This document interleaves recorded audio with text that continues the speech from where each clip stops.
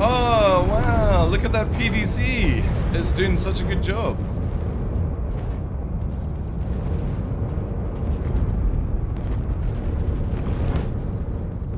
Pew, pew, pew, pew, pew.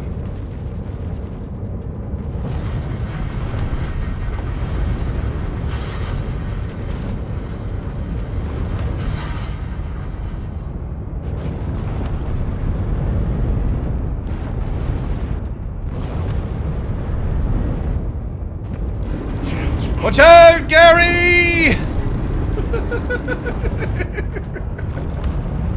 Oh, man.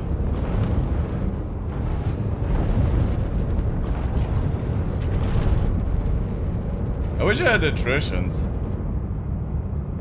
Proximity alert.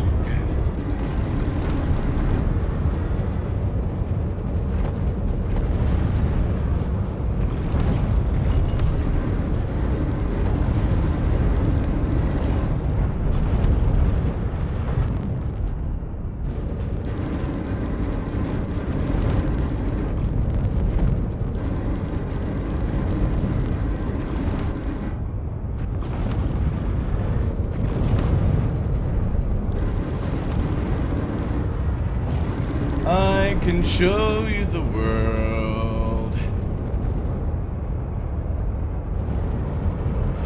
Shields under fire. Yeah, this is definitely where I wish I had attritions, chat. If I had attritions, this would be so much fun. Where am I going?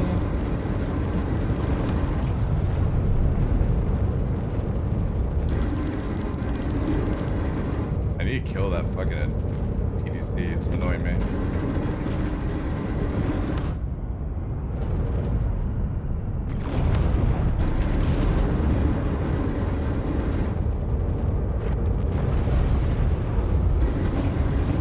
Gonna go into nav mode for me? Come on, I'd love you to go in nav mode.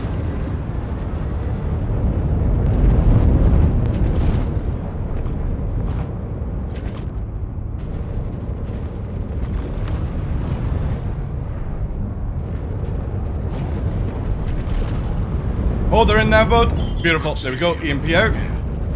Got him.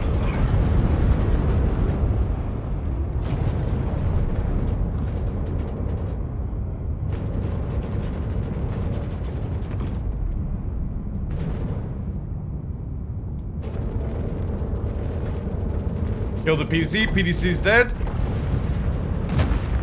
Nice. Got one engine.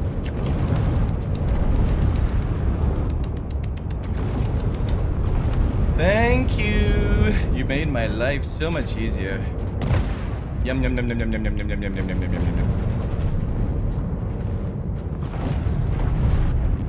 That's his shields going down. He's going to try and nav away. EMP out. He's gone. Disabled. Charge again.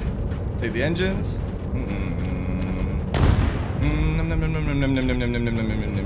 Remember what I said, guys? Connies are useless in PvP? There we are. There's your PvP ship for you. Absolute trash bucket.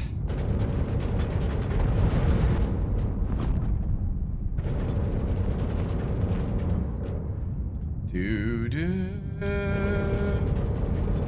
do do do do do. And solo? No, it's got a gunner. Woo! Right. Let's kill. See the turrets away.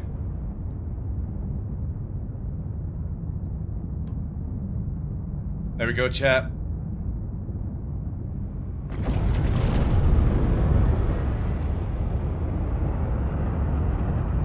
Scan him, cargo? I don't care for cargo, dude. He's at Hathor.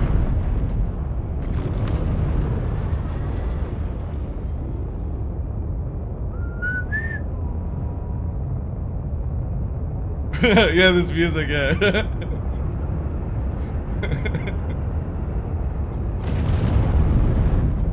Just remember, chat, he shot me first. Or his turret guy shot me first. Bob bullying? It's not bullying, dude. The dude shot me first. What are you talking about? No Aurora Mark II?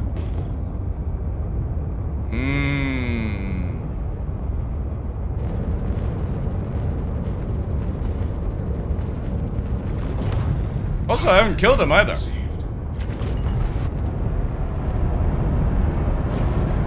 Proximity alert. Dead. Okay, try it actually.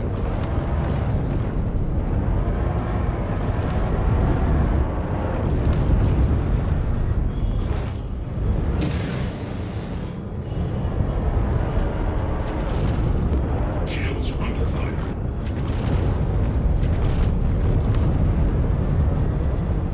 He's away!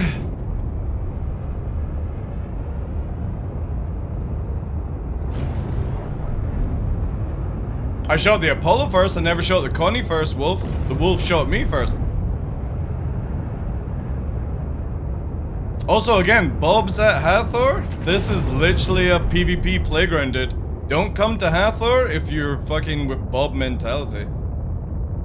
There's plenty of places in Nyx for people like that to go.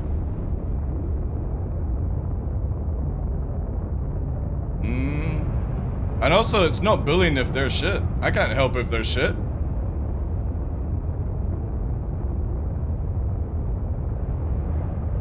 A freshly trimmed Connie.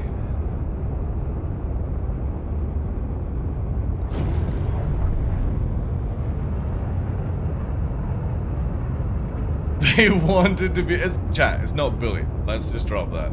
If it was bullying, I'd sit outside their fucking hangar, wait for them to launch, and shoot them there. This is literally where people come to PvP. If you come here thinking it's a PvE zone, you're kidding yourself.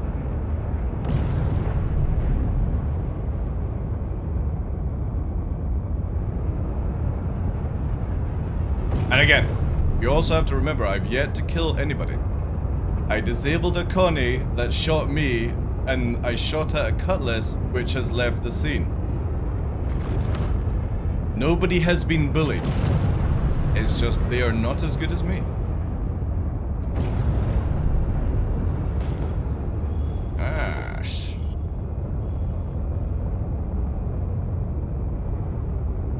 I know, I know. Hopefully the thing will be better. Shields under fire. Watch out for the station! Holy shit, that's some fucking crazy ass flying.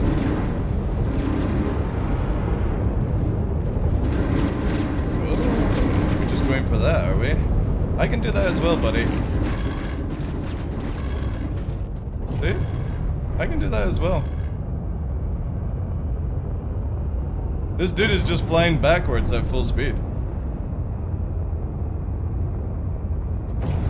Missiles don't work in 4-7.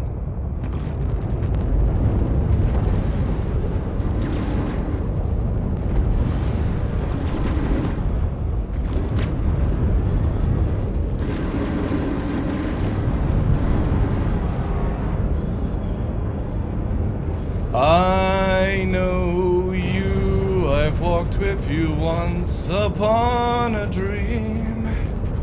I know you. Good shot, dude.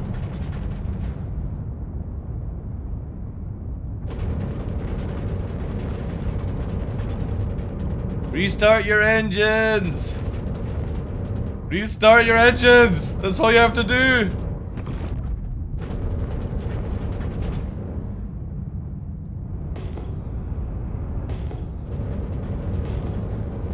He's out the back, chat! There he is!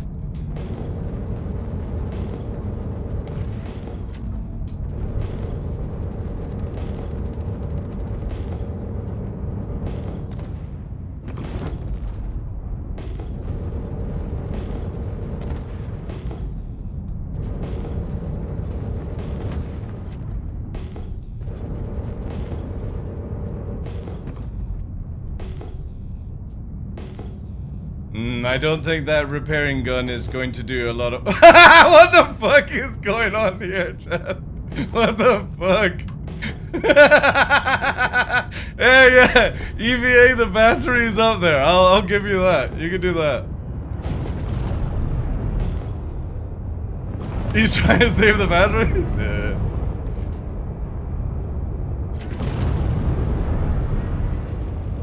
Core 7's later today, yeah.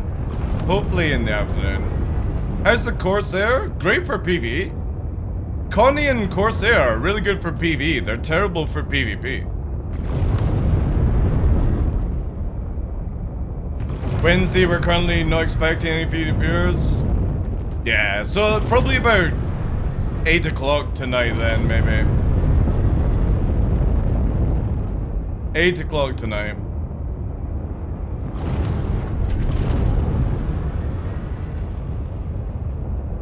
This was how a Shiv is born? A Shiv is a better choice than a Cause Black, that's for sure. What do you think of CIG locking the size-free radar on the Idris so he can't swap it? Give them time, Antonio, right? It balances out the stupidity just now. The easiest thing is just make it where you can't take the railgun off an Idris M and then you can put the radars back, you know. It just fixes the game loop just now. It doesn't make Idrises bad because you can still kill big ships. You just can't snipe fighters at 10 kilometers away, and I'm all for that. Yeah, but you can't snipe anyone at 10 kilometers with the beam, so there we go.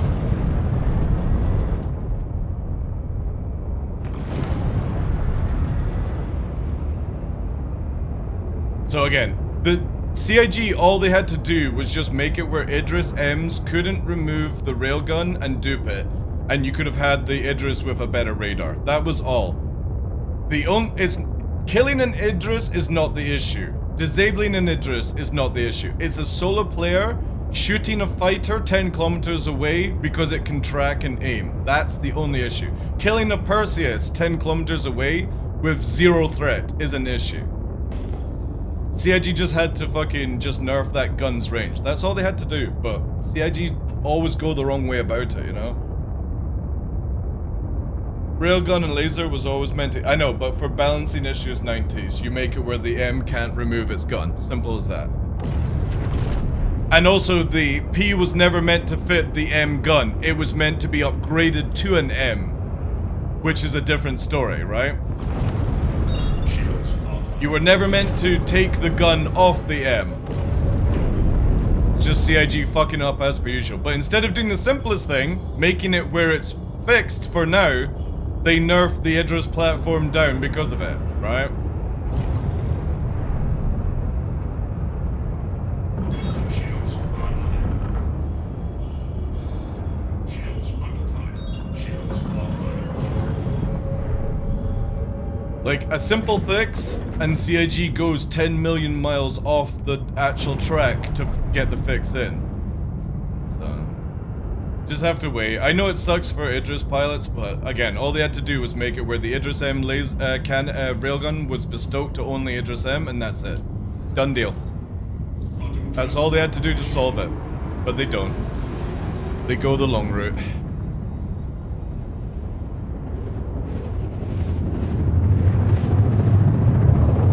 Because again, it's not the railgun doing the damage. It's not the railgun one-shotting a Perseus. It's the fact that when you're having a fleet fight 10 kilometers away, the Idris just does this.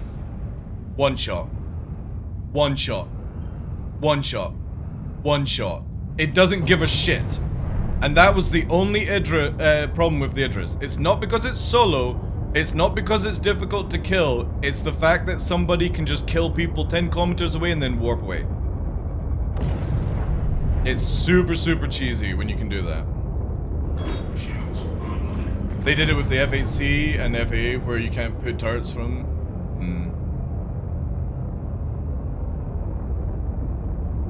The solo is also a problem. It's way too easy to use for a capital ship. True. But there's another way they could have balanced it. The original laser was meant to bring your shields down when you overfired it, right?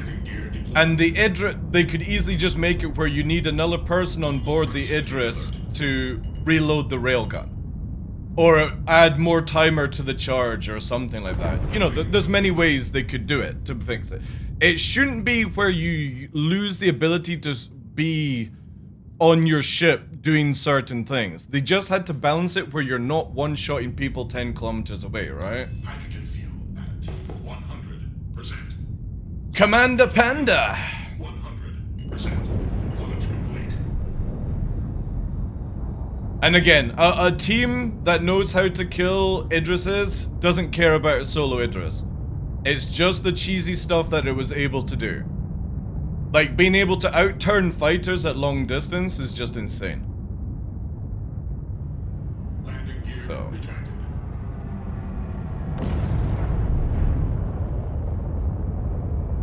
So the radar sort of nonsense solves it right now. You know, people will be crying about their solo Idrises, but to be fair, this might be a bad take. I think the only ships that shouldn't be allowed to be soloed in this game are capitals. That's my take.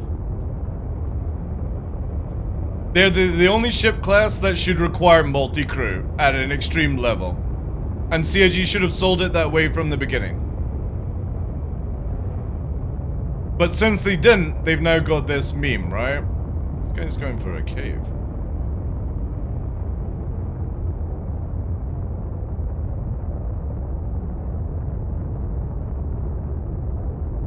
Again, fleet battles are boring. Every time I watch Cutlet play with Shadow Moses and they're doing like capital versus capital, it's so fucking boring to watch. Like, capital battles are so unathletic because everything's moving around at high speed. I would rather bigger guns and slower ships. So you're seeing these big, giant, pulverizing weapons and everything's just super slow. Bit like Dreadnought, a bit like the Star Wars movies and all that jazz, right? But when you see Idris is doing this around each other, it's just, oh, it's so boring to watch. And it's not the player's fault, it's not Cutlet's fault, it's just the way CIG have designed capitals in this game. Like, capitals for me should be like a chessboard. You're moving, you know how you see that in Thingybob, right? Let me just quickly show you here. They even show you how I would love capital battles to be in this game.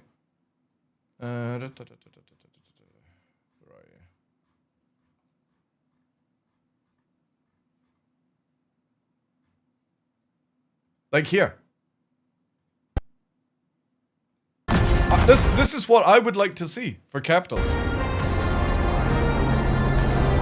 Yeah, like battleships and World of Warships, yeah. Scimitar. They literally show you what capital warfare should be like in this game, but CIG in Star Citizen PU make it where everything's moving around like a fucking fighter. Play bait. I hope so as well, because this, if anyone at CIG is listening for the PU, this is cinematic. This is fucking cool. Long range guns, moving at super slow ships into fleet formation and fighting it. Look at it. This is cool. The way they've got capital warfare in the Star Citizen right now is so shit. It's so boring. Give them big shields, give them long range weapons, give them fucking faster tracking turrets. Just make it where they're moving at like 90 meters a second with afterburner, and you're actually having to stay together so you don't get annihilated, right? And then you got fighters juking it in between, and you got that kind of Star Wars, Star Trek vibe. It just looks so cool.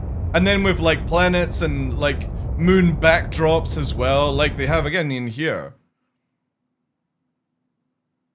It's just a shame. This is what I want to see in capital warfare. But again, the last one I watched was like Cutlet, and it's just, you're seeing fucking Idrises doing some sort of dolphin fucking dance around each other. It's just boring. Really fucking dull. They'll never learn though. Where's the website I need? Oh yeah, this. It's still not out yet. Yeah, so obviously they're launching it when the patch is dropping or something. That's kind of sucks.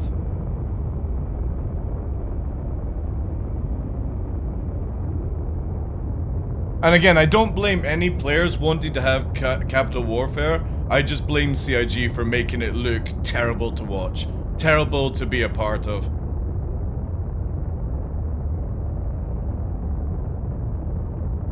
Slow rotation, accelerate. Just make them slow. You know, the original Javelin was only meant to be, with Afterburner, meant to go 90 ms. Top speed, by the way. Top speed was 90 ms. So you would have like slow movement because you've got all these cannons and dorsal cannons and all these things going off. You want it to be like a flying fortress. You never saw people in flying B-17s doing this shit in World War II, and that's what we've got Javelins and Idrises doing. They're like this. Never seen a fucking flying fortress fly like that. But CIG love that shit, and it looks terrible. When they first showed the Idris in the demo, it moved like a capital. Again, they've literally got the Squadron 42 that shows you what fleet formation would be like. Like, you've got two sides moving slowly together, moving your chess piece about, you know, playing it like that. It'd be sick.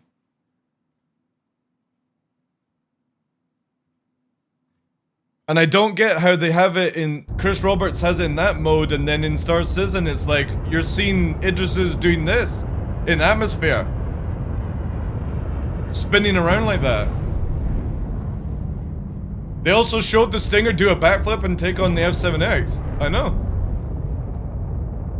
Wouldn't that be cool? You bought a Stinger where it actually could do that. Instead, you just sit there going, "Don't shoot me!"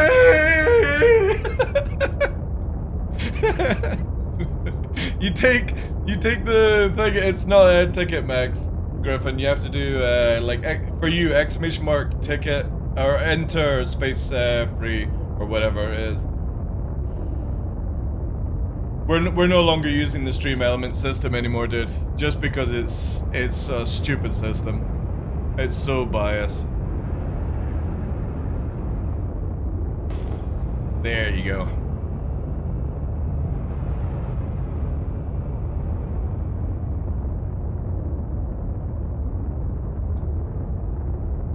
Or make accelerations lose target lock? Anything, man. Again, when I see Idrises flying in atmosphere like this, you know it's fucked.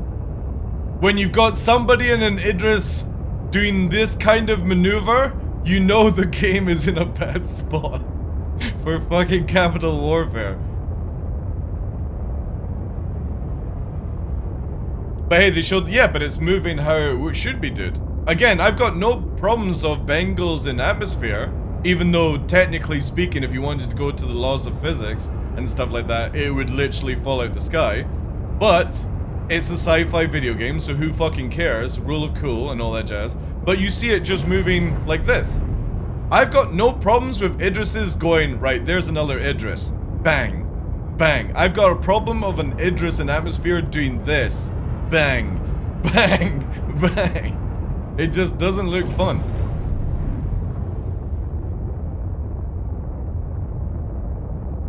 Again, look at Star Wars, Star Trek, Battlestar Galactica, even Elite Dangerous Capital Warfare looks so much better.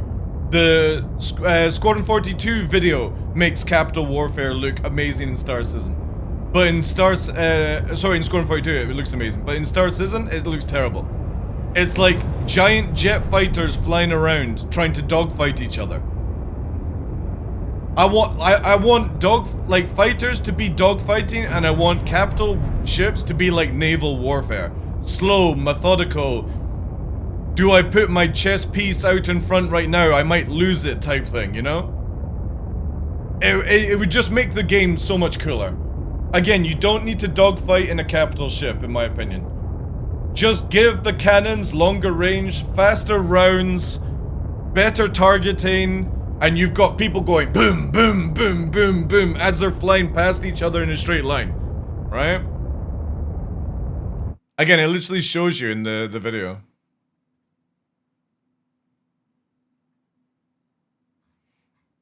Dun, dun, dun, dun, dun, dun.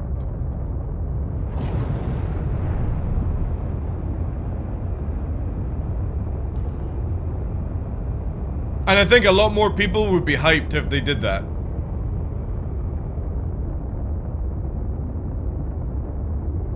It's not released yet, no. I think it'll release when... See, the thing is, though, is they can't release it right now because you can't play it in live and you can't play it in PTU. So I have a feeling it's going to release when 4.7 actually releases. Which could be in the next, like, 4 or 5 hours.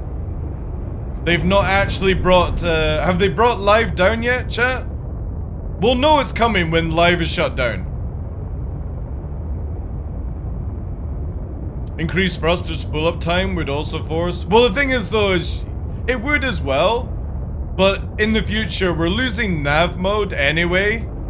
All you have to do is just take a capital ship and slow it down, right? You don't need to add any more mechanics, Justin, because CIG already struggle with too many mechanics as it is.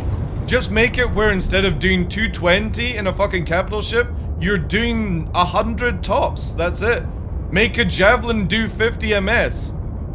And if somebody goes, oh, that's not fast enough? The fuck? Are you trying to low fly in it? You're never going to be able to low fly in it anyway.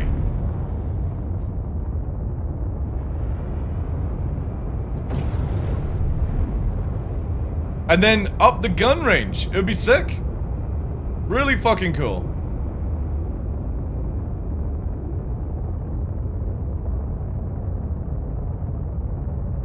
Thruster reaction time is already in the game. No, dude. There's no difference in when I press a thruster. You're talking about G acceleration. If I pull the trigger, there's no difference on this thruster firing than any other ship firing. It's if I push forward, do I get more G's? There's no, there's no difference in reaction time. An afterburner will fire exactly the same on a fighter that it would in an Idris.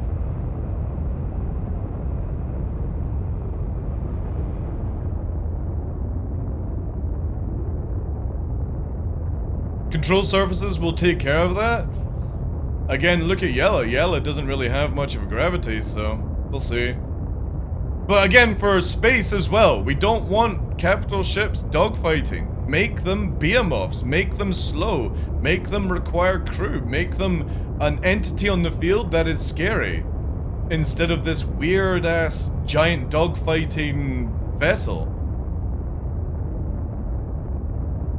I don't think anybody would complain about big ass ships being big ass ships. And if somebody is wanting to fucking turn an Idris around like this, come on, get a fucking fighter for fuck's sake.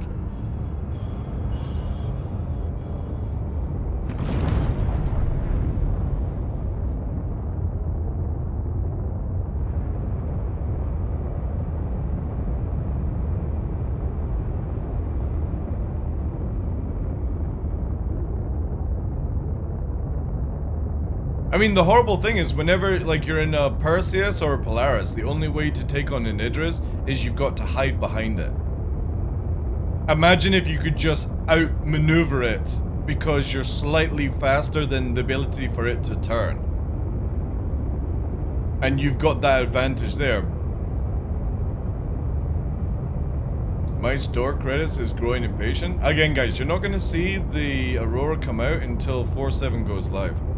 They can't release it because you can't... It's a flight-ready ship, okay? And you can't play it in live and you can't play it in PTU because it's not in the files. It's literally coming with the live patch. They might bring out the Inside Star season on it, you know? Yeah, but they also didn't dictate a time, though. Okay. Did they say something about Hull B? I think it's meant to be in 4.8 is the Hull B. Or it's going to be in a 4.7.2 patch, if I remember what Jared said. So yeah, next like, it'll be out in May, if that helps. There's quite a lot of ships coming out in May, new ships.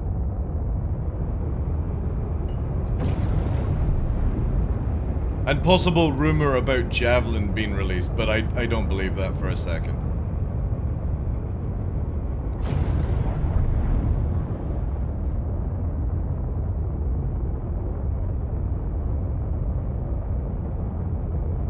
I'm getting the iron. I'm looking forward to seeing how that one turns out. That is a perfect, like the Iron Chad and the Liberator from Anvil, I would love to see next in the game. Because that allows small groups to move around without requiring a carrier.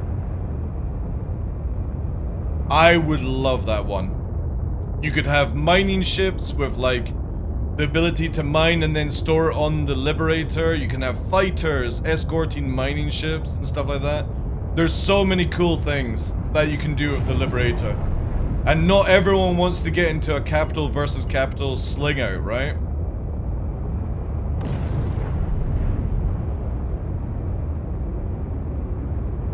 Everything has a countermeasure. Yeah, exactly.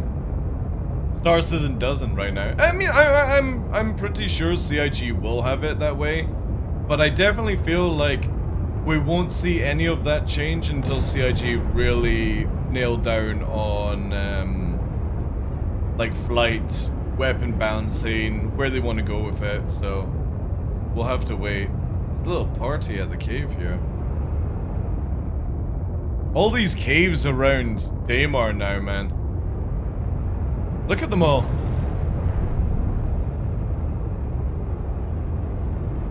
Like, you literally have a cave right here.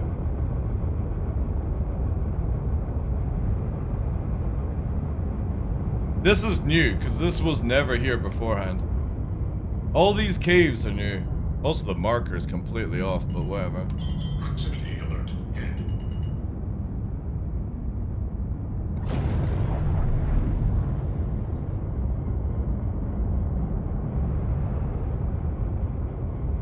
Wolf hiding.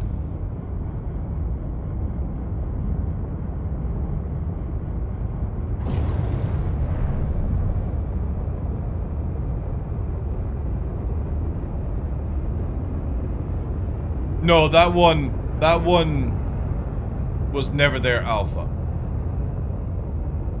I have more flight time at Shubin on Daymar than anybody else in this fucking game.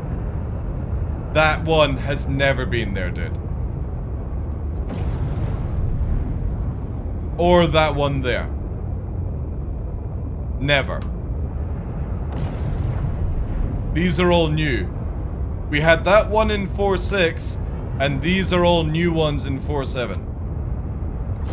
If they reduce the Idris power plant, what would that do? Nothing really. Not really anything. Again, you don't need to nerf the functions of the Idris. You just need to like nerf the solo capacity of what the ship can do. Be it that if you don't have an engineer, you can't get maximum power out of the Idris or something. That's what CIG said originally. They said that if you had crew, you would be able to do more things with the ships, but they don't have that right now. If you have an engineer, you can't make magical power come out of thin air, which they definitely need to do. Like, if you've got somebody actually being an engineer and working on engines or working on power plant and stuff in a capital ship, like Scotty from Star Trek, you should be able to get more output out of the power plant, in my opinion. So say, for example, the power plant does 30 units of power. If you're solo, you get 30, but if you were multi-crewed, or reduce it down. Say you only get like 10 units of power solo, but if you have multi-crew, you get 30 units of power out of the power plant. That's a good way for CIG to make multi-crew a thing. That you actually get a bonus for having crew. And if you want to play solo, you can, but you're at a massive disadvantage. So for example, a solo Idris would be able to fire, but maybe it can't have its shields up at the same time. Or you can have its shields up, but you can't fire. You bring crew, you can do both. And that makes more choices in the game. And if you don't want to play with people, then don't buy big ships. And just go around in single-seater fighters or very low requirement ship. You don't always have to fly around in the capital ship and pretend you're a fucking captain. But then again, a lot of ships, like we were discussing earlier on in the stream, are very roleplay-ish ships. Like the TAC, for example, useless. Absolutely useless. The assault version of the Iron Chad, useless. The Hull A, useless. Or so not the Hull A, the A2, useless, apart from bombing. These things with all these guns, completely useless in this game. Even if you nerf atmosphere and stuff like that, still useless. Because these ships will always be slow and easy to take out, regardless of what model it is. And all the guns are underneath pointing down. Like, look at the A2's defense. It's got no defense against anybody above it. That's terrible. Look how the B-17 was designed. The B-17 had tail, ball, top, and chins. And even some of them had the side turrets, right? So you had the one dude in the front who was your bombardier, who could also do the two cheeks, the two chins basically. One machine gun here, one machine gun here, and he went back a bit and did the bomb run, right? Then you had somebody opening the bomb deal or dealing with the bombs, and that guy also would do the ball turret. And the ball turret guy required somebody to clamp them in so they were actually locked in place. Then you had two side gunners. You had the top gunner who was just behind the pilots so that if he wasn't doing anything, he could do something on the other one. And then you had the radio, because again, it was pilot, co-pilot, radio, pilot, co-pilot, radio, top turret, bomb turret, bombardier, two the chin there. Yeah, it was like, what, 10 people on a B-17, I think. Because then you had tail as well. Actually, let me go check. Landing gear deployed. Proximity alert end. Landing gear ejected. Proximity alert point. Landing gear deployed. Landing complete.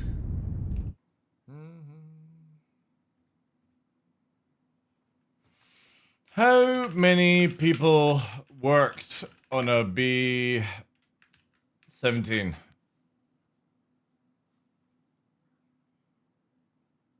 Ten people, yeah, there we go. So you had like what?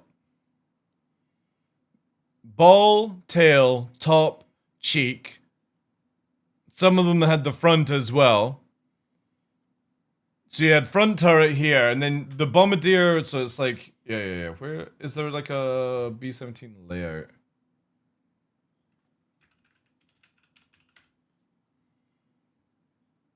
These things were absolutely fucking monsters when you think of it. Yeah, so you had tail gunner, and that was an interesting one where the tail gunner was actually here. And that was on a gimbal system. You had ball, top, front gunner, cheek, which was one person that could do left or right. You then had side turrets here, or side guns, and they were, I think, like 50 cals at the time, or something lower. Then you had the bombardier area in the middle. Look at that, man. Holy shit, like... I gotta give massive respect for the engineers, men and women, in like World War I and World War II. Like, the assembly lines for all these things are fucking nuts. Could you imagine today if shit like this went down? How many people would be like, oh, I'm not gonna work. I would rather watch Netflix at home, you know?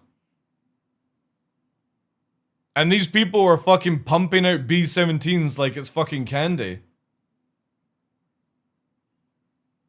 B-29, one with the first remote. I would imagine there was a lot of like, yeah.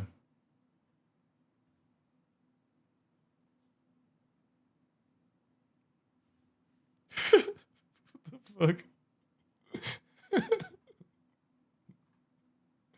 Oh, man.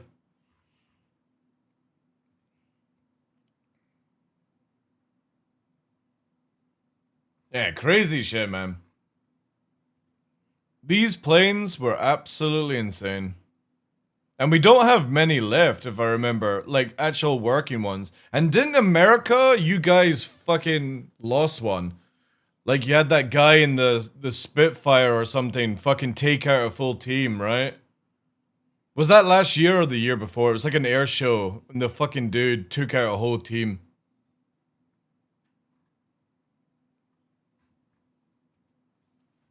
What was that? American Air Show.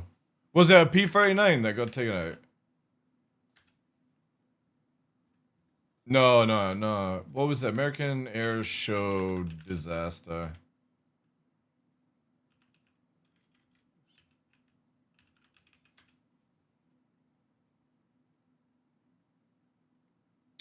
What was it recently? It was something in the news.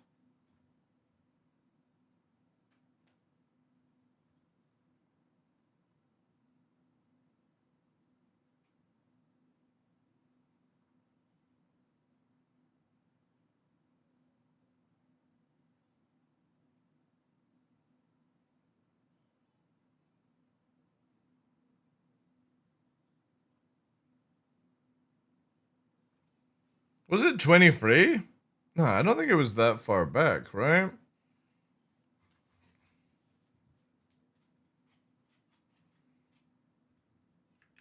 American Air Show crash.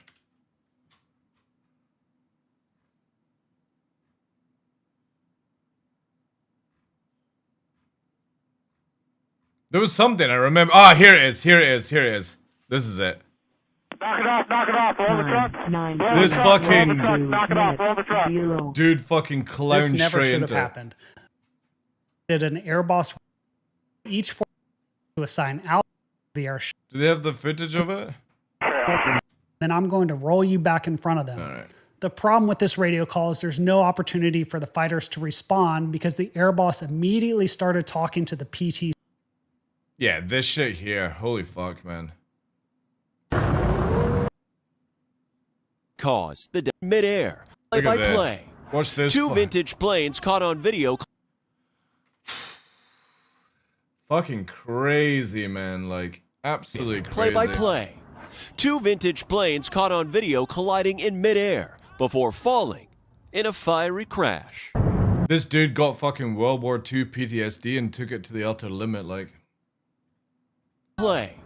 Two vintage planes caught on video colliding in midair Crazy shit, before man. falling in a fiery crash. Are you serious? Fucking Americans, man. The collision causing... Are you serious? No, it's fucking make-believe. It's make-believe. It's all part of the show. Both aircraft to break apart seconds before bursting into... Yeah, that was crazy, man, that one. The Boeing B-17 Flying Fortress and a Bell P-63 King Cobra, part of the Commemorative Air Force Wings Over Dallas show. Both flying low in what organizers call a standard maneuver. We struck an air show that Fucking flies. crazy. How, like, this fucking Just now dude, wondering man. how tragedy struck an air Like, show. look how much this is in the blind spot. I love the McDonald's fucking typical American. There's a McDonald's fucking sign. Flies all over the country. From all the videos, the fighter appears to be out of position and moving quickly and maneuvering in an area. Yeah, absolutely bonkers, man. I don't think we've got many B-17s that can actually fly left now. Fake news? Yes, fake. It's a green screen. Old man was flying that? I don't know. All I know is that it's a shame because we don't have many left. We don't have many B-17s left. This strategy is brought to you by the new McRib coming back for a limited time. For fuck's sake.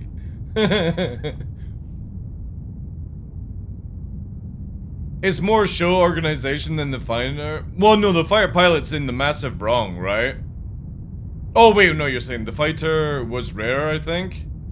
Yeah, but a flight-worthy B-17? It's like the fucking Vulcan, a flight-worthy Vulcan from,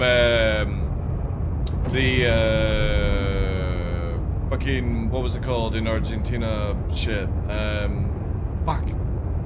The one after Vietnam. What was it called, chat? God, I'm having a mental block here. The fucking islands and stuff. And that's when we started using the Vulcan. The big beast. The bomber.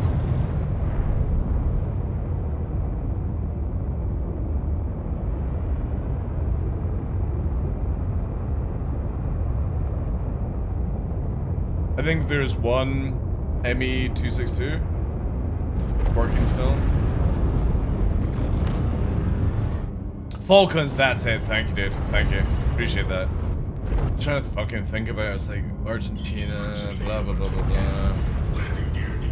Fucking Thatcher, all that shit. What is your favorite noble house from fantasy or fiction? Whichever one produces the most fucking tentacles, I suppose. Or has the most amount of incest. What are they called? Fucking House of the Dragon shit? They're all into their fucking incest, right? That one.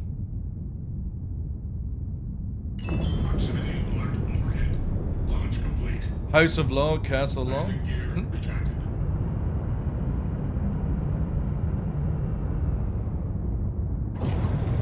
I don't really have, like, to be honest, like, memes aside, the only thing I would ever think of is, like, you know...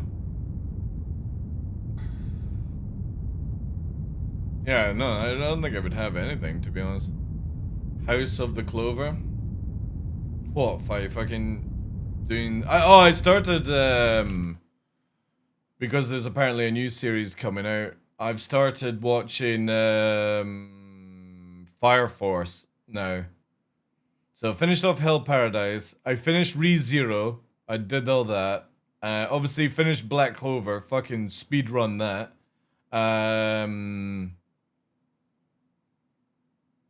Yeah. Dr. Stone. New series is coming out on that. I need to watch the movie of Chainsaw Man. Yeah, I need something, I need another, like, I might have to start One Piece finally. I'm on a binging level right now. I think I could probably binge One Piece from the beginning to the end in 2 months.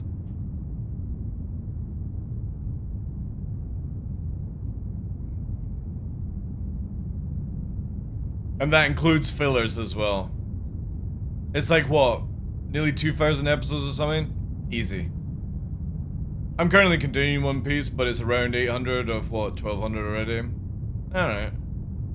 Yeah, because I think I can do, like... If I binge hard enough, I can probably do, like... 15 episodes a day.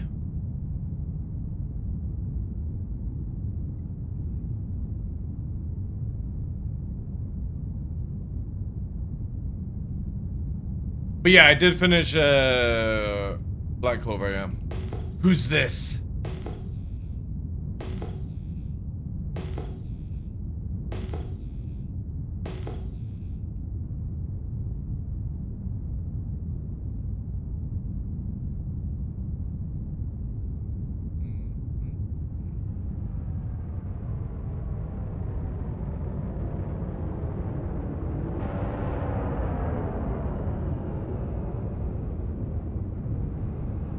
Interesting they got a pip.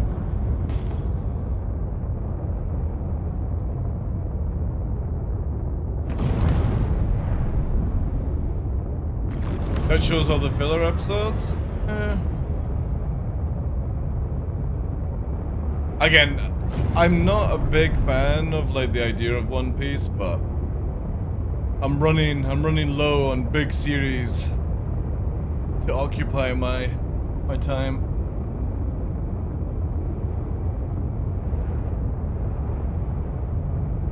But we've got Hathaway episode 2 coming out, and that's May the 15th now. We'll be able to watch it. Yeah, I watched Overlord years ago. Waiting for the new series if it ever happens.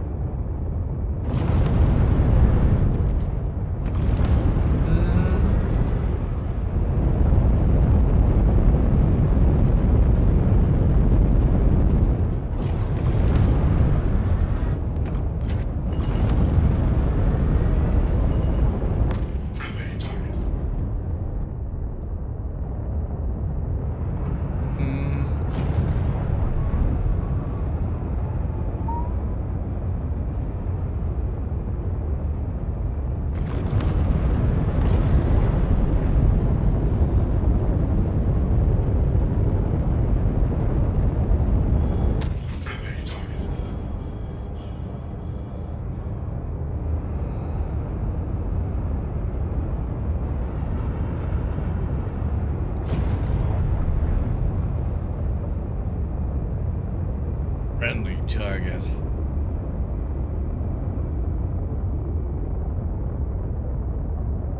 Reincarnated as a slime was pretty cool. I've heard that's not a bad one to watch. I might check that out then.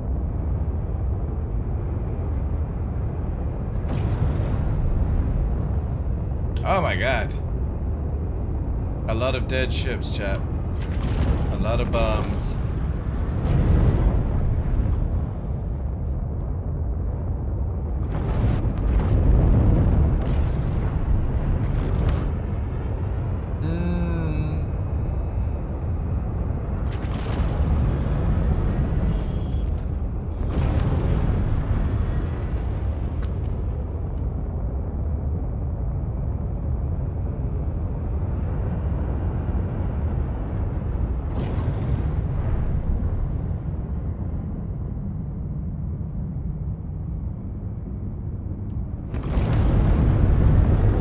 Bombs away, laddies! Bombs away!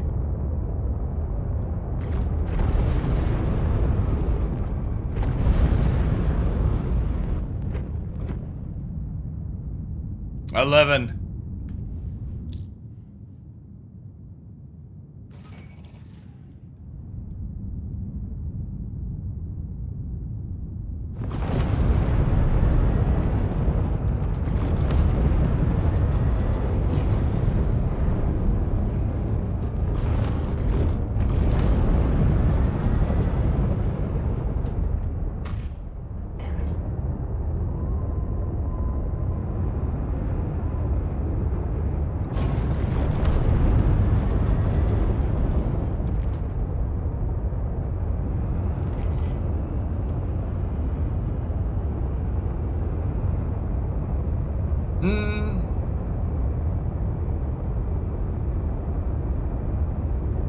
Too bad he had a gas pipeline while mining.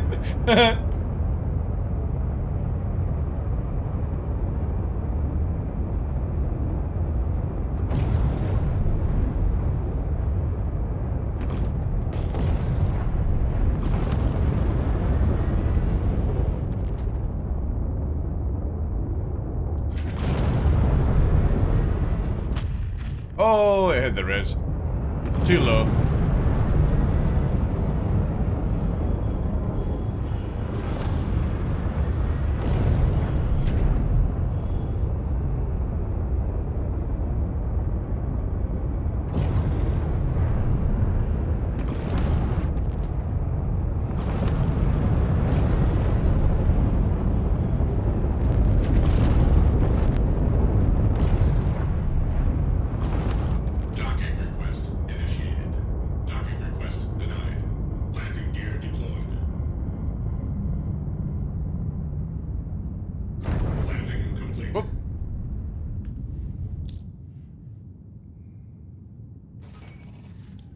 Mark II should drop today, yeah, but I think it'll be like near when the patch goes live.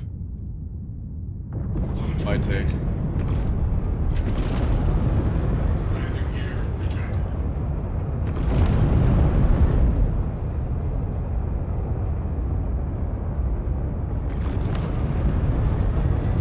Ooh, hello. Juicy.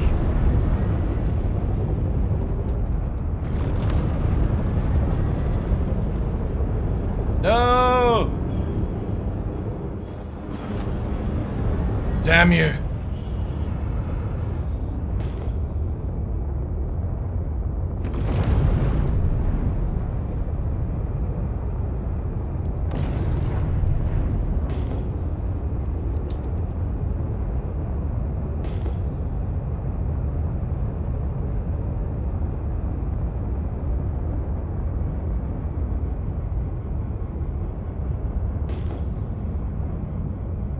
Yes. A Mark I in the world? I know. That's why I have to get it.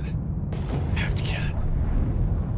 Bombs away, laddies! Bombs away!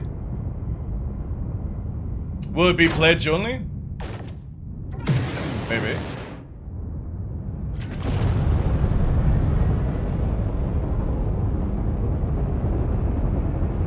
Oh, not fast enough. It went off so slow. Come back! Shields offline. I'm coming for that booty.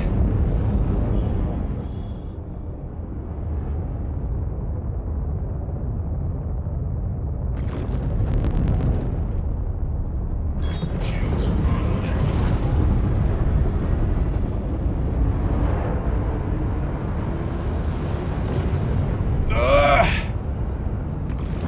Got him, chat.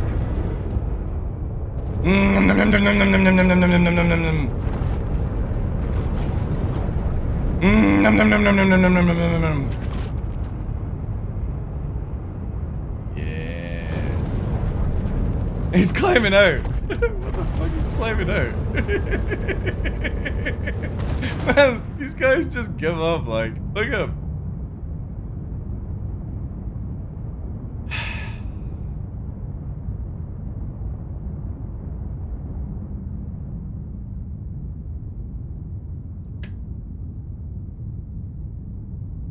Look at him. Where's he going?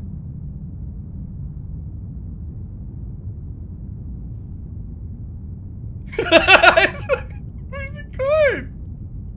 Where's he going, chat?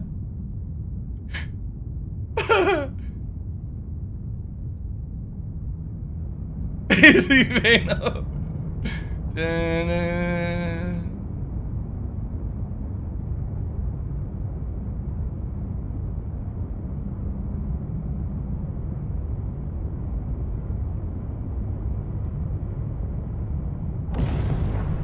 Man. These guys really don't know that they can just fucking restart the engines and that's all that's required.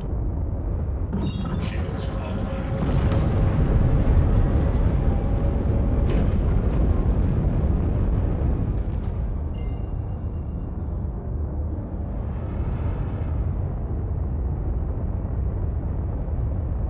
Shields online. Is there a slight delay when you release the MP? Yeah, it's network bound, it's annoying.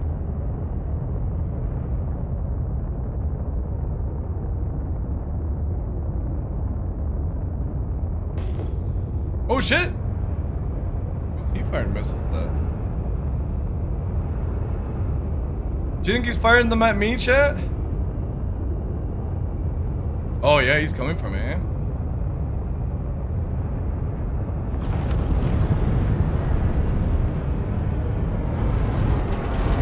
Hi.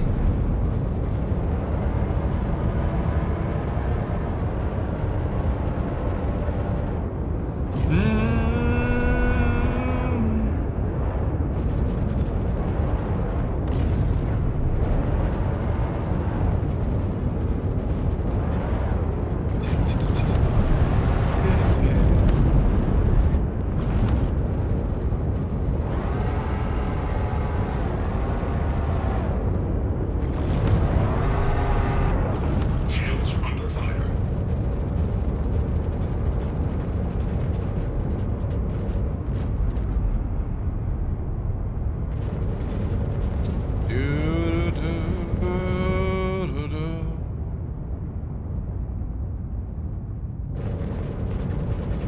What the fuck is this song?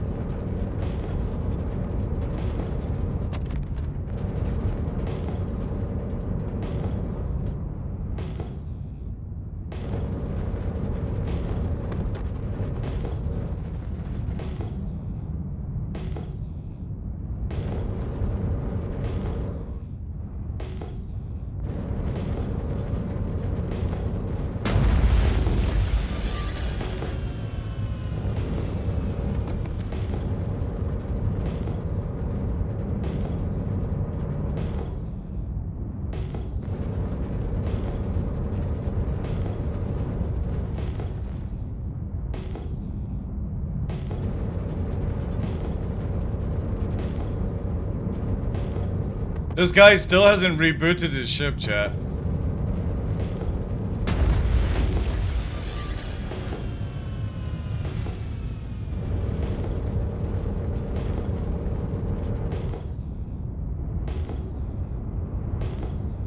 It's just fucking sitting there, look.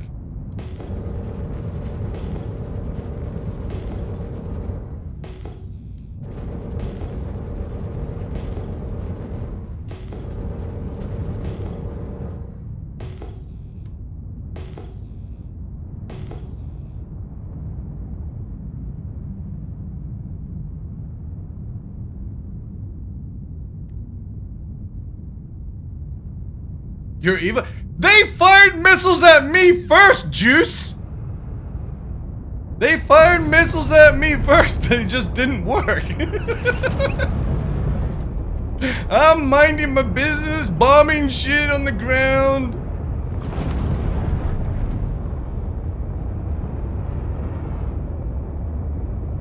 He's probably chat PvP? Oh no, none of these guys have like grind, man. Again, he fired missiles at me first.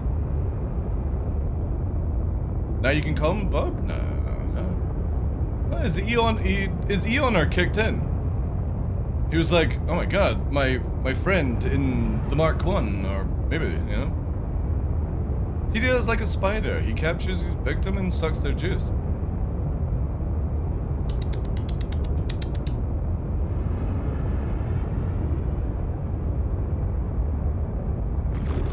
I don't even think I can get rid of this one, to be honest. I think it's in the Armitage zone.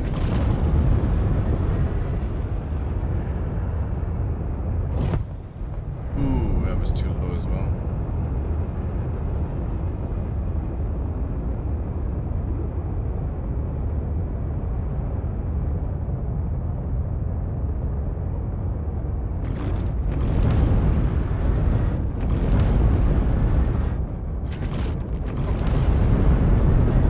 Maybe.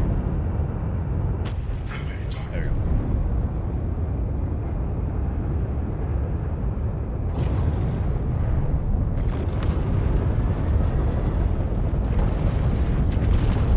Landing gear deployed.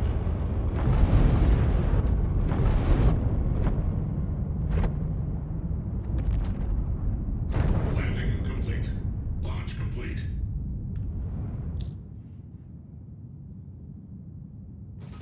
Tick tock, tick tock, tick tock.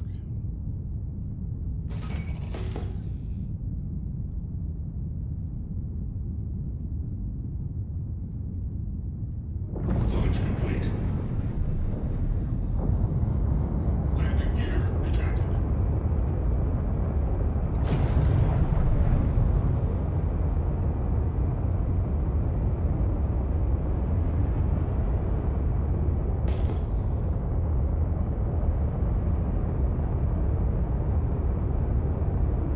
Still not turned his ship on yet.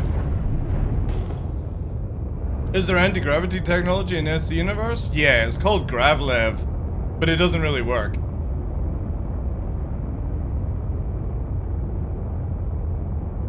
He's not in atmosphere, Smithy.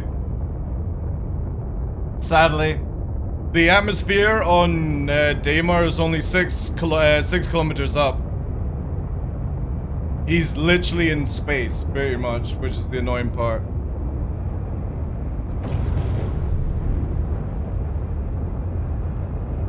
Yeah, he's high up. I'm 3k up already.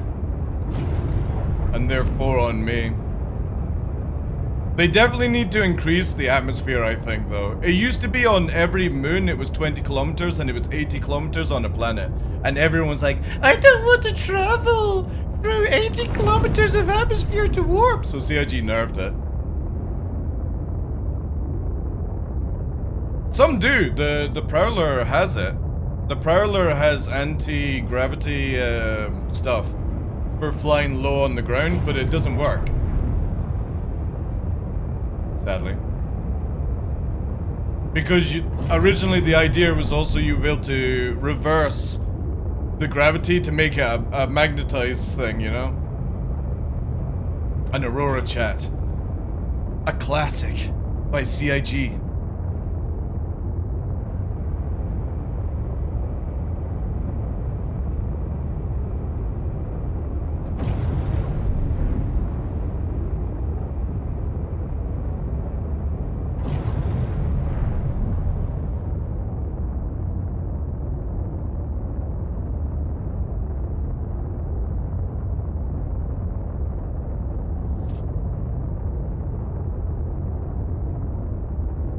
It's on the store? Into nav mode we go! Let's have a look, chat. Together. To infinity. So you saying it's 45 bucks? The Arrow of Tomorrow. Give me 2 secs. Just gotta do this. Thank you, thank you, thank you. I'll check it in a second. Let me just quickly adjust this.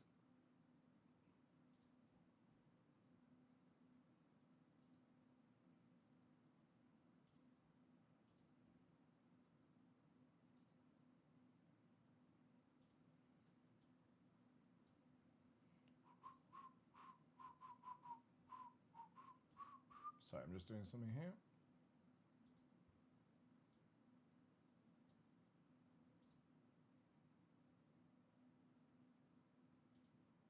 All right, let's have a look. The video will be coming out.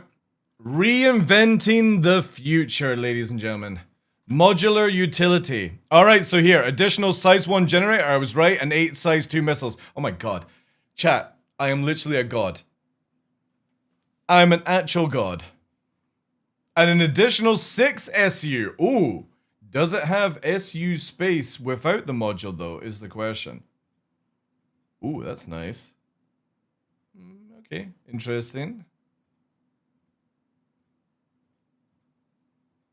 Shade. All right, nice, nice. Right, so it has 4 size 2. Literally called it. 4 size 2 dual racks. But they are size 1 missiles. It doesn't have cargo.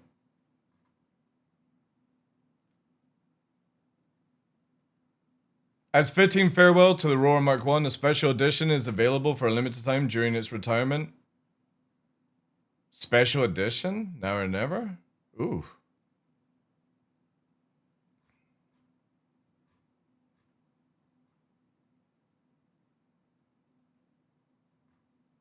What's the special edition?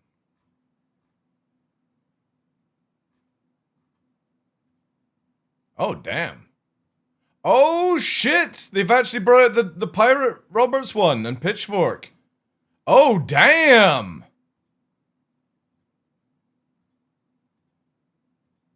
These are old skins from the past. ArcCorp, Crusader, holy shit. So what do you get in this one, then?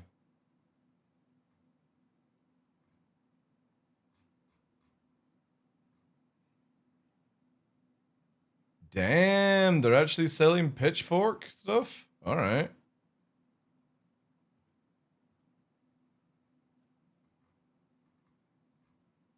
But what's the classic, then? A parting gift. As the pillar of... Owners of any all Mark 1 variants, an incredible red and blue... Oh, okay. So it's not like a special pack, then?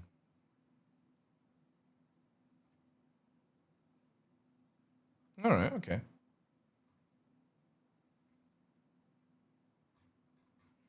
Interesting. I think I've got a buyback pack for an original.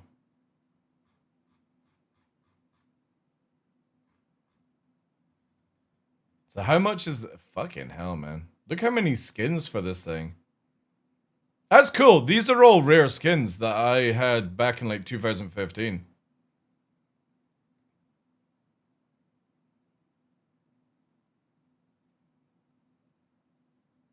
Interesting. So are these all going to become rare paints? I wonder.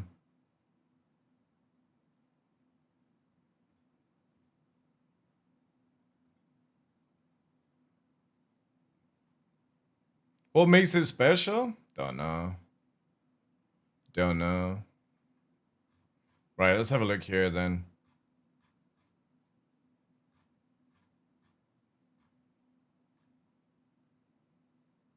Starter pack, 40 bucks. What do you get in this?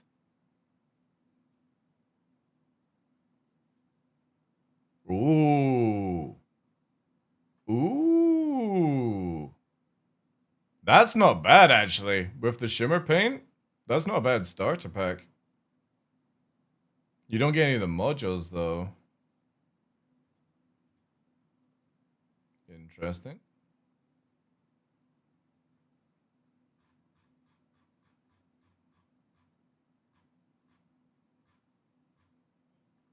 So you got bonus paint, VIP. What does this come with?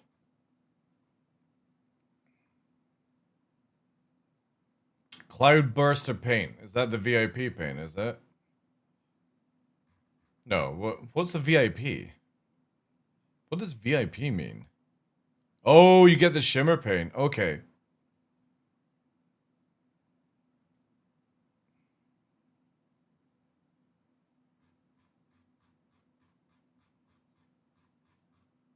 Hey, remind me to fucking... That's not a bad price, like, chat. 50 quid for all the modules? That's not bad. The problem is, I need to know how fast.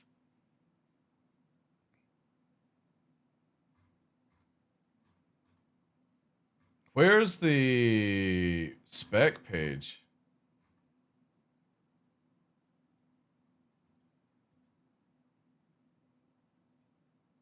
So the question is, does it come with 2 shields and that's the extra one? Or do you have to change out for that? Again, look, I said under 10 bucks for a cargo thing. That's not bad. That's really good. Oh, you can buy the shimmer paint separately. Sick. So what's the VIP thing? Is that like now the fucking concierge level? Ah, thank you, Fledger. Appreciate that, dude. Thank you. Let's watch it then. So the RSI Aurora is the quintessential starter Star Citizen ship. For people that have been with the project a long time, it was one of the first ships that they saw. So it gave you that first experience of boarding your own ship, exploring the interior, although limited, and then finally climbing into the pilot seat and then taking off for your first mission or exploration. Whilst the game has evolved over the last decade and we have learned a lot more about building spaceships in that time, we felt that now was the right time to go revisit the Aurora series. Doing a follow-up of the original Aurora is it's a actually good price glitch, quite yeah. the task because you have cheaper to make than I sure expected, that it's as exactly, man. beloved I'm actually kind of as the blown away. original. It won't show up in live. No, it's not even in the PTU files. Nightmare, the raccoon. So you'll have to wait till it goes live to actually be able to do it. It's not even in PTU.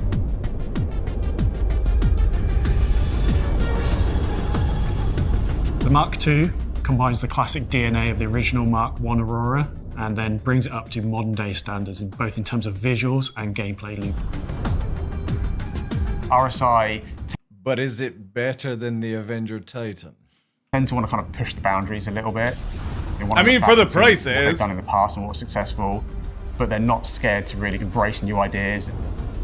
We've tried to keep the overall proportions and styling of the base Aurora with the Mark II, but we just tried to sharpen it up. It has a really angular style. It looks really sleek. Everything flows, and it has this sort of layered, armored look. Man, Chris DeMille still working there like crazy. This dude's been Circular here for door like is 10 still there plus years to now. enter the ship, but it's hidden by the newer That's layered sick. RSI door That's designs. fucking cool. I like that. That's really good. We've still got those really iconic 4 wings down the sides that give the ship its length. Man, it's got 4 VTOLs. There's also some doors that open up and they show the VTOLs underneath, which are these fans that help support the ship while it's changing trajectories. There's even a cool new feature where you can vault onto the top of the ship over the front canopy. My favorite part of that entire ship is actually the back section. Useful? How many times have I complained about you're not able to fucking get modules on the roof of a ship because you can't get on the roof of the ship in atmosphere or in a hangar? That's pretty dope, actually. Tons of detail that all lines up towards the center of the ship. Now they need to do that to all ships. Something we were keen to follow Speed, up how you doing, dude? is some of the RSI ships have transforming states, such as the Scorpius. We were playing with the idea of like Do we open the wings? Do we not open the wings? And as soon as we kind of started playing with the idea and seeing how it looked, it just felt natural. Sick. The base Aurora Mark II comes with 4 size 2 weapon hardpoints. Pretty shit, but as whatever. well as 4 size 2 missile hardpoints.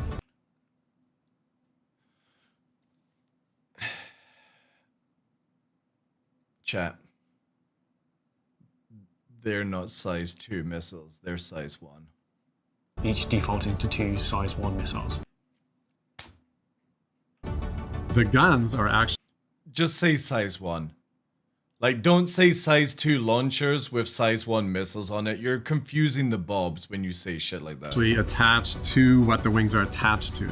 So when the wings pop off, the guns are still attached to the ship. So if you lose your wings, For a minute there, I thought that was the comedian guy. you're not totally out of the fight. No, so if you lose your wings, you'll lose your missiles, and you'll lose VTOL if you lose the bottom wings.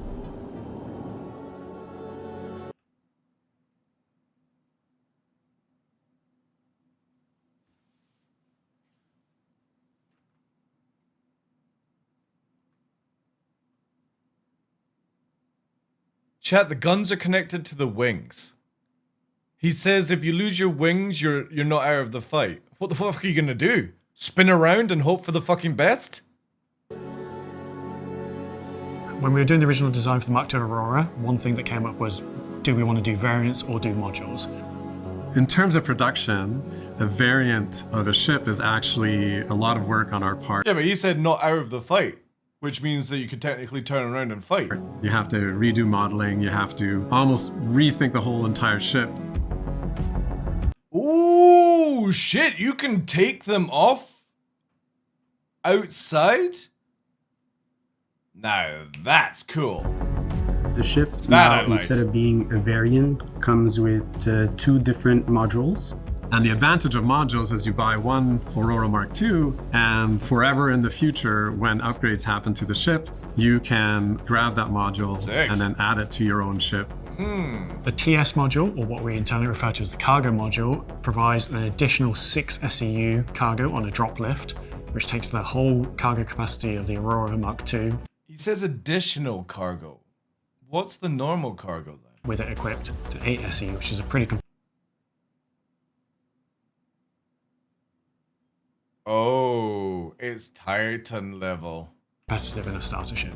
And then one of the big changes with the TS cargo module and the base Aurora is the cargo is held internally rather than underslung underneath, so it's more protected. So it's great for somebody who's just getting started. 2 SEU on the combat version of this? Holy shit. Now the only problem is it fast? Because if it doesn't have intercepting tuning, the Titan still wins. Even though it's got less guns. Who wants to do hauling missions before upgrading to something bigger like a Zeus. The size of armies, dude. Or you can either go with a defense module, Fucking called it missile launcher that comes up and down. which adds 8 S2 missiles and also 1 S1 shield generator in the back of it. Does that... Wait, now, here's the question, right?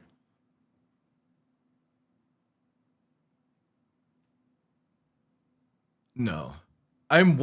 Chat. For some reason in my head, I'm thinking, you detach this, does it create a shield bubble around it where you could use it as a shield for FPSing?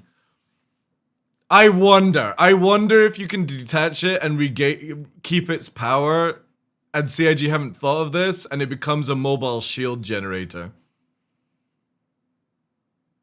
It has no generator? It does have a shield generator. It's literally got a generator in the back.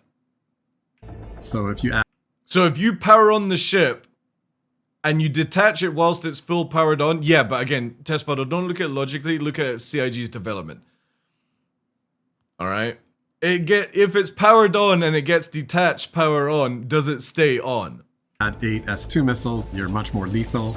And if you add another S1 shield, Lucky for 4-7, missiles are completely useless in this patch, but congratulations, Star Citizen. you're adding 50% more shield to your ship.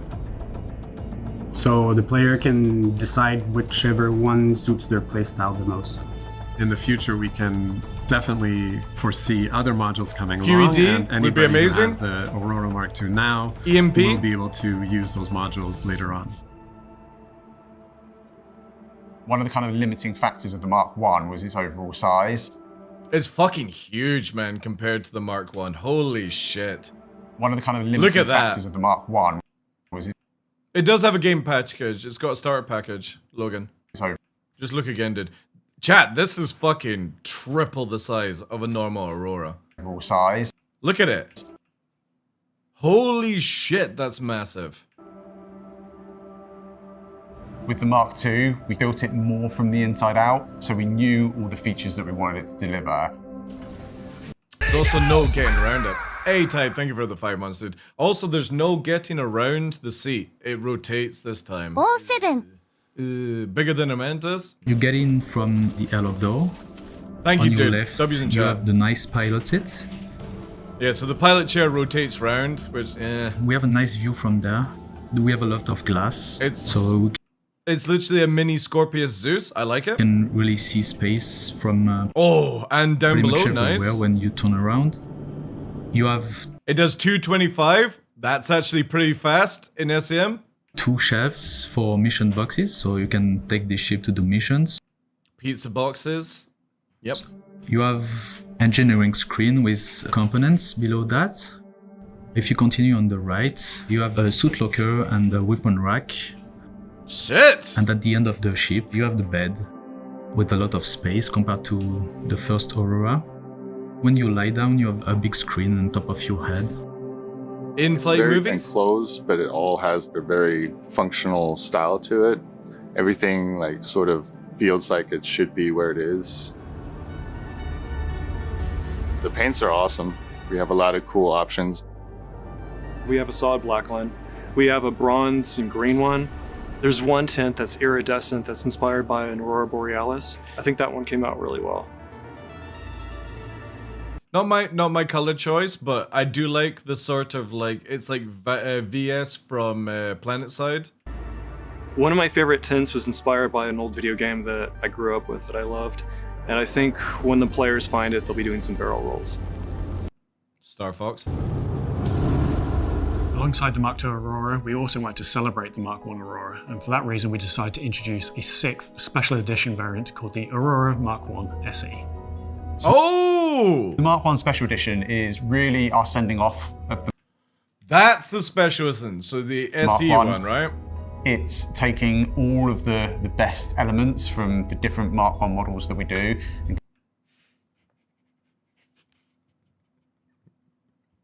So for an extra $1, you don't ever need to have any other Mark I's ever again. Oh my god. It's a fucking combat cargo version and a racing version in one, you know? But just for a little bit of $1. Just a little bit more. Just a little sprinkle. Combine them into one. So what's the point of anything else? You just downgrade to the SE or upgrade to the SE and that's it. It takes the improved cargo of the CL and the combat base level of the MR. It's literally made all the other ones worthless. The weapon loadout and the inputs of the How much more is this fucking thing?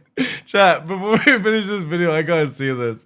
How much more expense is the SE? Because everything is completely worthless now. I fucking love CIG. They just don't hold back at all. It's 45. Oh wait. Wait, why is that 54? And that what? Oh, that's Warbond. Alright, so 54, 40, 18. So wait, here we go, chat. We go, because we gotta work this out.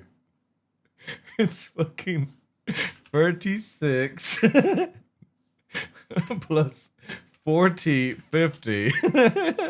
And what was the other one? He said the fucking MR plus 27. It's 103 for 54. It's literally cheaper than owning all 3 ships together.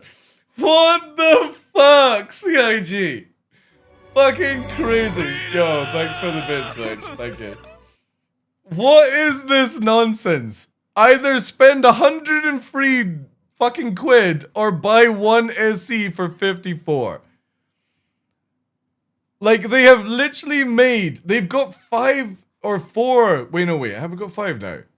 We've got 6. 6 Auroras, chat.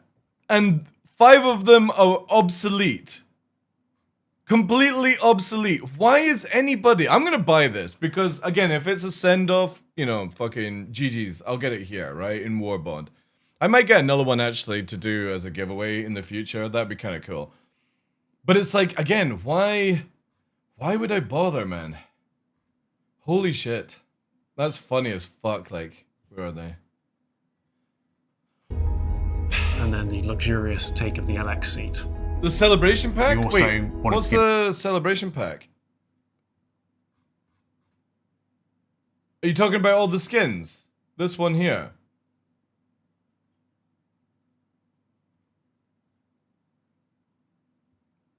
Yeah, I mean, to be honest, this is a decent price. 35% off if you're wanting to keep the Aurora skins. Because again, you've got the rare ones are the Dread Pirate and Pitchfork. Those ones there, right? They are super rare. Really fucking rare skins. Now, obviously, you've got the Microtech, Hurston, Kirsten, all these ones here, right? That's a really good pack. Thank you. Give it a really nice, unique paint. And we wanted to give it a nice update to the interior in terms of its materials and its colours. You should be able to upgrade it. So it kind of feels like a high-end sports model of some of the cars you see out and about. What the fuck, man? So is the Mark II replacing the Mark I?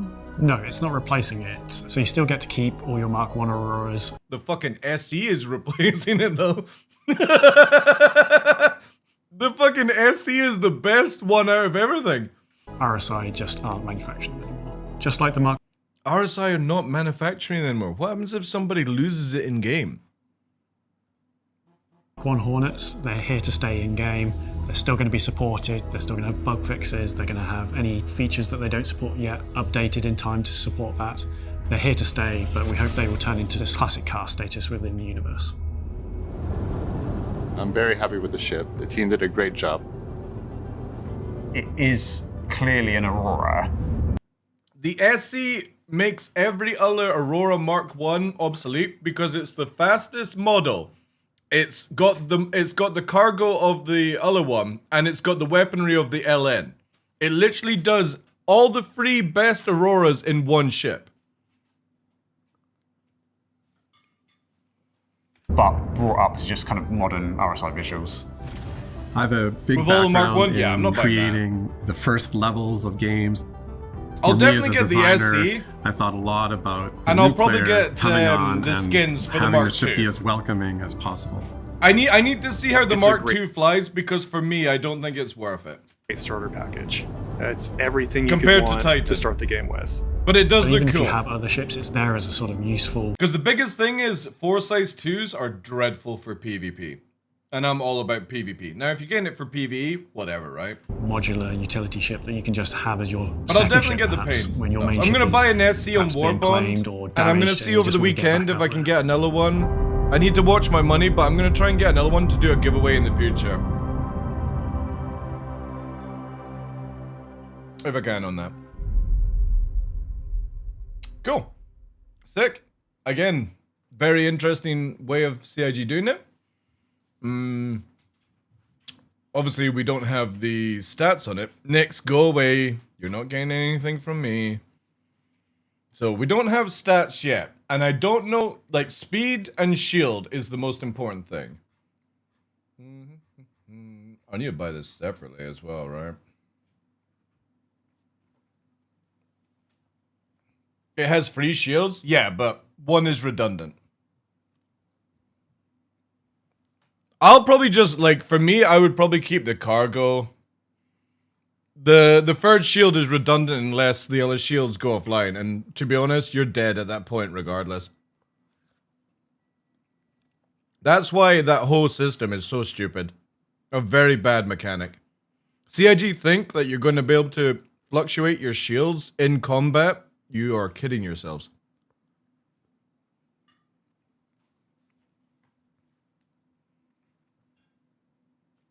You gonna test the SE? I don't think that'll be out. Really cool. Now, does the SE come with a pack, though? Or is it just standalone SE?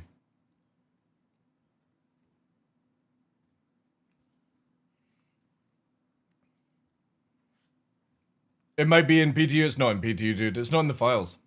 It's not in the files.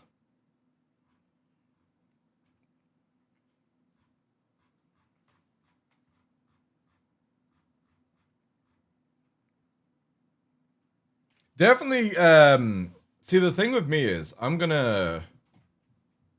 probably gonna get this, because it means I could get rid of some of my other ones. PTU has an update? There we go, then.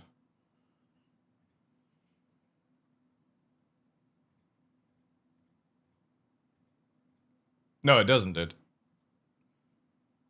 Oh, for fuck's sake, 90s. Ban him, chat. Ban him from the channel. Permaban. False information. Yeah. Can we get a pack? This isn't Star Pack. This is actually pretty good. The thing is, it doesn't come... You know what I mean? Like, the Season Star Pack is alright.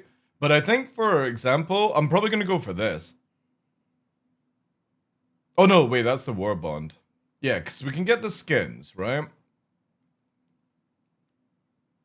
Now, let me just go into the wonderful world of Legatus and see what is the concierge skin. Give me a sec. Celebration banning! Okay, so the Cloudburster is the concierge skin. They're now calling it VIP. But if anybody doesn't know, there's a chairman's club thing here.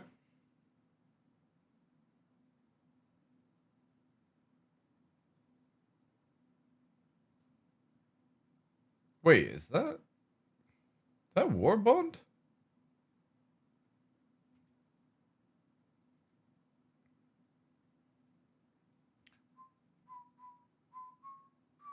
Also, it looks like the shade paint might be rare.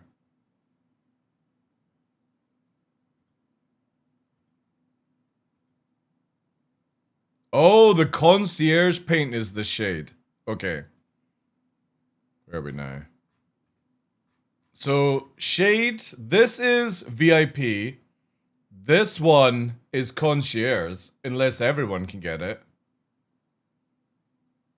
Can people that are not concierge get the shade paint?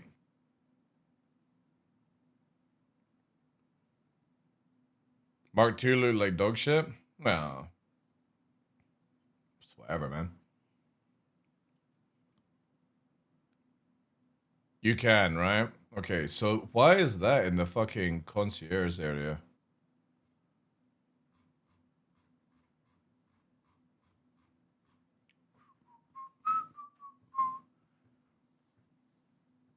Oh, you can get it without War Bond? Wait, does this come with LTI? Oh, it does. Yeah, because this one would be how many months of insurance? Alright, okay. Now, can we upgrade to the SE is the question.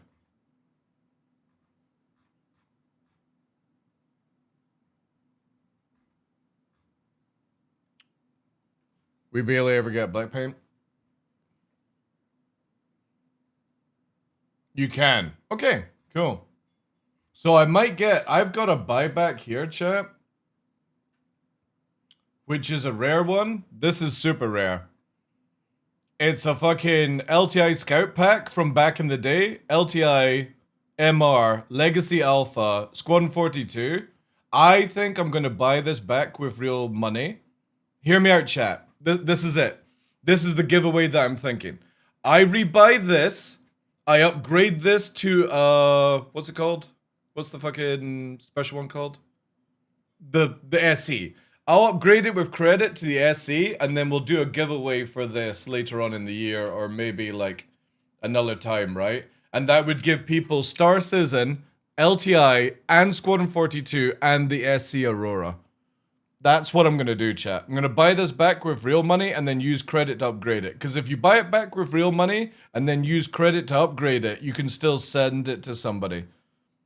I've done it many times. So I'm going to do this as a giveaway. I think this is a really cool one. And what we'll do is maybe throw in something. I'm not going to do it now, but I'm going to... Because I don't like just being like, oh, yeah. And well, maybe we'll do like 3 of the other paints as well, right? Because the rare one is the SX-15. That was 2015. Pitchfork. This. I don't know what the High Roller is or Record Breaker. I don't know if these are rare ones. But I take it these are all new, right? Also, I got dinner here, chat.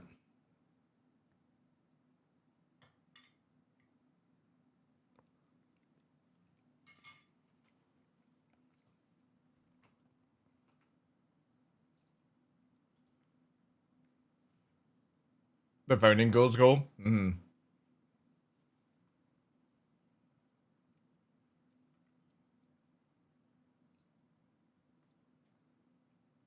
That's sick, though. Really cool.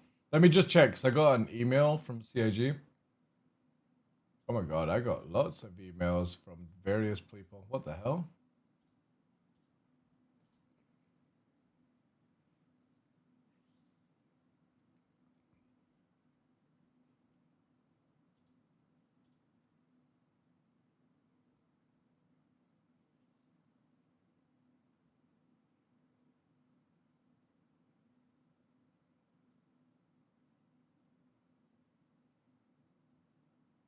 Oh, nice. Holy shit.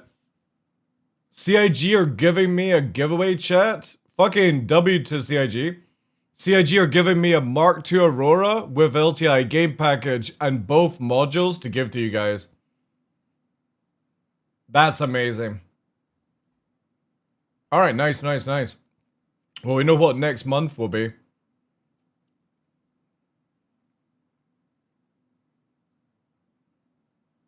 That'll be next month's one. Those 2 were founding goals, do you think? Okay. Yeah, I think I'll get the... I need to go through my Aurora. Let me just do this quickly. I need to go into my account. I need to find out what skins I have available. Oh man, I got so many windows open. What the fuck? So, again, the shade paint is not rare. Is that what you guys are saying? Non-concierge members can get the It was the at shade. this moment that he knew. He fucked up. Yo, Pilgrim, thank you for the 5, dude. Thank you, thank you, thank you, thank you. Appreciate that. Can we get some W's in chat for Pilgrim? Glitch as well. And tied with the 5 months. Thank you, guys.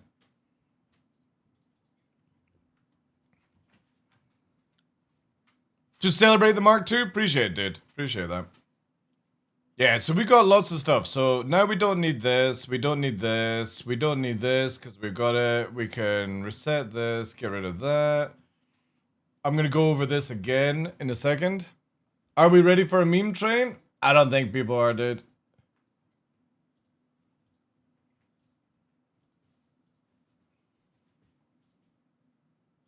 Too many people will be buying Mark IIs.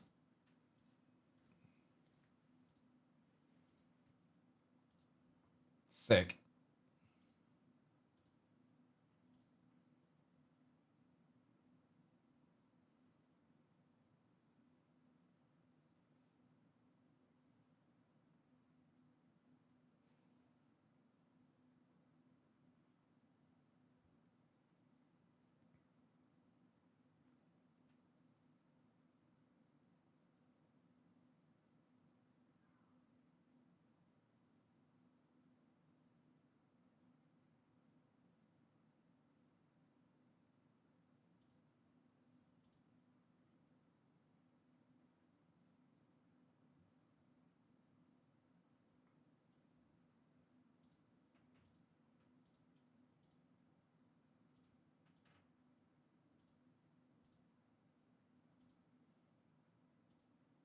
Man, I need to block this fucking account.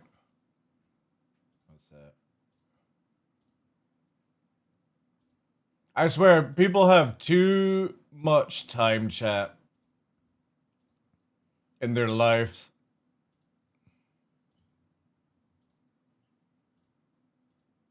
Too much time.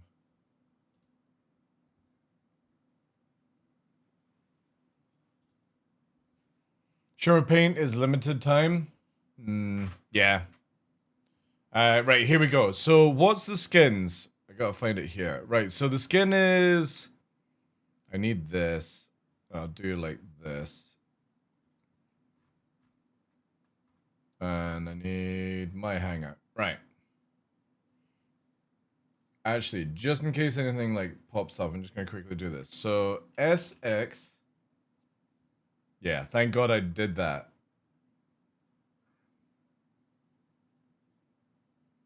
Oh, actually, no. It wouldn't matter. It's a fucking 20% discount code, but it's from ages ago it's been used. So I've got the SX 2015. I have Foundation. Do I have the Aurora? Negative. Okay. High Roller. No. UEE. I do have that one. That goes all the way back from 2015, chat. Holy shit. You know the funny thing is, chat? You want to hear something funny? The skins I bought back in 2015, if I melt them, I get more money back than what it costs to buy the new ones. I'm actually making money if I upgrade skins. What the fuck? Exploration. No, I don't have that one. Pitchfork. Do I have? Yo, Glitch. Thank you, dude. Appreciate that. Oh, no. Oh, no. Thank you, dude. Actually, I don't think it's going through. Why is that not going through? I think it requires more. I think it needs another person if you're wanting to do it. Oh, Party mode has been unlocked. It was at this Spam moment your that he memes for free. fucked up. Describe the next song in chat. Fuck. Citizens of the chat. You have been selected for a mission. Thank you, A Mr. mission of Beast. utmost Thank you. importance. I'm trying to fucking work here. Oh, for fuck's sake, Ledger! The hype train is at level 4. What's this shit? Fuck's sake. By the way, you know you can choose Subula if you use bits, by the way. You can actually choose the songs. Ledger subscribed. Generating The chat songs? has spoken. A brand new song is on its way. Keep the train alive for 3 minutes to unlock it. This is going to be epic. What the fuck is this? When did this get added in? What the fuck? What the fuck is this part about? I swear this thing starts making up its own rules. I haven't won mine now. That's the point I lost my mind.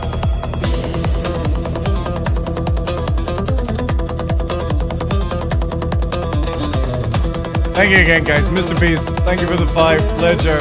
Glitch with the bits as well. Pilgrim as well. Close my eyes to go to sleep. Train thoughts running way too deep. Dream of level 99. Wake up, baby, it's hype train time. Train, sub, Right. Let me get back to this. Holy shit, like... distracting motherfuckers, like... Alright, so I don't have that skin either. Yeah, so maybe that pack actually might be worth it then. My mind. Worth it for the train.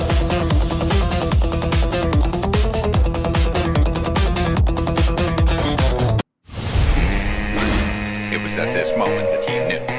He fucked up. Choo Choo X Known gifted 5 subs and has taken the crown from Pilgrim Place.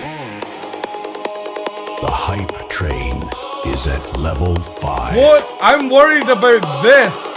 What the fuck does this mean? Thank you, Choo Choo, for the 5. Holy shit. Something. What the fuck is that? What the fuck? CAG Aurora SE Unlimited? What? Something.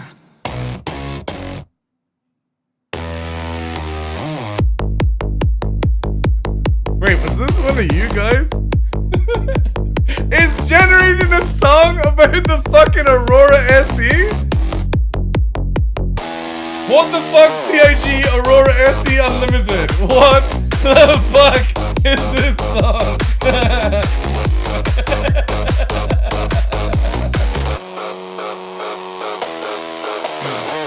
Shit, I've got up and out with. Gathering dust. Jeff gave you a gift. Use it or bust. Prime.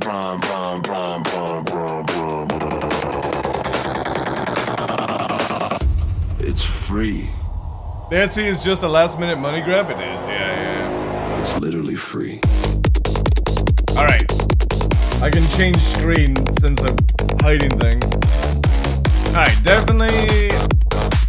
Yeah, it definitely looks like I'm probably gonna get this. Use your prime.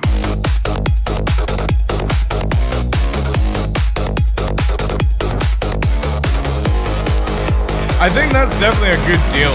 $49.50 for all of it. Bezos gets paid whether you sub or not. Might as well send Alright, it. here we go. Give it a shot. Do we have enough time for the song? Bezos. I think we might need more time. Chat, your brand new track is ready. You know what to do. Level up the train to unlock it.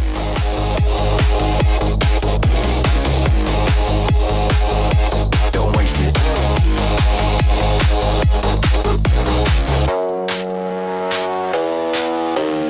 Money just sitting in Bezos' pocket. Redirect it here, just unlock it. Oh, we gotta play next level. 2 minutes left.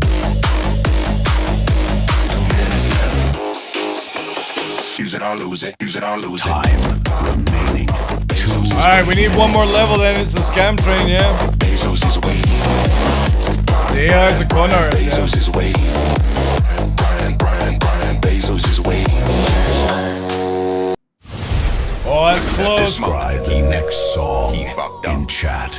Oh, for fuck's sake, no! The Where's hype our train song? is at level 6. I think it is actually scamming, holy shit. It's a scam bot, chat. Mr. Beast, thank you for the 10. He dropped a payload of 10 subs. Mr. Beast? And has taken the crown from Mr. Beast T? Where the fuck is the extra T?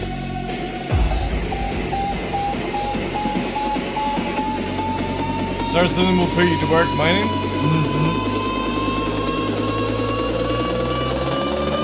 Where's my Aurora song? I want the CIG scam Aurora song. Oh, for fuck's sake. Song is in the oven. Chat. 3 minutes left on the clock. Keep this train. Oh no, here we are. Here we go. Here's the song. The SE does. Cargo weapons. What the fuck, sick? Holy shit. What the fuck? The SE is the best one.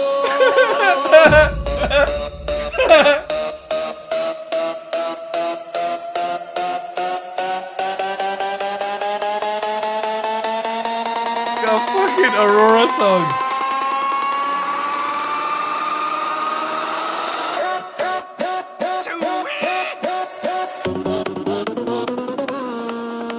Thanks for the follow, dude.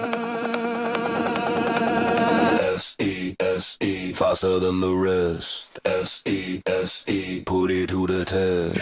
S-E, cargo in the chest. S-E, best. That's funny as fuck, like. Aurora Hype Race is the next song being generated. What the fuck?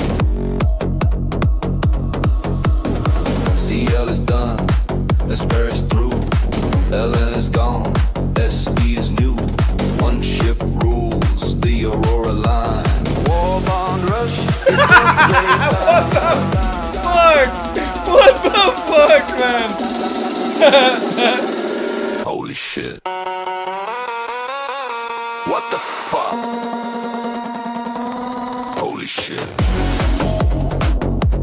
What the fuck? No! Engineer!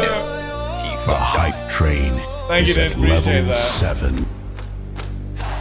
Thank you, engineer. We lost the SE song. It's all good, it's all good. Ladies and gentlemen, we might be able to get the new song. I welcome don't to know. the fight of the century. Gifted a In song. one corner, weighing in at approximately $200 Thank you, billion. dude, for that. Appreciate the two. The Or the free, chrome sorry. dome of commerce. The smile that bankrupted every bookstore. The man who ships Yeah, it packages skips the faster song than when you you can hit say the refund. level. Bezos! Jeff Bezos! And in the other corner, rising from the shadows of their Twitch stream, Thank you, the John. Scottish Thank you. K9 Whisperer, your undisputed champion, the Dark Law!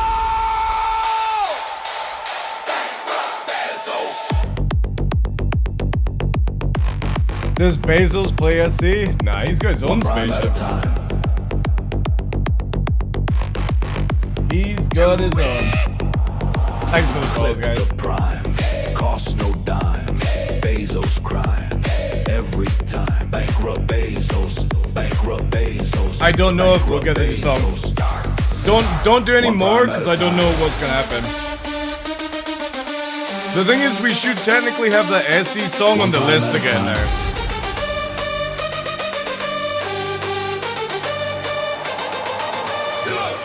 One upon a time, darker sign. One upon a time, rock bloodline. One upon a time, bad divine.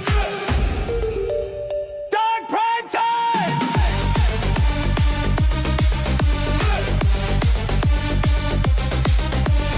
Thank you for the hype train, guys. Completely distracted the stream. Can't even remember what I'm Bezos fucking tried to doing. escape in one of his little rockets, but Alexa misheard him and landed him right back in the ring. You just can't outrun the Dark Prime. The Dark Prime. With the Prime, Bezos on decline.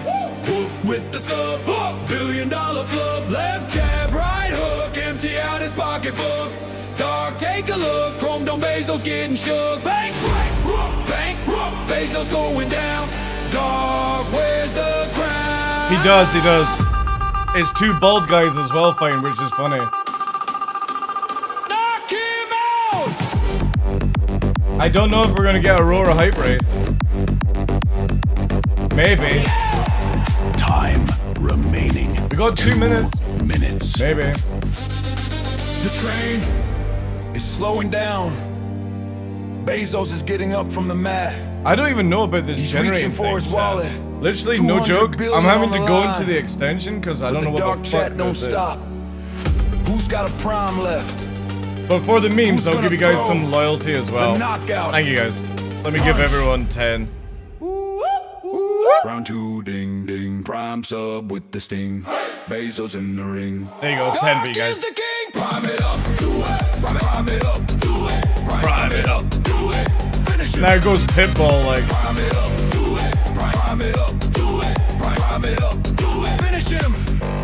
Bankrupt Bezos. Bankrupt Bezos. One prime at a time. Bankrupt Bezos. Time remaining. Every prime 1 minute. Watch his money go. Dark run the show. Bring the knockout blow. Say bank. Yeah, I don't even know how you've managed to fucking do this, chat.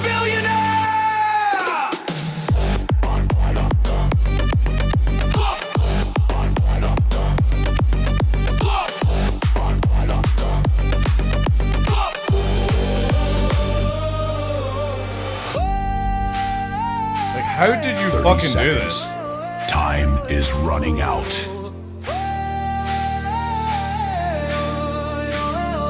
Yeah, there's nothing. This whole shit. There's nothing for me to control this. Bankrupt Bezos. One prime at a time. There is only 12 seconds left.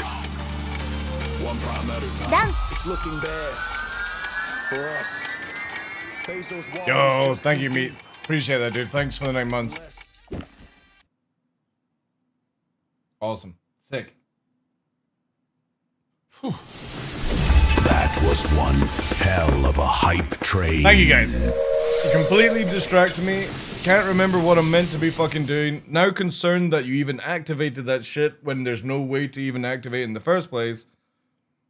But GG's. Appreciate that, guys. Now, you guys might be able to check the overlay to see if that, what the fuck CIG song is still there. That one is a juicer. We need that back. Hostage train, no. Large lyrics, no.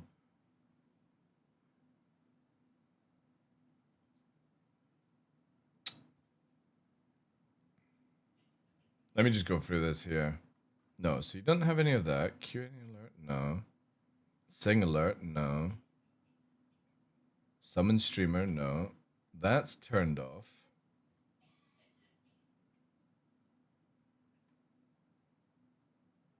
No, that's not on.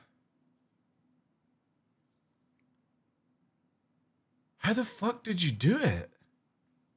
Or is it just we've hit a certain level? Let me actually even go to my channel. What the fuck, man? I love how you add something to something to Twitch and you have no control over it. Alright, let me have a look.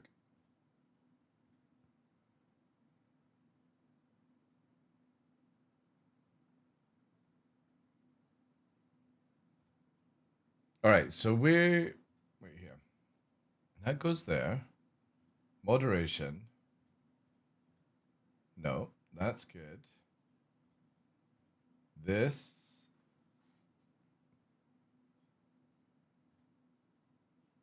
There.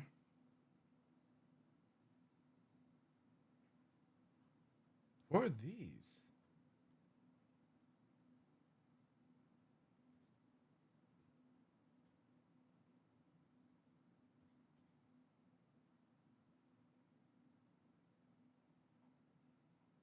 Used on your own channel for... Alright.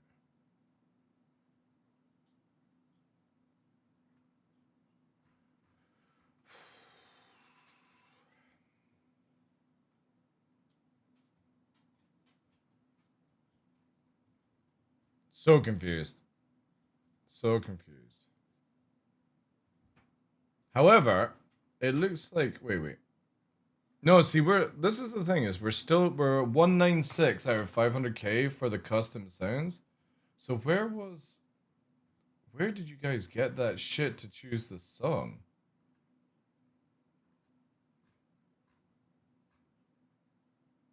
Oh, fuck it.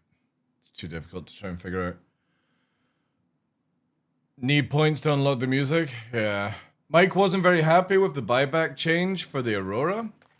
What's the buyback change? Also, guys, sorry, I'm gonna, like, my dinner's been sat here. It's fucking freezing cold. Let me just change string whilst I quickly eat here. What was he not happy with? Thank you guys so much.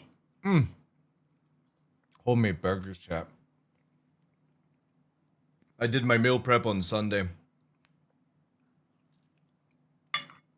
Can't buy back any Mark 1 after September. Oh well. I hope all buybacks eventually are stopped. Personally.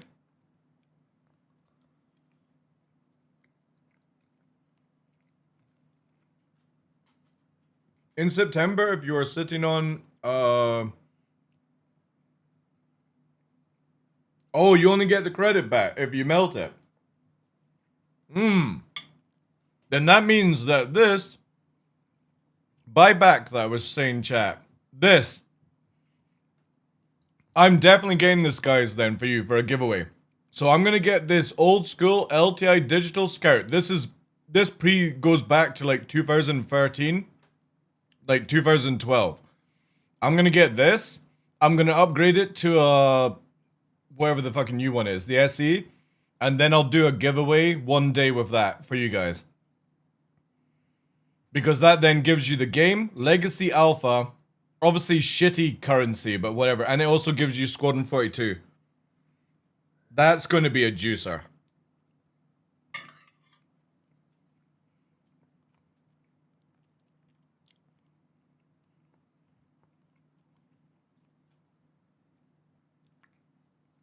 You can't buy them back, 90s. If you melt a Hornet Mark 1...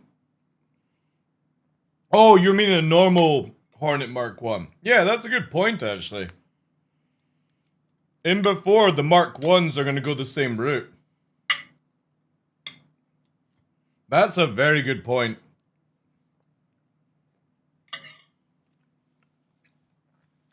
It kind of is VPs, yeah. A little bit. Because it's like, if I was to buy this, $49.50, and this is $45. Sorry, there. $45 for me, $49 for this. But to be honest, you would, like, so hear me out on this, guys. Buy whatever ship you want to buy. But you only get the SC if you're wanting a collector's edition. That's it.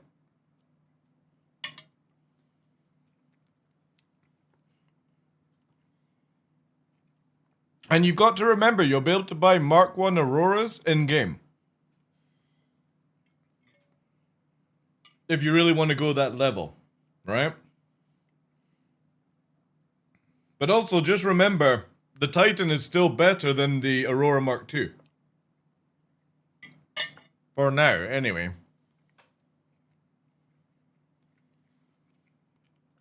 It does, yeah. But you've got to remember, a Titan is like all these modules put together in one ship. It does have mods, yeah. You can change out the back to cargo or combat. Combat gives you an extra shield, but you have to shut down one of your normal shields anyway for that to work. And the cargo module gives you 6 cargo on top of the standard 2. So for me... Sorry, the music's too loud and I'm still eating. The standard Aurora Mark II can do 2 SU of cargo with the combat module on as well. So for me, it's really fucking good. But then, I go, well, if it's not as fast as a Titan, or fly as good as an arrow, why would I ever use it? Modules also affect maneuverability? How'd you know that? Because the designer said so, or you actually have flown it? Because I hate to burst bubbles. Those guys that make the video have no idea about Star Citizen and how the game works. They just make ships. Those guys are clowns. They just talk out their ass. There's an epic, yeah, so again, not to belittle you guys, unless it actually does something in the game, I can write down on paper I'm a hot Brazilian woman with giant fucking double D jugs and the ass that would crack your cocks into two. But we all know I'm lying, right? Don't be fooled into what somebody fucking rolls their face over a keyboard about. When it actually does something in game, then you can talk about it.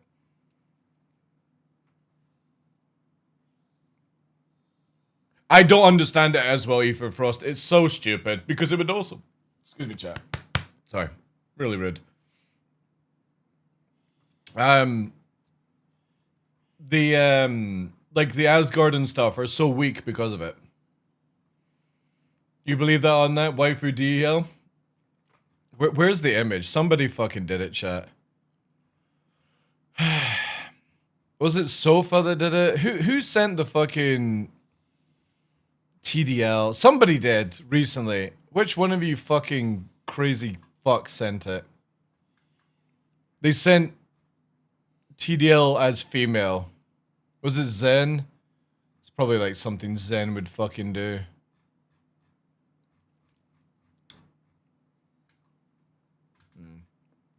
Can't remember who sent it to me.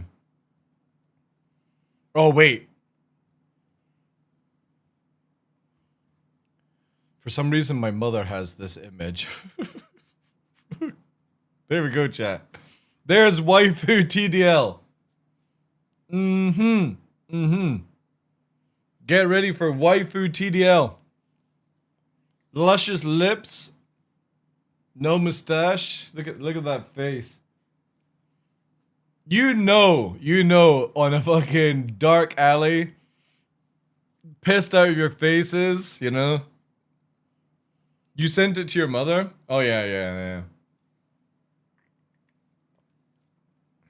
I would as well, chat. I'd do myself. It'd be like the weirdest fucking situation. Maybe implode the universe. I actually said that. I said, what was the thing I actually said to my mother? I said, this is what chat made for you. They said you deserve a daughter over me. And she said, oh no, thank you. I will stick with the TheDarkLaw. And I said, good response. And she says, it's better the devil you know. That's literally the conversation with my mother.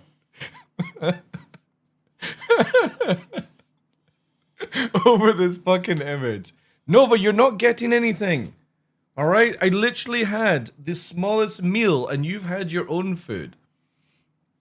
God damn it, dog. Okay. Well, I don't think there's anything I need to buy today. I think what I'll do is I'll, like, add some... Can we get this with credit? Yeah, I'll do like that. I'll do like that. I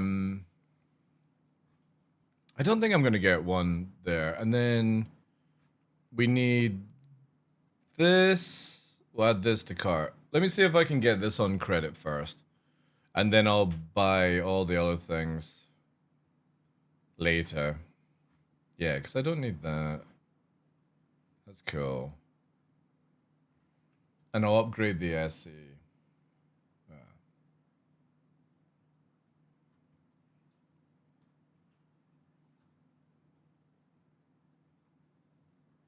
How long is the sale? It'll be on for a while. It'll be on for a while.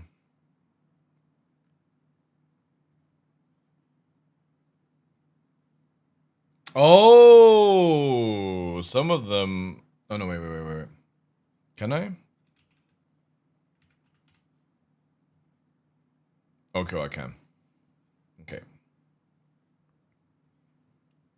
Place order. Go to my hangar. Alright, I got some skins.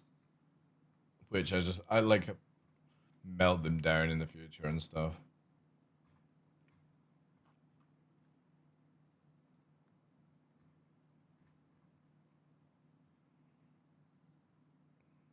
Also, let me quickly reply to CIG.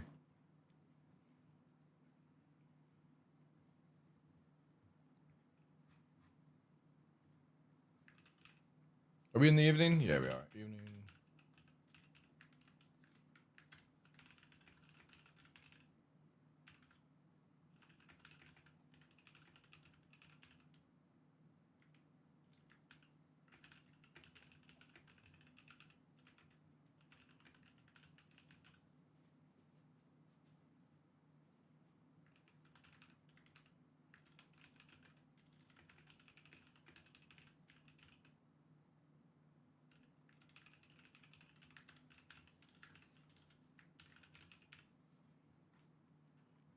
Not sent to CIG.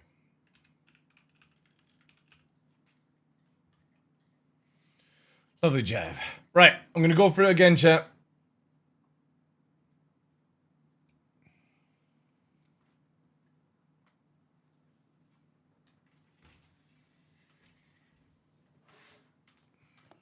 Hey, Pritz, how you doing, dude?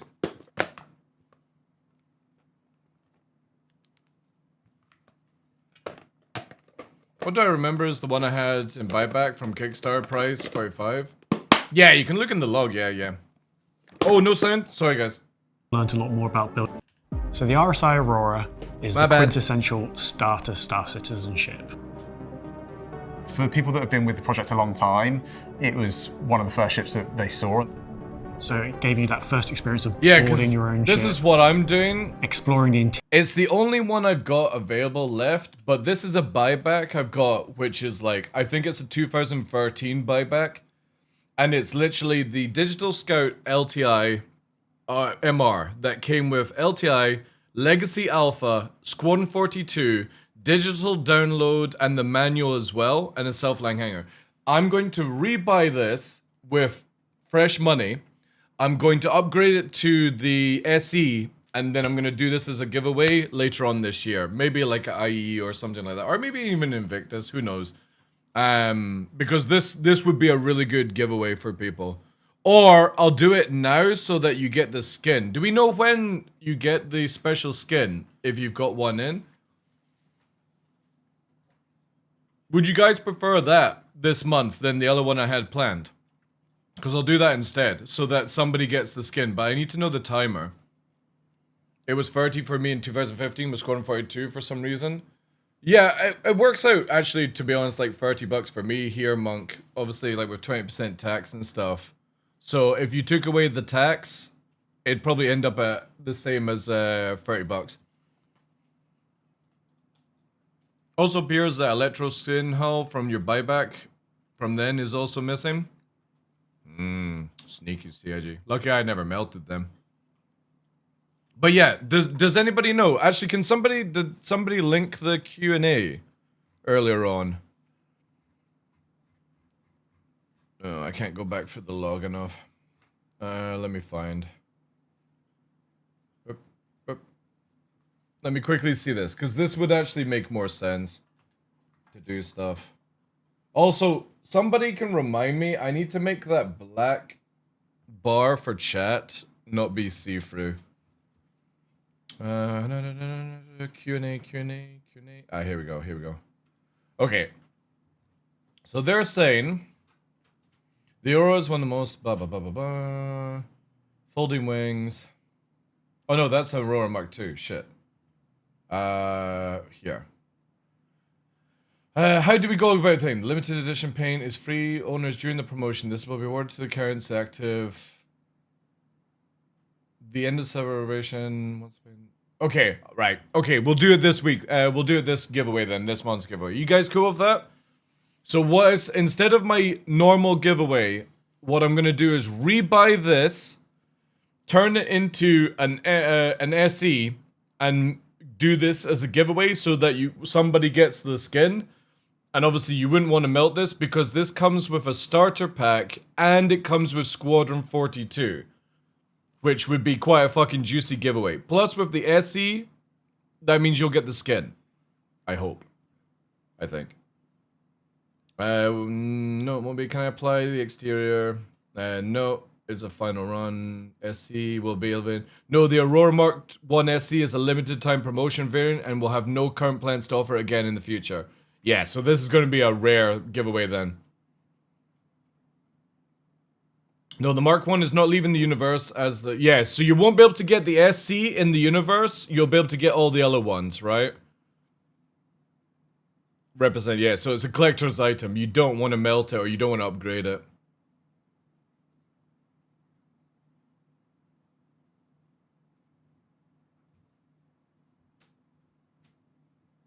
While the Mark 1 doesn't appear from in-game... disappear from in-game, the web shops for another 6 months. We're always... Wait, while the Mark 1 doesn't disappear from in-game and web shops, we're always considering interesting ways to players to acquire rare in-game... Oh, shit! They're removing Mark 1s from in-game? Oh! Do you think they'll go this route with the Hornet?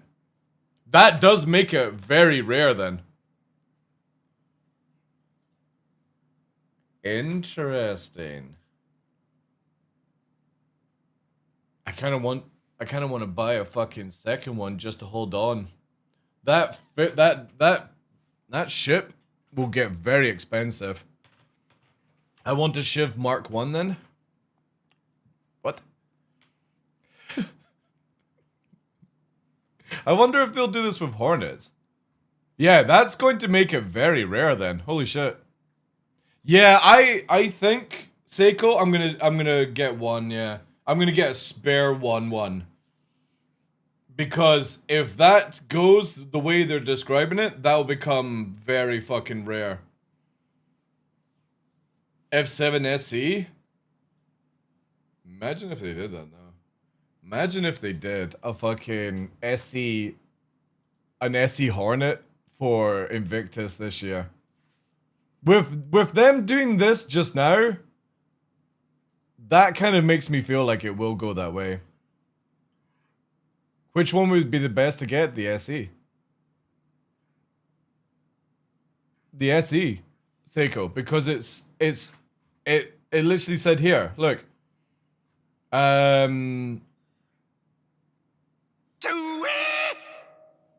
A sunset window, right? Thank you for the follow, dude. It says here, where was it? How, oh, the free paint. And so basically the Aurora SE, anyone that's got that, the Aurora Mark 1 SE is a limited time promotional variant and we have no current plans to offer it again in the future. Obviously they will, right? Obviously they will. But the SE is the rare one right now.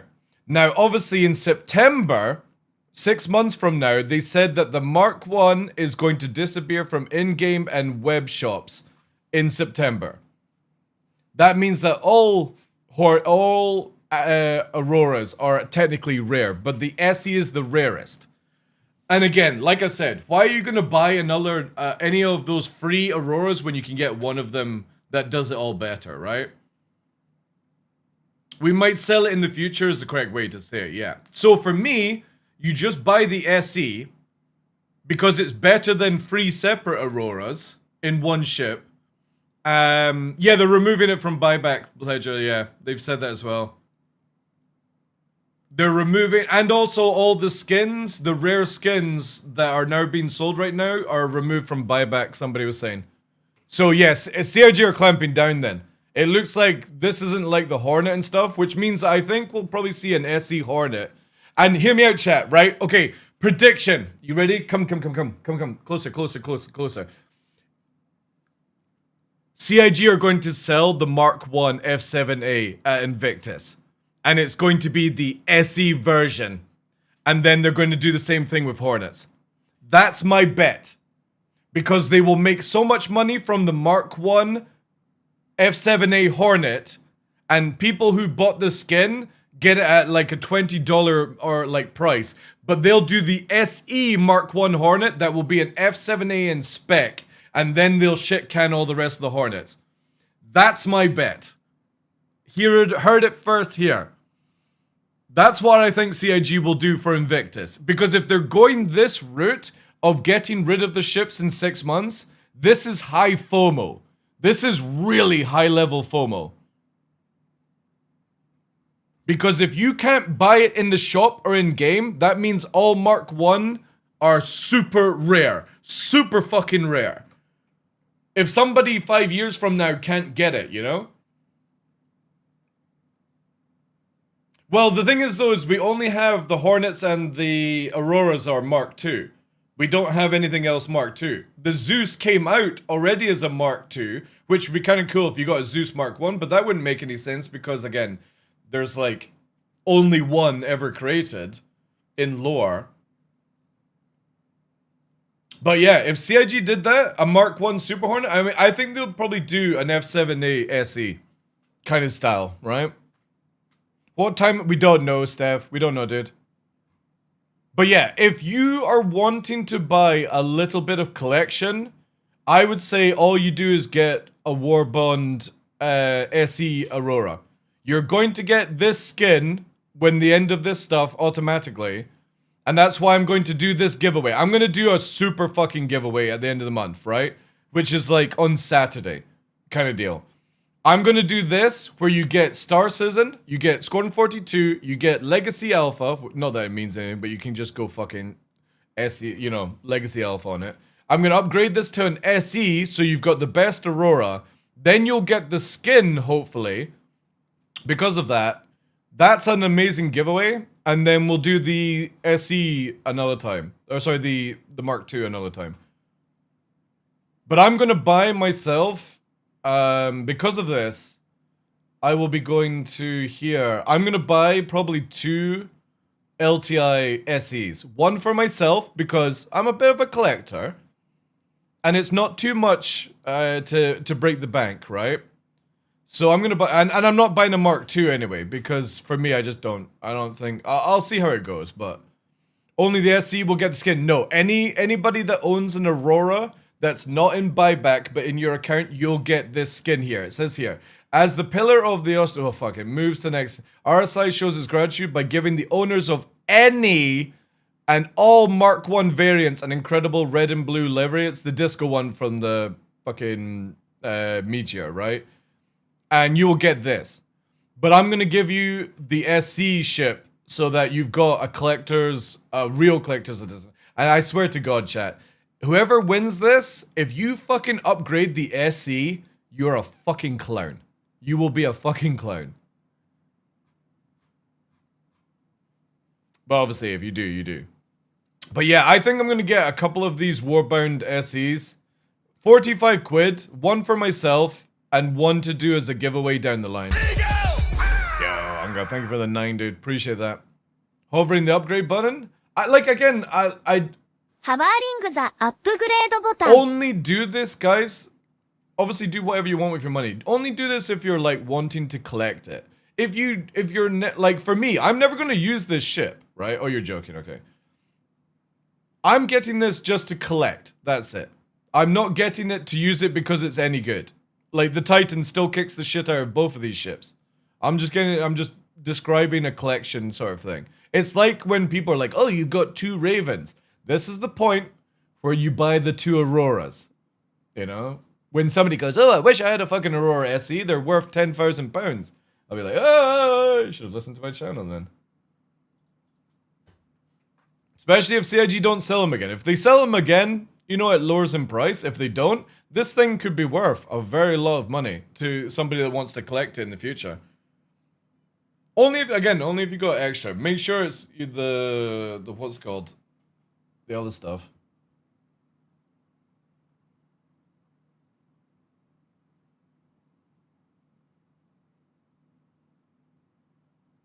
Really, really cool though. Fill up the bike. No, because they're getting removed. They're getting removed. 90s. All, listen to me, just to double check on people understanding. All Aurora Mark 1s and skins are being removed from buyback by September. Okay? Just to let anybody know, they're removing it from buyback. Because they don't want you to come back on this, right? Because again, it's creating FOMO for the future. So yeah. Yeah, paints too are getting removed, yeah. I think the rare paints are already removed, somebody was saying. I don't have any in buyback that would have been able to confirm that because I still have them on my account because they were super rare. But now CIG are selling them again. Which again, I think is great. I personally, like, again, a lot of people will always moan about this. These skins here, this one here, and the Dread Pirate one, the Dread Pirate Robert skin. These used to be super rare back in 2015. CIG stopped selling them, and everyone cried about it. And as me, who's had one for nearly or over 10 years, I think this is great that they're selling them to people again. Because I don't think any of this shit should be restricted until 1.0. So grab yourselves the rare skins. It will be worth selling in the future if you can trade them. Well, the thing is though, is if you don't have them bought with real money, you won't be able to trade them. Because if you melt them, CIG are giving you credit, not the skin back in buyback. But that's obviously in September. Just remember, you got 6 months to think about this. 6 months. You may want to buy some in credit, melt them, buy them back in real money for the future. That would be my suggestion. Some of the rare paints have not even been made. For other ships? Yeah, I know. Yeah. So if you have an old school Aurora that has 6 months insurance and spend $5 to get the LTI on that ship, unfortunately most people who have been playing over a decade probably already have LT. Yeah, that's worth it. That's definitely, if it's only $5 to get the LTI SE, that's worth it. What if they remove the ability to trade or give other people your own ships? That's my point. Oh no, that won't be, wait. How are they going to do that, dude? I spawn a ship and you climb into Armatox. How does that stop? How are they going to stop that? I mean, we can't even trade ships right now. You can let people borrow them. You can leave the server and they still have access to the ships. Buy the LTI and you can upgrade later to any and keep the LTI, yeah. Hey, Regim, how you doing, dude? Welcome in. Think he means stop gifting? What do you mean? Oh, on the website and stuff. No, they'll always allow you to think. They'll allow you to gift it to somebody, yeah. But you remember, you can only gift if it is bought with real money. If it's bought with credit, you can't gift it. Now, I can buy this. For example, I can buy this. This is the other way of doing it. I can buy this with real money to do as a giveaway, and I can use my credit to upgrade this to an SE and then give it to you guys. Because if you buy it with real money and use credit to upgrade it, you can still gift it. Which is a really cool system. I've sent people ships and stuff and credit over the year by just buying a small package, upgrading it to like an A2, and then sending it to them, and then they melt it down for credit.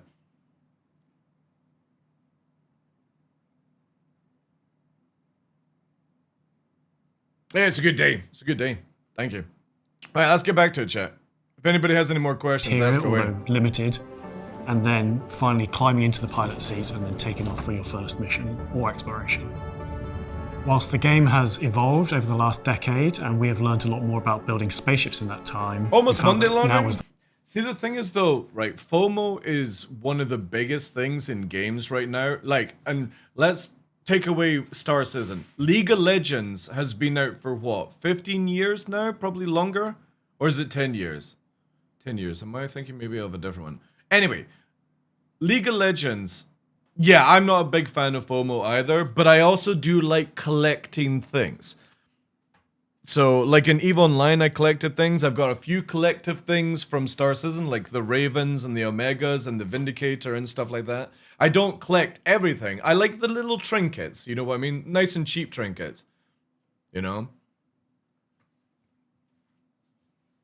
I was going to upgrade CCU my 100i to a Mark 1. It's cheaper, so I can't. You were supposed to be greedy.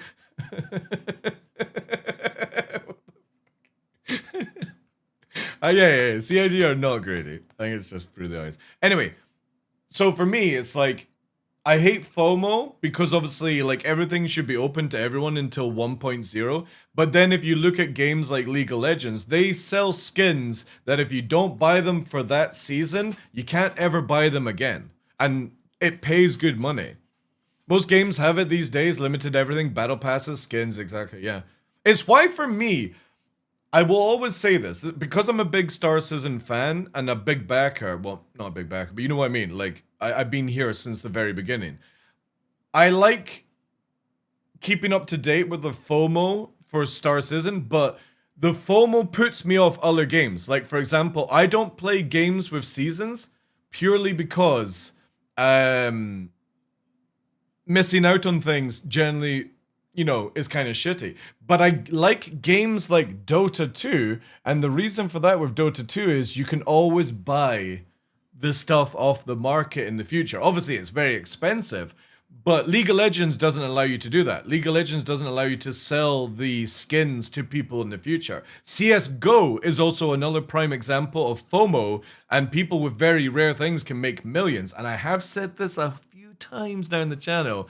I kind of hope CIG has rare gold knives that you only get in special lock loot boxes, because it would be nice to find a Star Citizen knife that may be worth $1 million 10, 20 years from now, you know? I wouldn't mind that, you know, chat? Old TheDarkLaw pension fund. with a rare knife. So if I hold on to an Aurora SE for 10 years, there's a good chance it might be worth something in the future. Everyone always buys things. They removed the skin from one of my games. I thought it would be out longer. Knife skin? So like...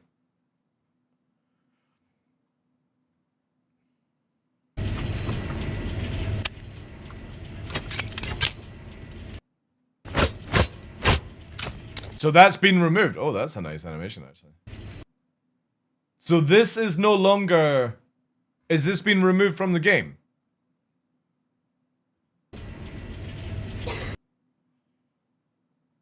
My wife's League... Dude, I know somebody that has a League of Legends account that is scary.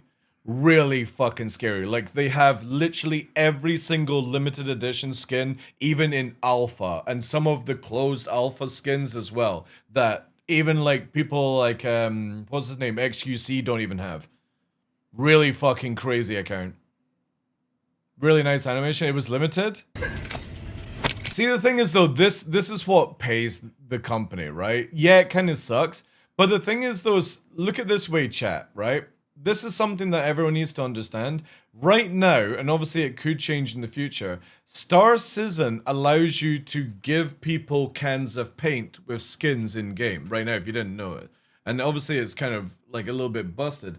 But maybe in the future, they allow you to like clone it or something like that. Who knows?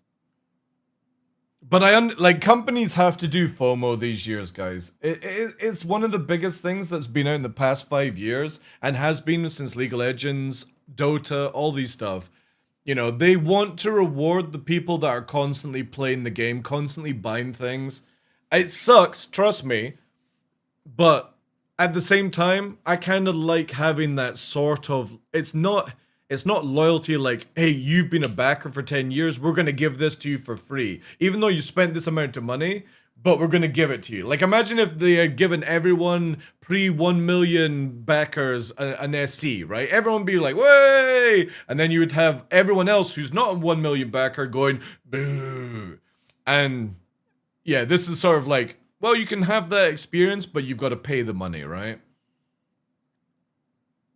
Countries are pushing back on FOMO in games? Yeah. It's better to play on FOMO than pay to progress-ish like Star Citizen, skin-wise. The thing is though, Amatux, we have no idea if any of these rare skins are going to be available as loot in the future. Because we can get subscriber gear from loot drops in-game, but we don't get any of the paints yet. But that's the thing is, once CIG is sort of out of the scammy FOMO stage, they can put these things in the game for you to find. So if they did that, and I wish they would be kind of honest with it and say that way, but they did say, and I'm always going to bring up this really shady quote, everything that you buy will be available in game.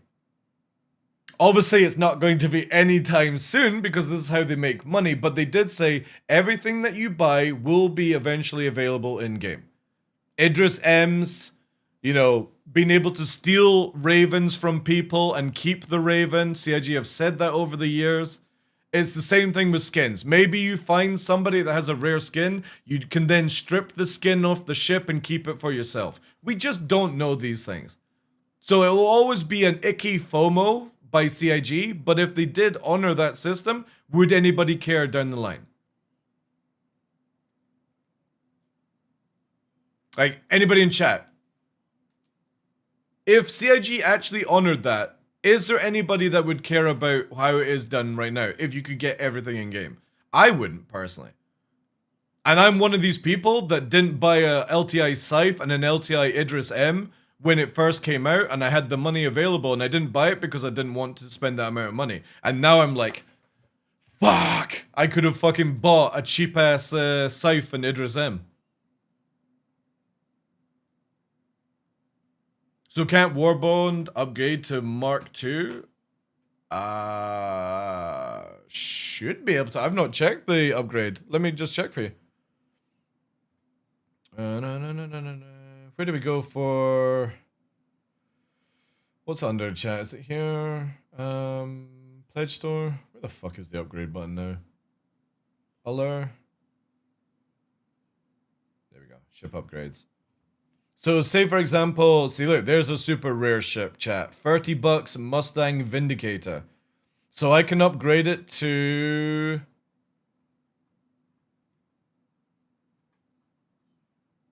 an Aurora Mark II, yeah. I can do Mark II, but it's only a standard issue. If you had an LTI ship here, it would turn to an LTI Mark II. And wait, is the fucking SE more expensive than the Mark II?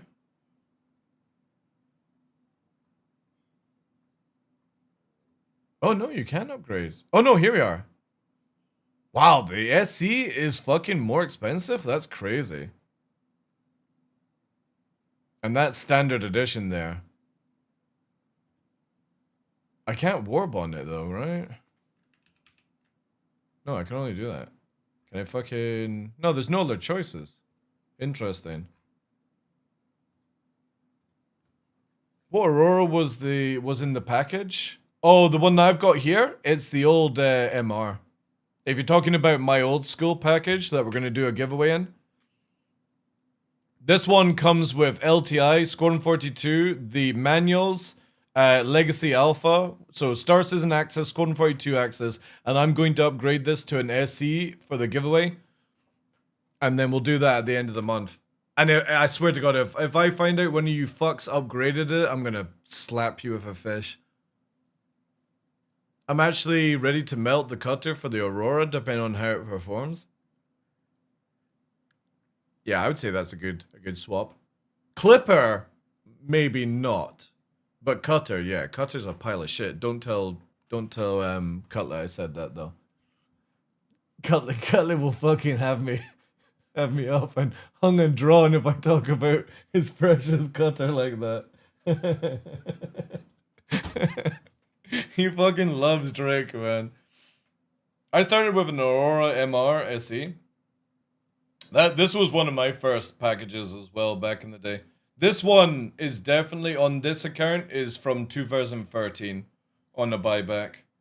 This is an old schooler. You can see it here with Legacy Alpha. So that's Star Citizen access, and then you've got Squadron 42 access here. You don't get these anymore these days. I'm pondering upgrading the Dragonfly on my alt to Mark II.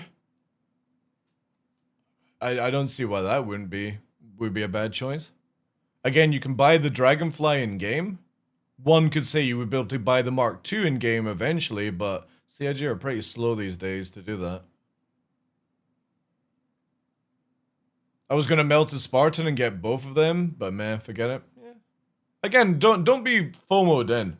I'm only getting just to say I'm only getting the SE because I want to have a collector. The same as like you can see here for my collections. Let me just do it back here. All right. What was it here? You can see on collections, right? Other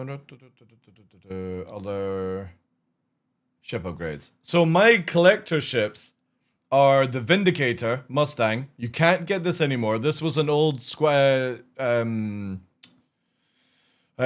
Con model. It's just a Mustang with a skin, right? Then you've got, obviously, the Rangers. Fucking lol on that one. This is an LTI Gladius Pirate. That's a fucking super rare ship. Even though it's just a Gladius with a skin. The Snowblind Ballista, rare. The Mantis I've got is actually an old pack with this special thing on it. The armor. Then Valkyrie Liberator Edition. This is super rare. And we've then got the Ravens, but I can't upgrade the Ravens. You can never upgrade them. Or can you? No, you can't, no. The Ravens are not... You can upgrade the fucking Mustang Omega. That's another rare ship there. And the final one is this. This is super fucking rare. The Nox Q. You can't get the new, or whatever you want to call it. That's the white version of it. Those can't be bought anymore. Or well, they can be bought, but you can't buy them like from the website. But the fucking you can't upgrade Ravens, which is interesting. That is very weird. Cause that's under the same thing. That was the AMD Mustang.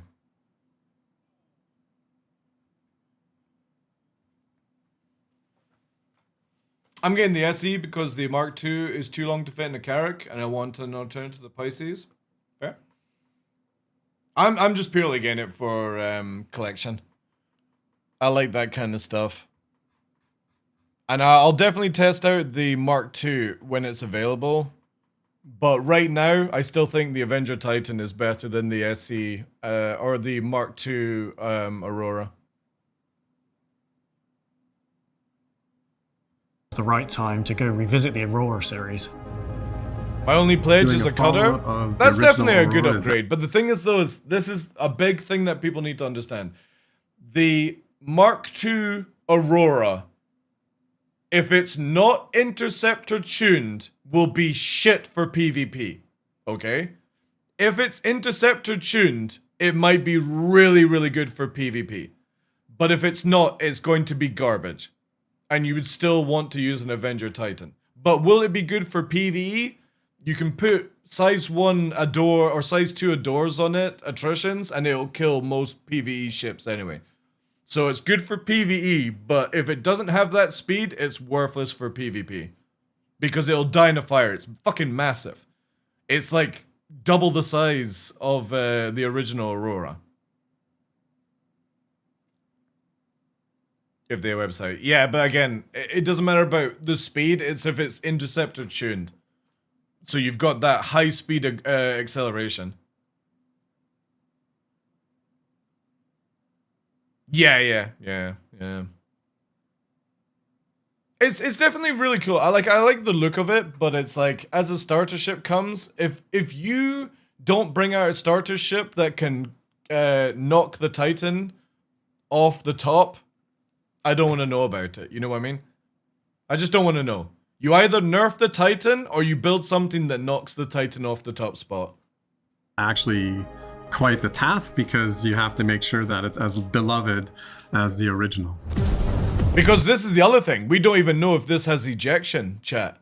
Remember, it's an Aurora. An Aurora doesn't have ejection. Titan has great visibility, better weapons, better speed, better tank. Fucking, and the tank being better because it's got less of a hitbox to shoot at. And you've got ejection, you've got bed logging, and you've got more cargo space. Well, you've got the same amount of cargo space, but you know what I mean. The new one seems to have it. What do you mean? Could be a long-range scout? Okay, yeah. Mark II Titan will knock the Titan off the thing? Yeah, that's very true.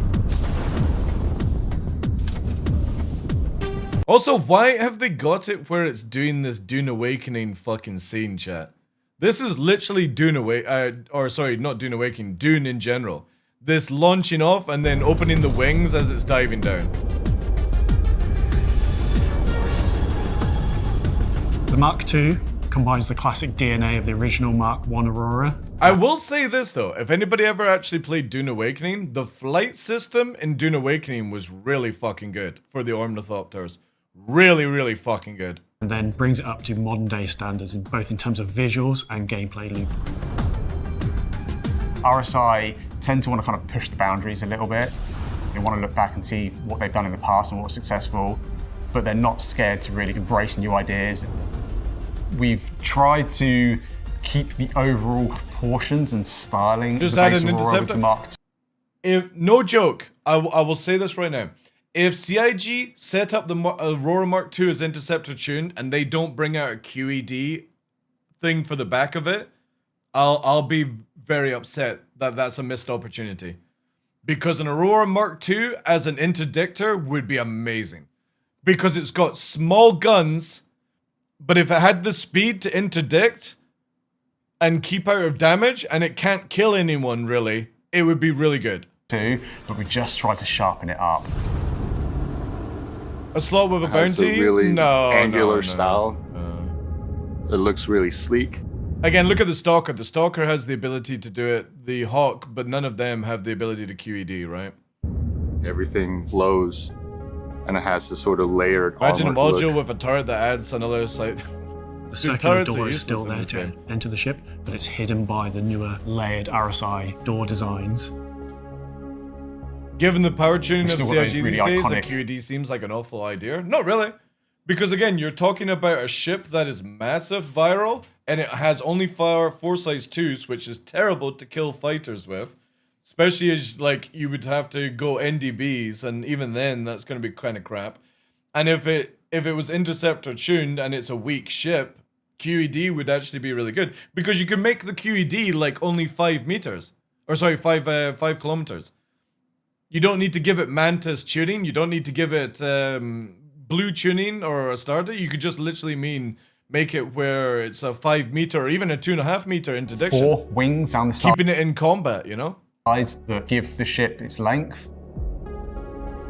There's also some doors that open up and they show the VTOLs underneath, which are these fans that help support the ship while it's changing trajectories. I think instead of VTOLs, they should have There's made it even where a- the wings fucking flap. A cool new feature where you can vault onto the top of the ship over the front Just so they got sued. canopy. My favorite part of that entire ship is actually the back section. Base building module. It has tons of detail that all lines up towards the center of the ship. I can't wait for somebody to complain about that this ship is not good as Mark II. Something we were keen to follow up with is some of the RSI ships have transforming states, such as the Scorpius. We were playing with the idea. When you see the Scorpius, you see how fucking massive it is compared. Like, do we open the wings? Do we not open the wings? And as soon as we kind of started playing with the idea and seeing how it looked, it just felt natural. Again, I really like the look of it. I like the fucking spoiler, the little spoiler. I like how it's got a short wing instead of all wings being symmetrical. It's just a really big ship for such shitty damage.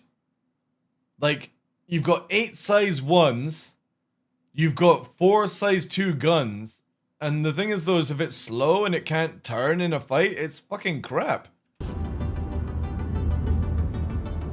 The base Aurora Mark II comes with 4 size 2 weapon hardpoints, as well as 4 size 2 missile hardpoints, each defaulting to 2 size 1 missiles. The guns are actually attached to what the wings are attached to. So when the wings pop off... Yeah, that's why I'm not buying one just now, Cypher.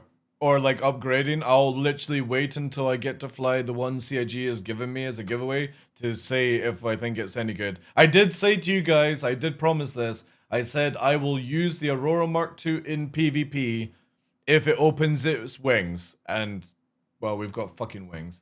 The guns are still attached to the ship. So if you lose your wings, you're not totally out of the fight. No, so if you lose your wings, you'll lose your missiles, and you'll lose the VTOL if you lose the bottom wings. Listen to this. Attached to. So when the wings pop off, the guns are still attached to the ship. So if you lose your wings... Just listen again, chat. As well as 4 size 2 missile hardpoints, each defaulting to 2 size 1 missiles. The guns are actually attached to what the wings are attached to. So when the wings pop off, the guns are still attached to the ship. So if you lose your wings, you're not totally out of the fight. No, so if you lose your wings, you'll lose your missiles, and you'll lose the VTOL if you lose the bottom wings.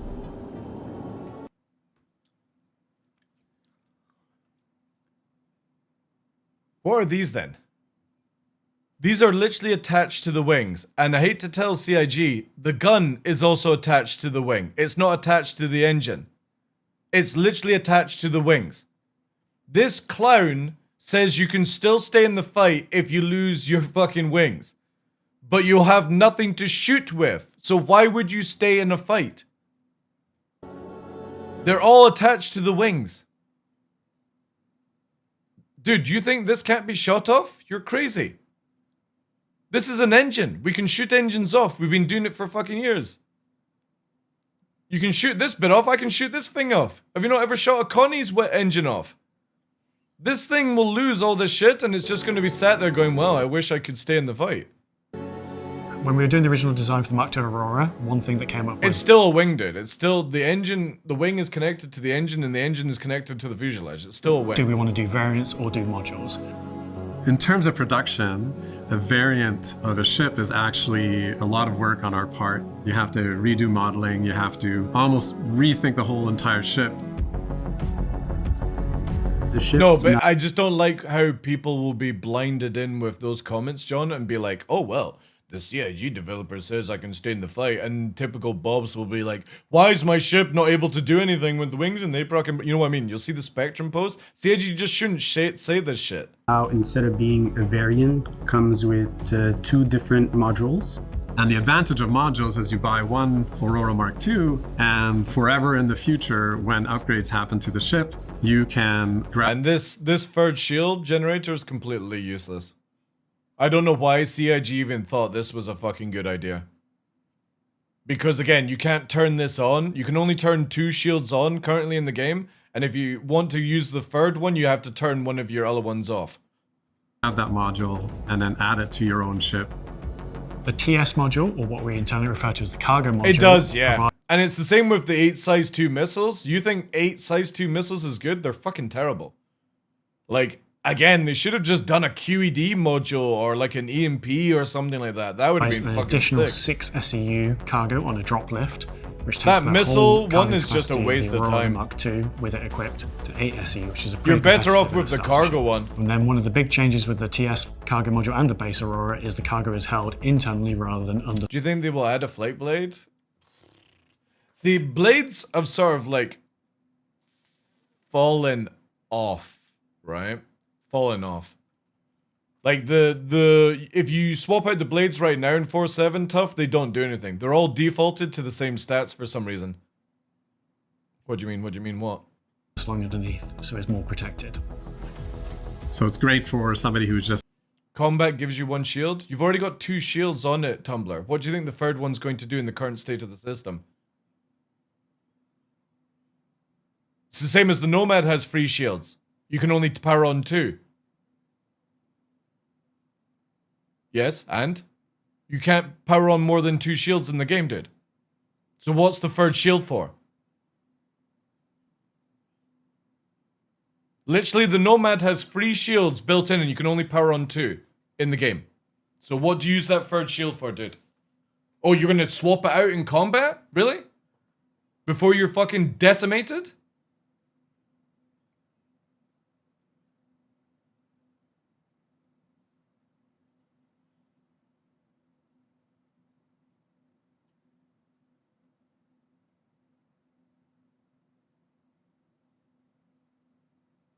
CAG config, you get full pool? That shows like on none of the websites though, dude.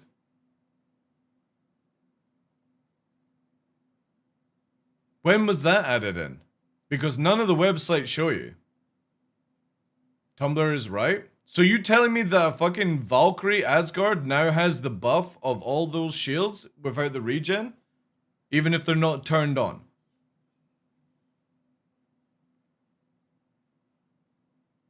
They did say it changed? Well, I stand correct then. It's always had the pull? What happens if I fly the Aurora Mark II without a module? It'll look cool, I guess. You can pull them off. Urkel does show the shield HP change when you remove the inactive third shield. Interesting, okay. Well, I take it back then. So the third shield is more viable then. You have increased HP pool, but in realization your regen time is longer. I mean, again, regen time sort of goes out the window anyway if you're not getting shot at, so who cares? It's now more easier because of the radar window and stuff. More G's? Fuck off. No, you're not. It's getting started. Like, I will believe removing things of weight like that, Duncan, when the game actually like has stats. When I start seeing a cargo ship fully laden going less speed than an unladen one, then I'll believe that. Who wants to do hauling missions before upgrading to something bigger like a Zeus. Or you can either go with a defense module, which adds 8. Dude, an interdiction module with an extra engine and QD? That would be fucking sick, man. Because it's only got 4 size 2s, and because of the size of it, that would be actually really, really cool. S2 missiles, and also 1. Because the missiles, like this whole module generator. then, the only thing that's viable is the fucking shield until CIG stop the missiles. Because in 4.7, missiles are worthless. In the back of it. So if you add It'd have been eight kind of S2 cooler if missiles, it had you're much bombs, more actually. lethal. And if you add another S1 shield, you're adding 50% more shield to your ship. So the player can decide whichever one suits their playstyle the most. In the future, we can definitely foresee other modules coming along, and anybody who has the Aurora Mark II now will be able to use the coming stuff. The good So thing the here, player though, can this has got me excited. Slightly, not too. But this is a good standard speed. And the problem is, this is a lock. This is a fucking couple lock here. So you can't decide which like here, see how it goes to like 460. one And it's doing shield to your ship. I pressed the wrong button. So the player can decide whichever one 10. But that's in heavy atmosphere. Flying in couple. Well, yeah, people flying couple. I'm more looking at the acceleration. Again, 460 in, look at this way, right? We are on Pyro 4. We're also in orbit. In atmosphere. We are doing 460 with Afterburner, and it hit roughly about 10 Gs. Which is not bad for being in atmosphere. That's a decent speed of not being in nav mode, especially in this fucking planet. It's not, I think it's like on par of Titan, actually. This is what I need to see more of this. But this speed is on par with Titan in atmosphere. The Titan, or the Warlock, does 460. Let me do here. What am I looking for? Doesn't the Titan pull like 16 if you boost? Yeah. But again, I'm looking at like top end speed. Maybe there's like more afterburner. Again, until we actually test it out, it's hard to say. See, because this does 610 in space, but then if you take into the dampening effect of atmosphere, 460 is not bad. The problem is like, what are the other Gs? Suits their playstyle the most. In the future, we can definitely foresee other modules coming along, and anybody who has the Aurora Mark II now will be able to use those modules later on. If CIG were to give this intercepted tuning and then literally say we're going to make a QED module for it, this would be an instant purchase for me if CIG did that. One of the kind of limiting... Because I would love a fighter QED. Like the Scorpias, or sorry, the Antares would be... It would be fantastic if the pilot could actually pull the trigger on the QED. You know, just the dampening and stuff. But I would love where you work, like a three-man team of fighters, one EMP, one QED, and a DPS fighter would really allow you to do some really cool things as small group PvP in this game. The problem is there's no way to QED without bringing in a fucking Antares or a Blue, you know? And I would just love to see, like, this has the potential to do, like, a QED, small dampening effect. Factors of the Mark I was its overall size. With the Mark II, we built it more from the inside out, so we knew all the features that we wanted it to deliver. You get in from the airlock door. On your left, you have the nice pilot seat. Get rid of the Antares and give the Scorp module optional minus gunner.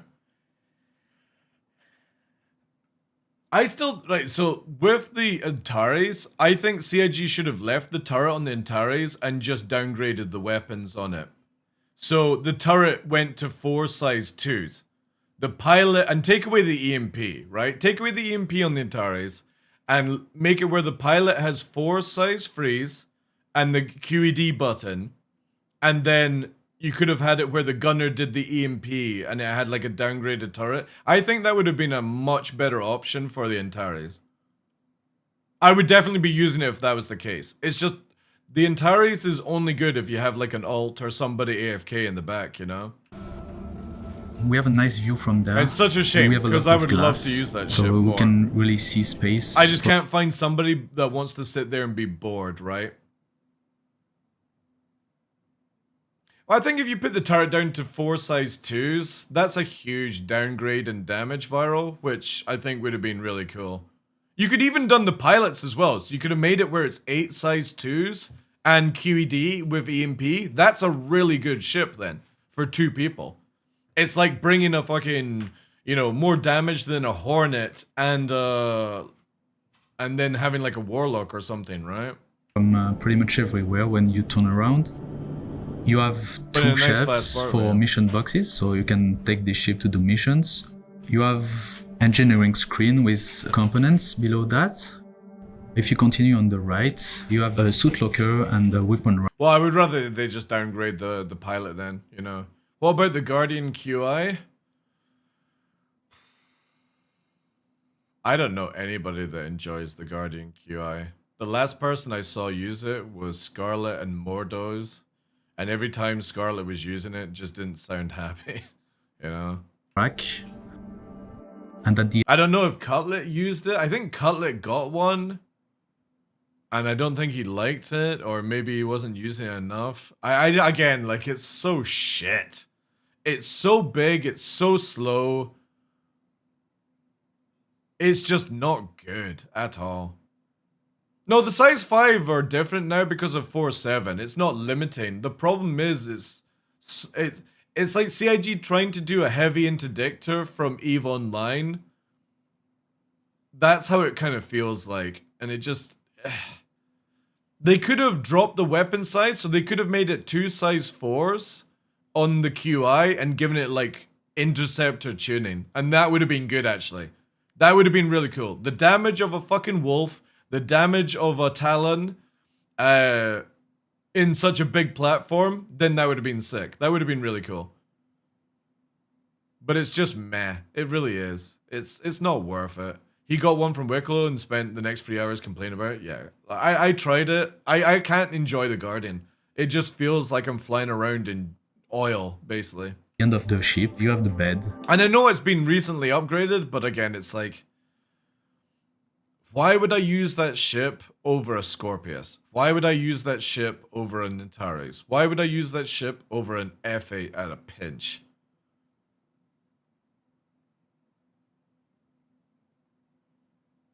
For like heavy fire stuff. To be honest, I'd probably even say I would rather have a Vanguard Harbinger just because of the torps and stuff. Saying that though, the Shiv is a juicer. Always will be. A QED Shiv would actually be pretty cool. Take off the top turret. Because of the torp capability on that thing. With a lot of space compared to the first Aurora. When you lie down, you have a big screen on top of your head. It's very enclosed, but it all has a very functional style to it. Everything like sort of feels like it should be where it is. The paints are awesome. We have a lot of functional style to it. Everything like sort of feels like it should be where it is.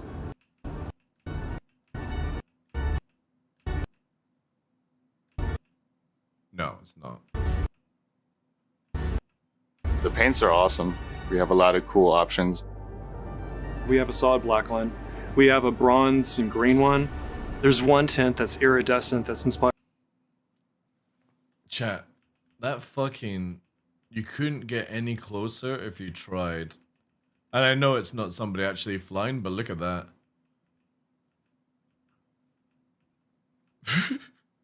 Holy shit. That thing is like not even a foot off the ground on that bridge. Iridescent that's Ain't inspired nobody by pulling Aurora off that Borealis. maneuver, that's I think for that one sure. came out really well.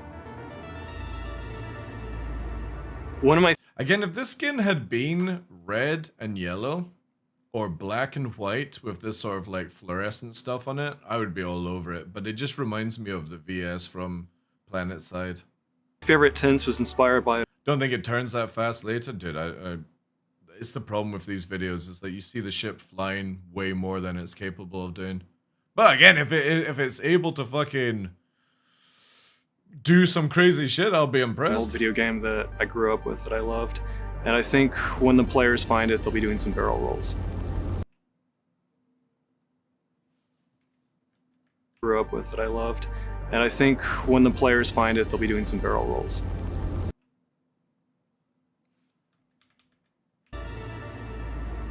Did One of my Star favorite Fox tints have a was special inspired by an skin? old video game that I grew up with that I loved. And I think when the players find it, they'll be doing some barrel. I never played Star Fox. Oh, I mean, I did, but I never played it, like, religiously. Is there a Star Fox skin? Yeah, I mean, he's talking about a barrel roll, and the only thing I can think of is Star Fox. You can... That right, TDL? I've seen you fly that close to the ground. Dude, yeah, there's a difference of pushing it and banging, or doing safe flying like I do.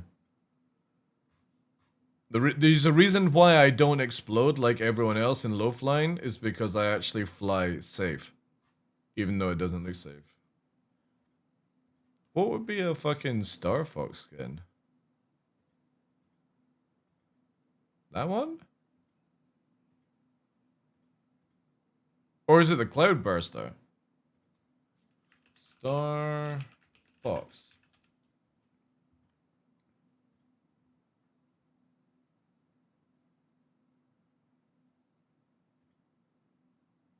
Oh, it is the Cloudburster then.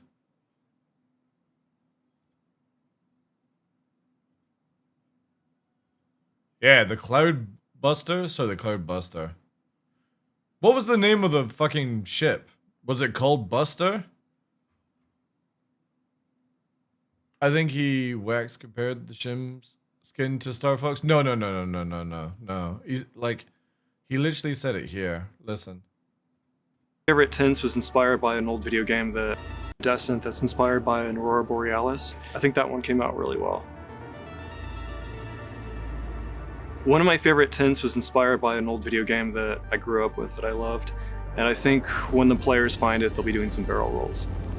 Well, the only fucking game I know that ever talks about barrel rolls is Star Fox. It was called Airwing. Yeah, see again, there kind of looks like that, right? So the Cloudbuster, my bet is that's what he's talking about. Because blue wings, white body. It kind of looks like it, right? Again, I don't know. Yeah, see, look there. White wings.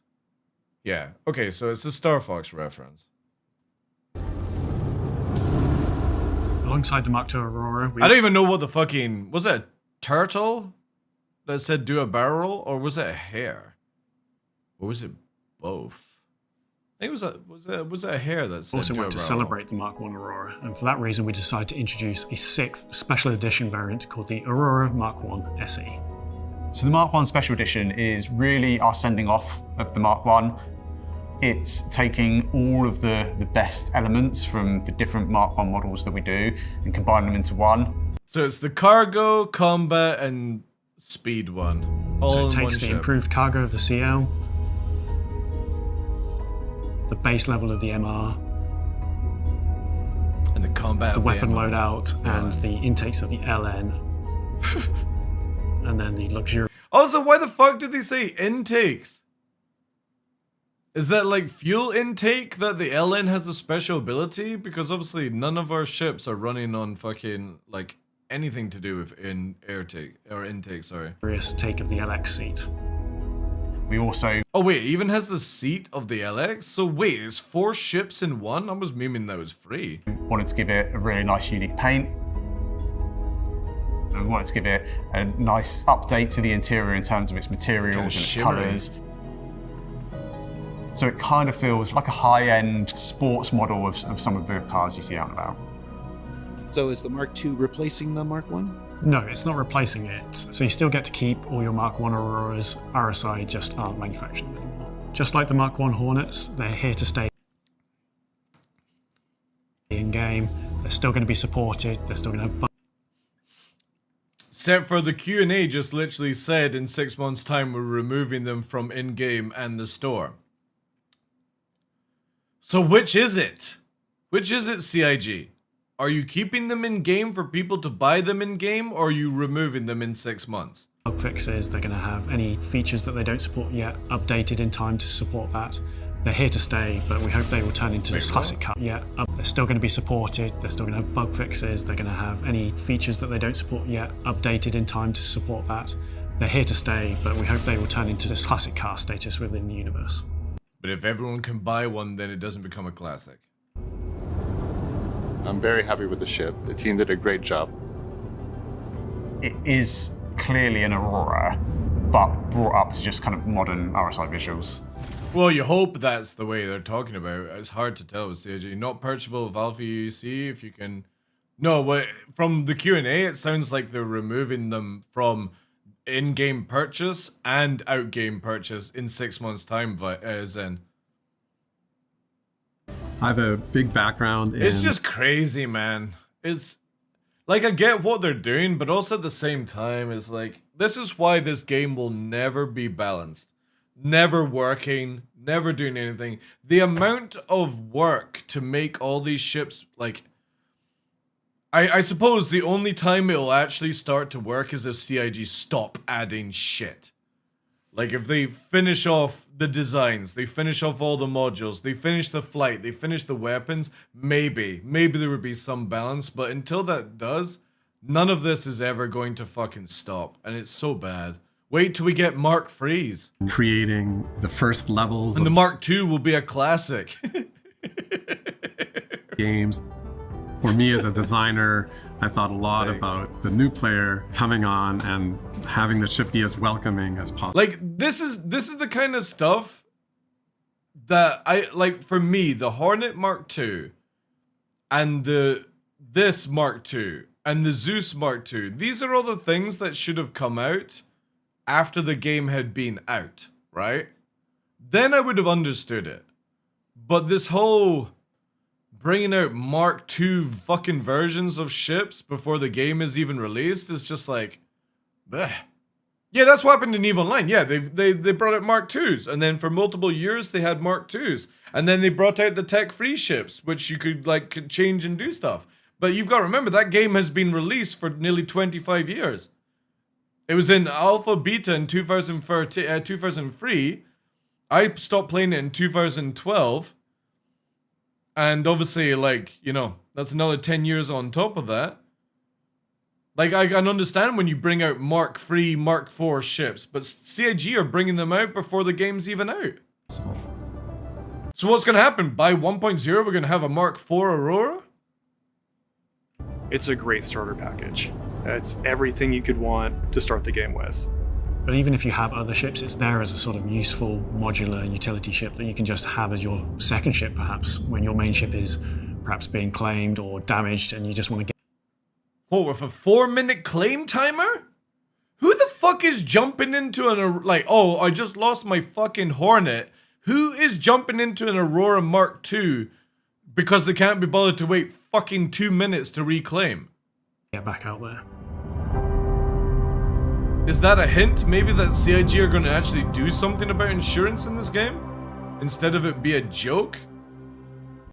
And there is a sort also, I'm pretty sure this dude took damage here, modular utility ship that you can... Yeah, he did. just have... Who the fuck flies through a fireball? Have as your... Like, it's a great starter package. Do you know how many times you could get taken out by this kind of maneuver? Even if you have other ships, it's there as a... Who the fuck sees an explosion goes, alright. Modular. Time for me to fucking Days of Thunder this shit. You can just have as your second ship, perhaps. When your main ship is perhaps being claimed or... Do you know how many times I've killed a ship and I've been taken out because the hull instantly stops when you're chasing somebody?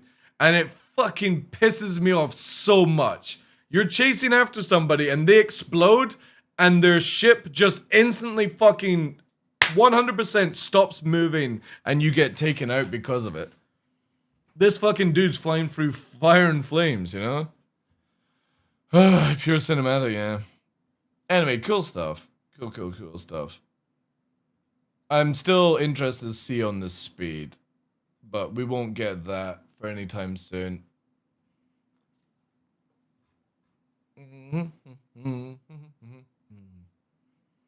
It'd be kind of cool if you actually could take off the combat module to go faster.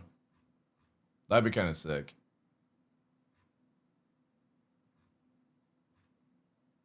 I do like this entry as well. Where's the big ship, chat? It's a big ship.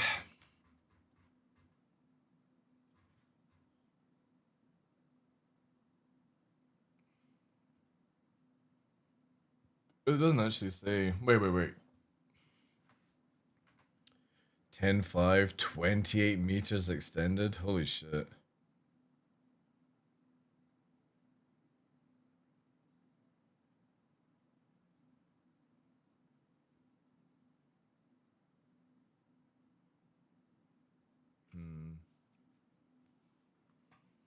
They need to stop this shit, man.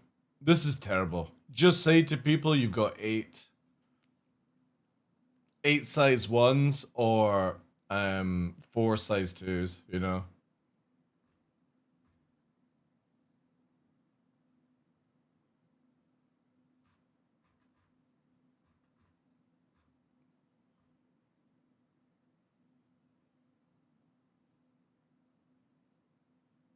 Oh yeah, that's it without the... That's it without the module, you get the tail fin. Okay. So when you got the combat module in, you lose the tail fin. Ooh.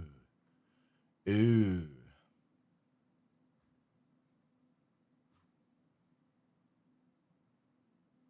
It's also very, very F80 at the back. It's a baby scorpion fighter? We'll see. It all depends on its movement. Because again, you've got 4 size 2s. With the combat module, you've got 3 shields worth of buffer, apparently, and 2 shields worth of regen. Regen not mattering unless you're out of combat anyway for like 4 or 5 seconds. If it's slow, that extra shield ain't gonna do shit. So, I kind of hope it's interceptor tuned. I really do. Because then CIG can make a QED module for it.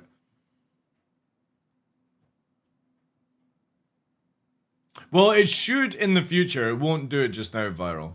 It won't add weight. The only thing, like, you can get... So, the way weight works in this game, especially for low flyers, is if you remove the weight of, like, weapons and shields and QED drive in, like, an arrow to go low flying, it's basically called the naked arrow. You can get more movement out of it. You don't get any more G's out of it, but you get natural movement out of it because it's lighter. And so unless it affects the G's, you know what I mean? It's not going to do anything for it, for like combat. And again, to do a naked arrow, you have to remove all the guns, the missiles, the launchers, take off the shields, and the QED because they're the heaviest parts. And you need 1 power plant, 1 cooler just to run it. Obviously, on an arrow, you only have 1 power plant. And it does feel differently. When you're doing low flying and you do extreme low flying, which is pushing down, that extra weight removed does make it feel a lot better. Like, there's no way to actually say on it because it doesn't increase the SEM, it doesn't increase the Gs, but you can definitely feel the ship react way more. It's the same as when you, like, the old school, when you killed the wings on a scythe, it used to go fucking batshit crazy because the flight model can't understand it when those things happen. What was the other ships that did that? The Blade used to do it, used to go crazy. So did the Car-to-All.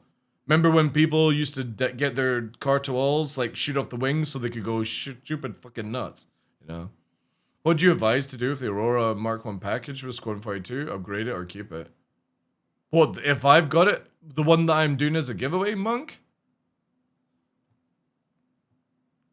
If you've got an Aurora Mark 1 package with Squadron 42 and you don't give a shit about the Aurora being a collector's item, then upgrade it. But you are possibly upgrading something that might be worth a lot of money in the future. If you have the ability to gift it to somebody now within the next 6 months. Because if CIG do remove it from the store, you could find that the package you're talking about go from costing you $30 to rebuy it with real money to over $1,000 in the future because it's rare and people buy rare things. My my Valkyrie Harbinger, the orange version of the Valkyrie, practically a useless ship in the practically a useless ship right now, literally goes for 1,800 on Grey Market. My Ravens, if I was to sell my account in the Ravens, they're over 2,000 a piece right now. And I have 2 of them. And they cost me $16 each. So, again, like, people pay through the wazoo for collector stuff. The question is, do CIG sell it in the future? Can you buy it back? There's so many variables. You have to work out, it's your money, your account. For me, I'm going to get one for myself because I like to collect cheap collectors. I don't like to buy expensive collection ships because I won't use them. But a cheap little Aurora that I'll keep. And I'm going to buy a second one that I might do as a giveaway or sell in the future. Yeah, I know, but that's what I mean. I would have to... If I was to get rid of them normal, I would have to sell my account. Which is tied to a Legatus account. If I was to sell my account right now for Star Citizen, I'd make probably about 10 to nearly 15 grand on what it's worth right now. From what I spent. If I was to sell the whole account. But then that's fucking TheDarkLaw GG'd, right? The SC one? What do you mean? Question mark. As long as you have a Mark 1 in the buyback, you should be able to buy it back at any time. No. They're removing them from buyback, dude. Scantus. They're removing shit from buyback now. The Q&A is up with all that stuff.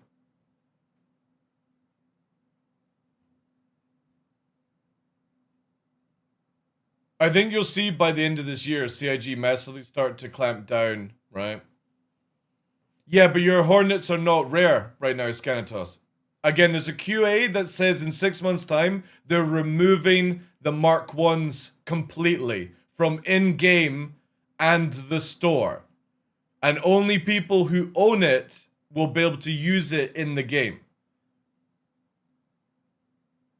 So they're getting rid of them, dude. They're literally going to remove them from the store. And I would imagine Hornets go the same way. Like I said earlier on, my bet is, alright, and this is just a little hint, a little fucking hinge in the background. I think CIG will sell an SE version of the Mark 1 Hornet this year and get rid of all the other Hornets. Again, the same as the Aurora. Because if they're doing it for the Aurora, they'll do it for the Hornet.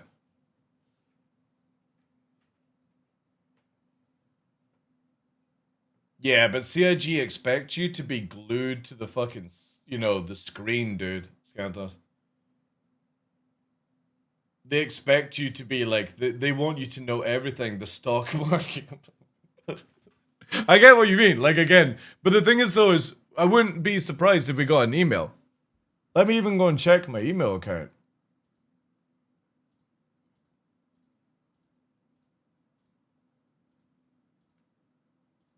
No, but normally they do that. Normally you get those, like, emails that come out saying we're fucking selling stuff, you know?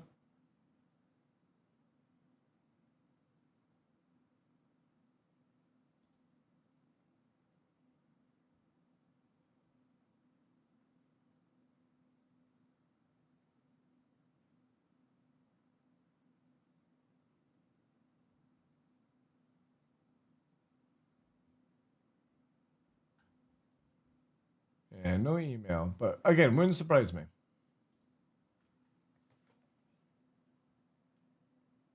A day earlier, yeah. Funding model is working. Keeps the game going. You can hate it all you want, but I don't know many companies that make $1 billion for a broken game.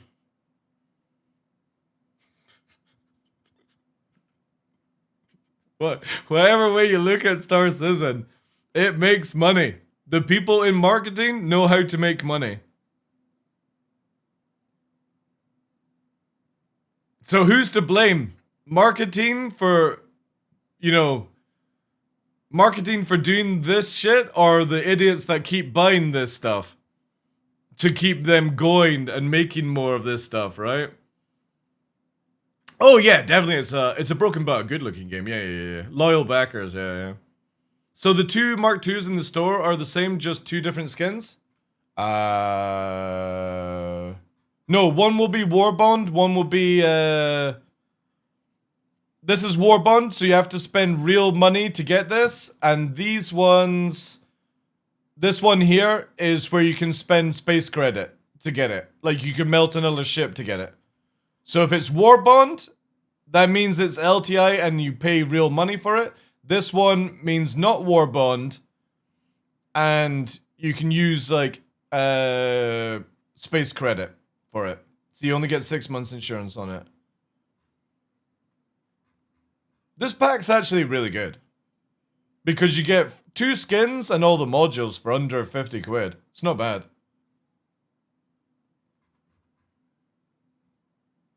Let me check my fucking hanger as well. Let me go here.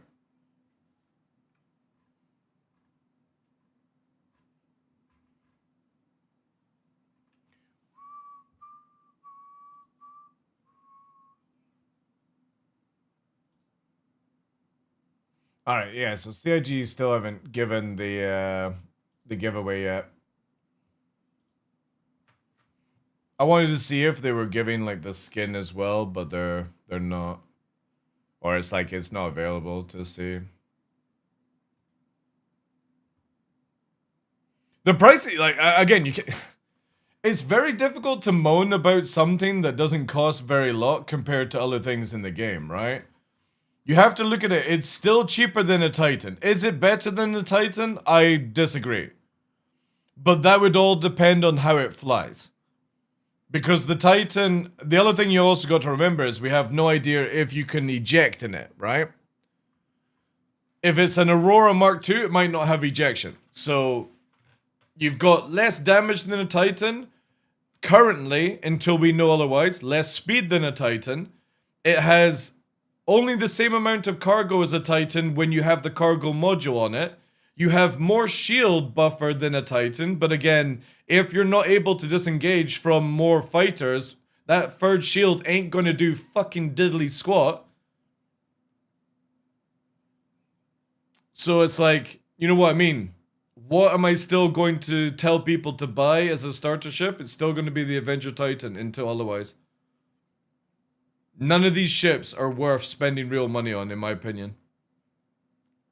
But if it's all that you can spend, yeah, it's not bad. It's not bad. Also, a good star pack? Yeah, again, you can get it here, right? The thing is, though, is you don't get any of the modules, though, for this 40 quid. So you might as well spend the 950 and get this. Fuck the armor. Who gives a shit about that? It's fucking crap.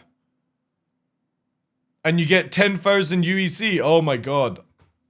I can make that by fucking rolling my face over the keyboard. So this is good, but you don't get any modules. You get an Aurora Mark II, a stock Aurora Mark II.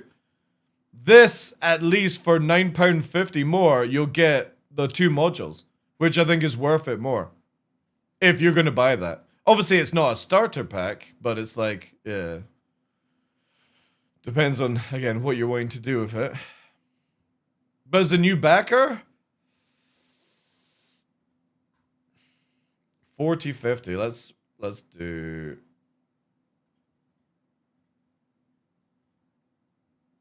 Oh wait. How do I get to this? Oh, there we go. Let's have a look, chat. Game packages. Yeah, dude. No, it's not. It's fucking terrible. For £10 more, you can get a lucky starter pack Titan. There you go. This ship does it better. You get a fucking armor set. You get 24 months insurance. That's plenty enough time for you to make money. Plus, you get better starter money. So, yeah. Again, it depends on what you want to do. I still think that would be the best pack to go for right now. I will always recommend the Titan if it has a discount. 50 quid or 40 quid. Shitty armor, better ship. This doesn't even come with modules. Remember, this has more cargo, more speed, ejection, unless we see otherwise, right? Oh, that's a standalone Mark II. It doesn't come with any modules. So you've only got 2 SCU cargo on this. It literally has less money, LTI, shitty armor, whoever fucking gives a shit about the skin, and you don't get the extra shield. So it's worse than a Titan at that point. And the Titan literally is giving the armor, the ship, 24 months insurance, which is practically LTI for anybody that plays the game. And who cares about in-game insurance regardless? And it's only £10 more. Better ship. Faster until we know otherwise. More damage. You know. Ejection until we know otherwise. And it can carry 8 SCU cargo without having to remodule it. That's a chairman's thing? No, it's not. That's a star pack, dude. This has nothing to do with chairman. Everyone should have access to these packs right now. I'll drop it in chat. You should all have access to that.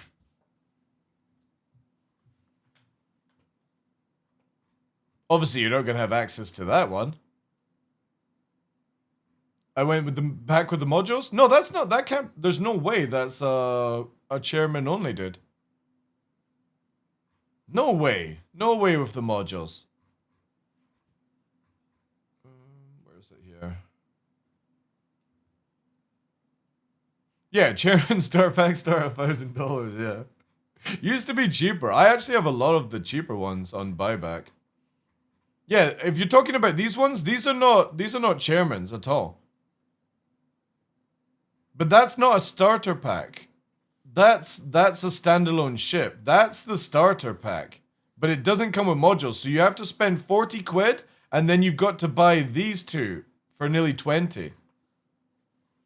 That's what I mean, is like, if you buy this, to get it to the effectiveness of a Titan, you've got to put another 20 in, or you just fucking buy a Titan pack. Here, look, for 10 quid cheaper. Those two are chairman, they have a cloud paint. Wait, so you... Oh, shit, yeah, I didn't even read that. Sorry, my bad. So you're doing it here. But that... Well, yeah, there you go, right? The bonus paint is you get the shimmer, right? Let's have a look. Yeah, so you get the shimmer scale paint. You get the 2 modules. You get LTI. Obviously, chairman gets the bonus skin, right? Again, if anybody's wanting these skins, let me know. I'll buy them for you at cost. £2.70. If anybody has a Mark II and wants a Cloudbuster and you're not chairman, just send me the money in donation. I'll buy it and do it right now. I've never scammed anybody that wants a chairman skin. And I don't want anything for it. Just give me what I have to spend to buy it, and I'll send it to you.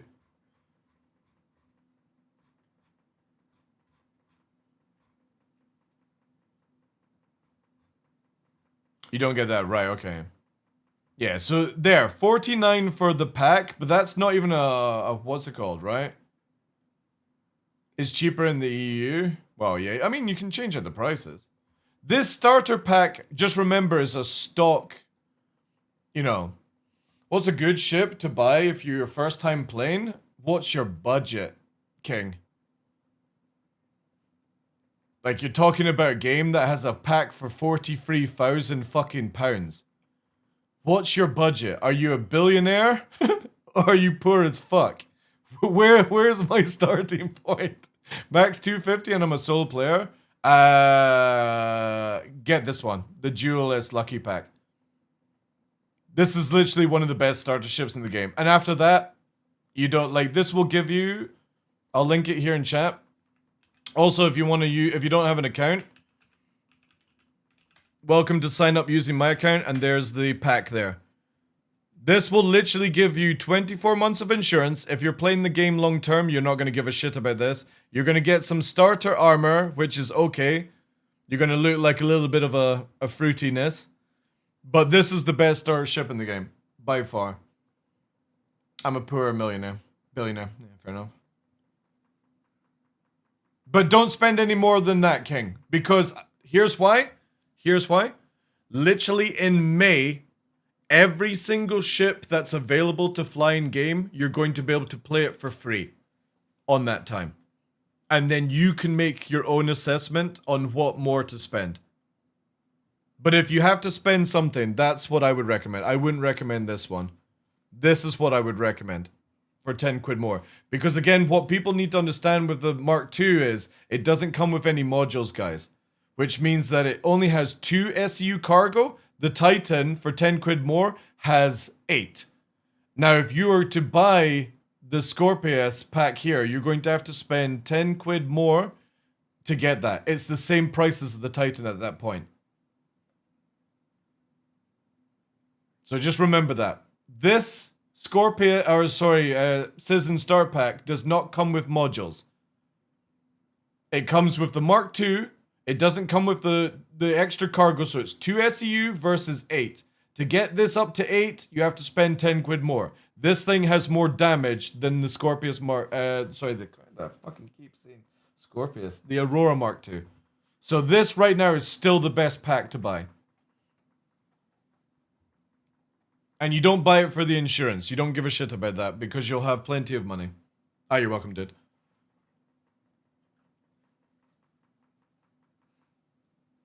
And it's funny they've actually got rid of all the other packs as well, chat. So that's going to be... That's the Aurora pack now. Look. They've not even got... Wait, they don't even have the Mustang pack.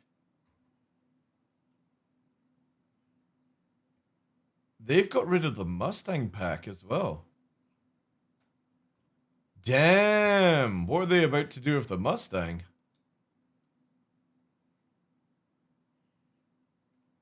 Mustang Mark II? Well, dude, it's not here. It's Aurora Mark II. No more Auroras. Then it goes to Titan. Obviously, that's on a discount, so that's going to change to normal Titan pack.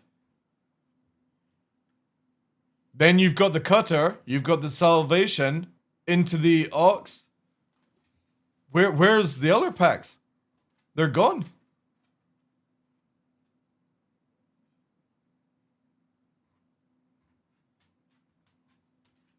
Are they on the standalone? Yeah, they're on the standalone, but they're not a pack anymore. They're probably not making any sales on these as packs, and that's why they've changed it. Or they want to make more money, I should say.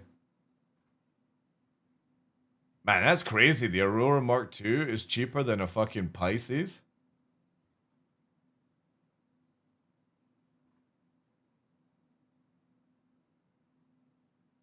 Cheaper than a 100i?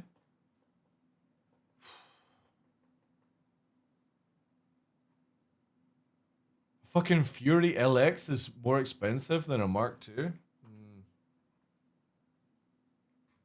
Anyway, for game packages, that's what I would recommend right now. However, CIG do like to bring out, like, interesting ones for IE and Sitcon, so maybe there'll be more.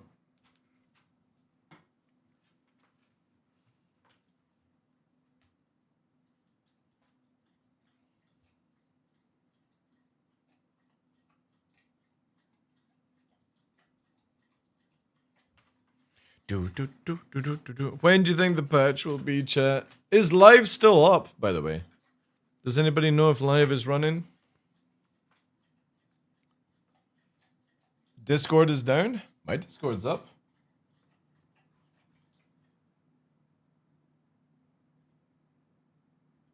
Yeah, mine's alright.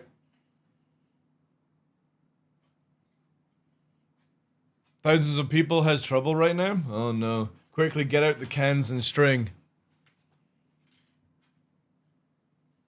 What are you down there for? That's a new place for you. Status says operational.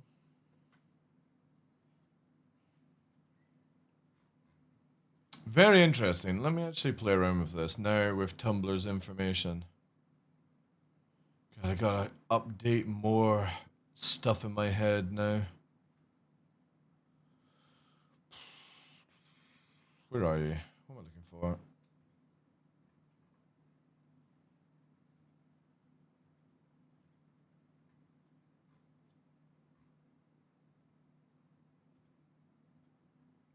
Oh yeah, it does now. Okay.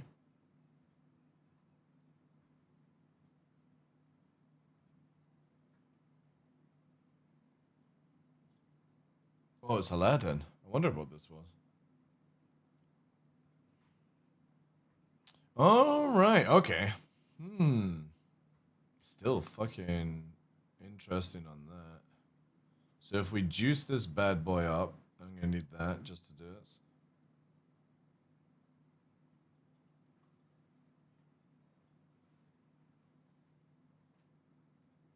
This fucking stupid system.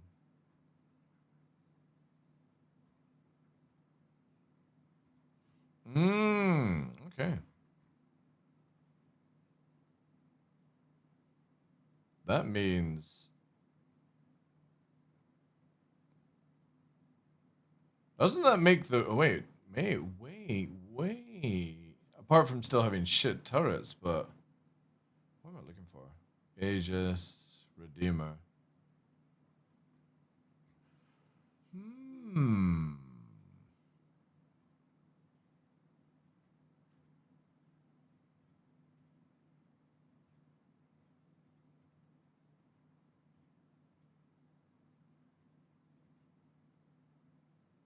Fuck's sake.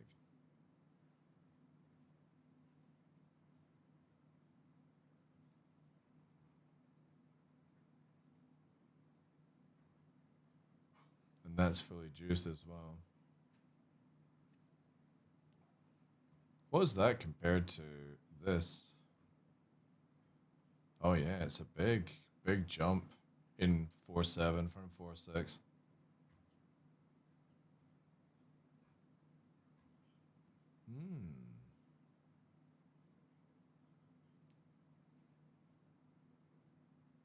Fuck it, my taxes come in, I'll just buy this Praetorian pack. Yo, dude. You got a spare 1,000? I need to get my aircon fixed. If you're going Praetorian, go to the lower pack down just slightly, and you know the rest in the account, right? Hey, Mod, you didn't did. Yeah, that's interesting. That actually does make the Redeemer a lot better now, but the problem is the turrets still suck. But yeah, and what do we have on this thing here? Where are you?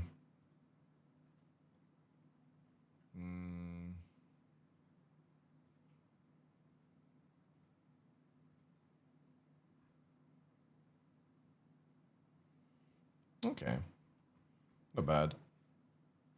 Deemer is a lost cause. If it again, we tested it out, and it flies really nice. The problem is just the turrets can't keep up with anything. We had it on the ground 90s with a non-corkscrewing arrow just going around very slowly without afterburner, just like this above it, and the guns couldn't hit. And it was only 1,000 meters away. It literally couldn't hit. It wouldn't do shit. And that's a worry. So it's like, if CIG fixed the turrets, I think the Redeemer would be a really good thing. Breakneck ballistics. 1,000 meters away. They just couldn't do fucking anything. Dude's just going, non-afterburner, just around like that. The turrets wouldn't fucking track at all. Guns just wouldn't do damage. It was so sad.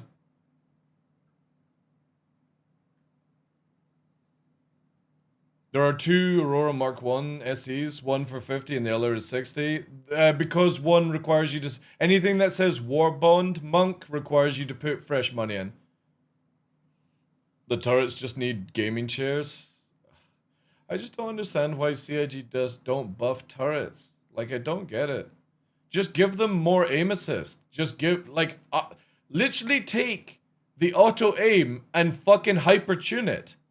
I don't understand why they're so scared to do this with turrets. Just give it fucking ridiculous aimbot aim and be done with it. You can balance it on the speed it turns and stuff, right? But just give that shit gibbing AI. Every ship just needs a range, rotation, aim, etc. stat that gets added to their turrets. The turrets already have it, dude. They've got auto gimbal.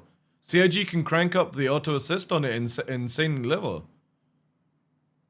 They do the rotations, but they won't upgrade the aim assist for it to be like god tier fucking level of it. Just, you know, and they don't upgrade the speed or anything, you know.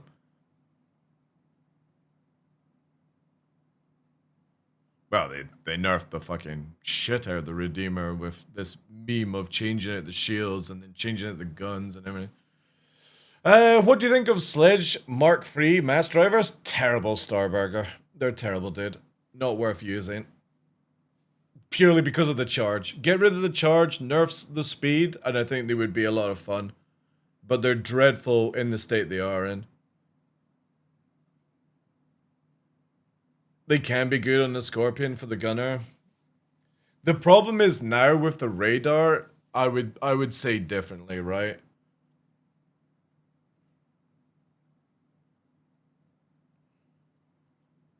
They nerfed gun size for Paladin and didn't bother making the rotation speed. Wait, they nerfed the Paladin?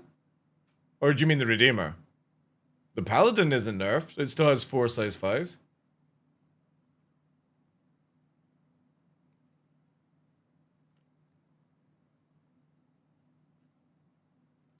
Yeah, mass drivers are just not worth it because you need to be like super cracked to fucking think about the charge time. Like if they had a charge meter, I think they would be really good then. But the problem is you're playing a fucking audio guessing game. And if the server lags and you hear differently, yeah, it's like they're a pain in the ass to use. I think CIG should just go back to the old way of doing mass drivers, you know. Just make them where they're trick shot capable, lower the damage, whatever, right? It's the whole charge. It's the same thing with the Ion. It just didn't work. The Ion charging was so shit. And now they've made the Ion gun actually really good. The other thing as well, they could take away the charge and take away the aim assist of the guns. But obviously you would have to make it where the gun fitted to a gimbal disables the aim assist on the gimbal. Then mass drivers would be amazing. You would have an insta trick shotting weapon that requires high skill. How they make the Ion gun good is just 25 shots, regens really fast, good damage, good consistent bang, bang, bang, bang, bang, and it doesn't have any aim assist on it. So you have to be really, really cracked to hit fighters with it. Just makes it perfect. They could even up the damage a little bit, but I think it's got a good, like, what, 5-6k volley? And it's bang, bang, bang, bang. It's not just like bang, bang. It's fucking bang, bang, bang, constant. They're nasty against big ships, and especially with in 4-7 where they've got a little bit more resistance to light fighters, and they don't die in a fire. They're quite scary now. A good Ion pilot is going to be terrifying. I got ganked in 4-7 by a glaive. He had a massive advantage on me, got my shields down. I turned around and free banged the motherfucker. He had so much time to kill me in the fucking Ion, and I could turn around and gib him. Beforehand, I don't think you would have been able to do that. Now I feel the need to rewatch, dude. Here you go. You can have another one.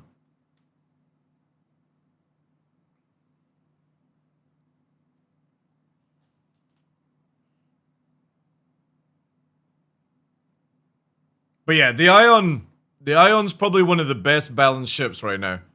And CIG just need to take note. Get rid of fixed assist on weapons that are meant to be scary. And you could do that with mass drivers. Make it where you can't fit mass drivers on gimbal, and you've got to remove the gimbal to do it. Which would be amazing. You could then have a high speed, No charge, high damaging weapon, but you need to be fucking 100% accurate or you can't land the shot.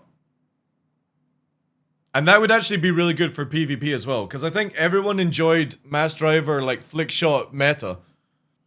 It allowed you to sort of, like, side strafe, up strafe, around the fucking shots. It felt really, really good then. Do I intend? I kind of was going to, but we're now coming up to 8 o'clock. I've been on for 8 hours. I'm like, is this going to be a fucking early morning shit? I don't know, man. Like, I probably just... I've maybe got like another hour in me. But I'm just talking right now, like, there's... Because I can't even go and fucking, like, test out the Aurora, right? So it's like, just sitting here twiddling thumbs.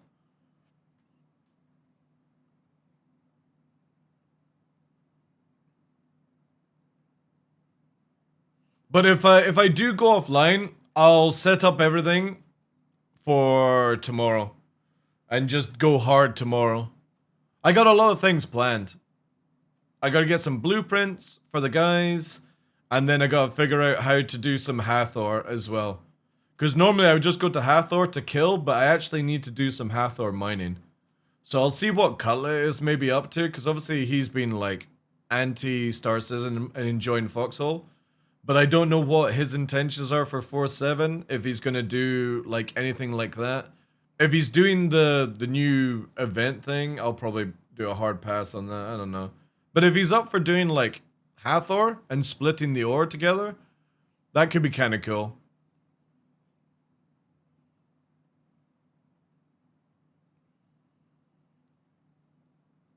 But again, I don't even know if he wants to play 4-7. I've only been lurking in his channel. I didn't really want to depress him by asking him 4-7 questions. And obviously there's no, like, the idea of playing with the fucking simp creators, just no way. Not a fucking way. Wasn't the 4-6 drop like 12 AM or something? If I'm one ahead. I can't remember actually. Normally when it's patch day, I play the next day anyway, Cypher. I was just kind of hoping that because it was already RC2 and it was working, it might have gone out early, but I guess CIG have like a schedule, you know.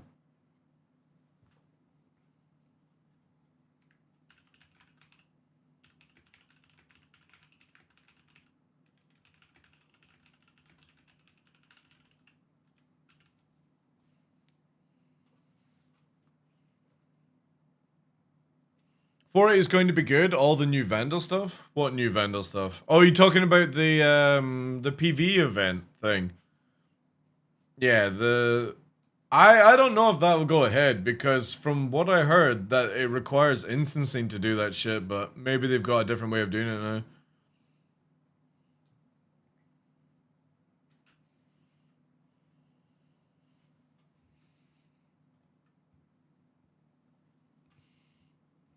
Skip 4-8 if there's no loss.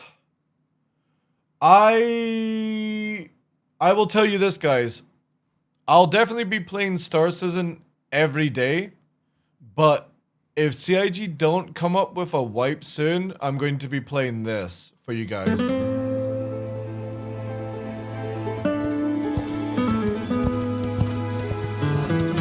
Cowboy Awakening.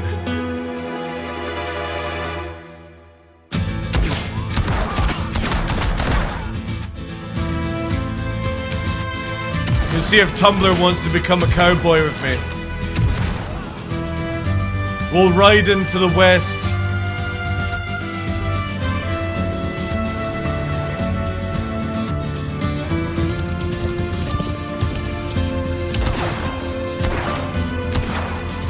It's basically Dune Awakening, but Western, with PvP zones. So unlike Dune Awakening, you walk into a PvP zone to try and get the rare loot, and you're on a timer, and if you get out of it, obviously you can't be shot. But it's, you can build bases in the PvP zone, and you can like set up markets and stuff like that, but yeah. It's called, Legend of California. And it's made by ex-Blizzard devs, and they literally did a stream. I'll give you guys this if you want to see it. This is gonna blow you away regardless, right? See this video here? This is a 10-hour stream by the lead devs playing the game whilst fucking streaming and doing dev work behind it. 10 fucking hours of playing their own game and talking about it. Who else can fucking do that shit? Could you imagine Chris Roberts spending 10 hours playing his own fucking video game and digesting all it? No, he couldn't. These guys are fucking, like, well, 100% behind this game. Connect these different rooms, choose different rooms. Because again, 10 hours, go for it. They've got a quick flick here. They did a 5-hour podcast as well, talking about their game. So yeah, like even if it's not exactly what people think, I'm still gonna back it because this is the shit I want to see.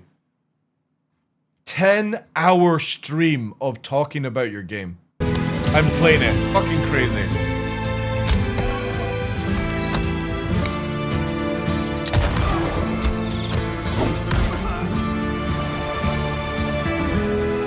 Yeah, I have, yeah. I've also gone, I've gone through my team that does NDA, like when I sign NDA work, like I did for Dune and other things like that, and asked them if they can get me in on the NDA stuff.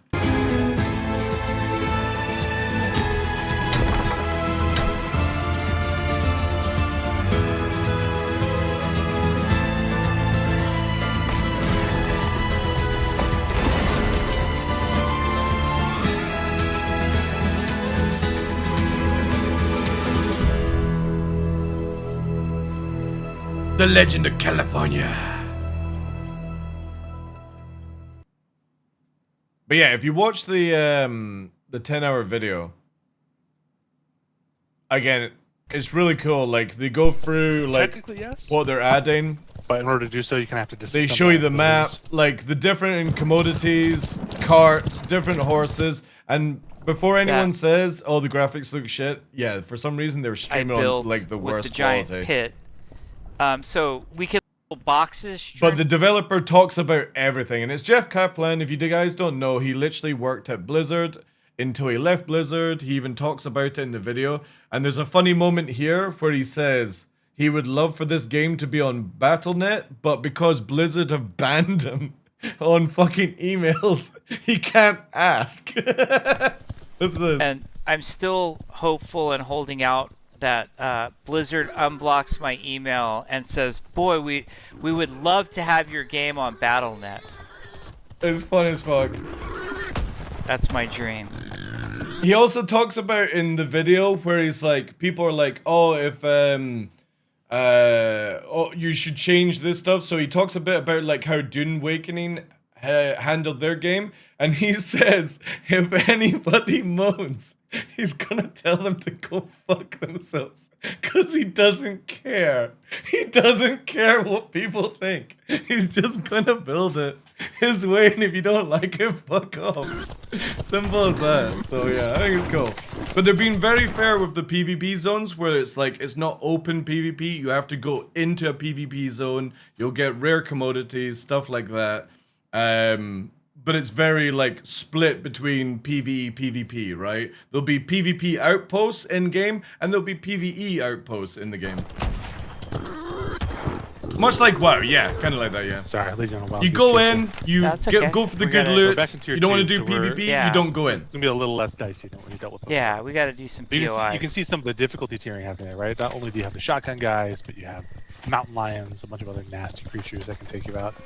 And again, all the textures can be upgraded and stuff. It's just basic shit. Just to let you guys know, there's like literally 2 map designers working on all of this, and then they've got 4 people doing the artwork. It's like the smallest fucking team you could think of. I think it's like under 15 people are working on this game. This is the foothills of Shasta. But the thing is, though, with the combined shit from like all the games that they've worked on, they have some really fucking good amount of developers.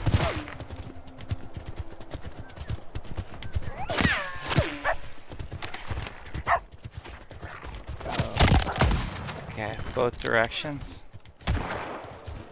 Let's take these out. Oh god. Okay. Okay, one going down. The sun's in my eyes. I know, right? Need to add some Django glasses. Django glasses. That's a good movie. I like Django. Okay, good. Oh shoot, I'm out of bandages. Whoops. But yeah, got PvP, PvE, different zones. Mining looks really good, where you actually have to like mine And into a then mine. it's all over. Let me see if I can skip it there. She's got this person. Like here, right? I'm more on.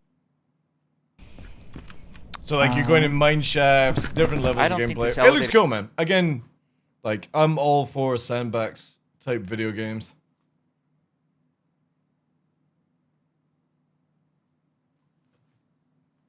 But absolutely blown away that a lead developer would spend 10 hours playing the game, bug faulting whilst live, and just literally anybody asking a question. And a lot of people were asking like, they were saying it would be cool if this was in the game. And he was like, that's a really good idea. I'm just going to write it down. And you can fucking hear him going, writing down on paper.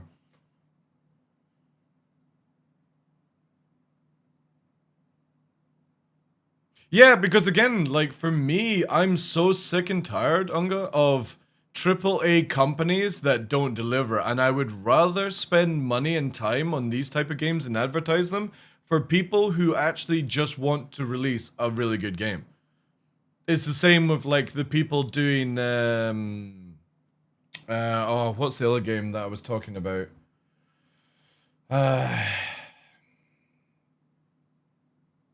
Fuck. There was another game I was talking about, and it was like the same sort of scenario. No, not Subnautica. Does it have horse armor DLC? They did say you could upgrade your horses and saddles and stuff like that. A bit like, what's it called? War Dogs, that's it. War Dogs, thank you. That's it. War Dogs is the other game that I'm massively backing this year because of how it is. Have you checked out Out of World? No. No. How you doing, Pippi... Free Pick Ponycorn? What a fucking name, dude. 30 hours? Yeah, 30 hours is my maximum stream time. I don't think I would ever want to do any more. I was like a fucking zombie after that. Yeah, War Dogs, Legend of California, Fable. These are all the games that I'm backing this year. I'm not doing Crimson Desert. I'm not doing anything Ubisoft. I'm not doing anything Battlefield, Call of Duty, none of that. These companies just don't deserve your money anymore because they just keep producing shite. And I'm bored of it. I'm bored of advertising shite games for people. And then somebody's going to be like, well, why are you doing Star Citizen? It's like, well, because I actually do enjoy Star Citizen. And it does have potential. It's just, well, Chris Roberts. That's all. Aurora's now a light fighter. We'll wait to see what the speed is. 225 is not bad for non-afterburner boost in atmosphere. But if it doesn't have good forward Gs, it's going to die in a fire.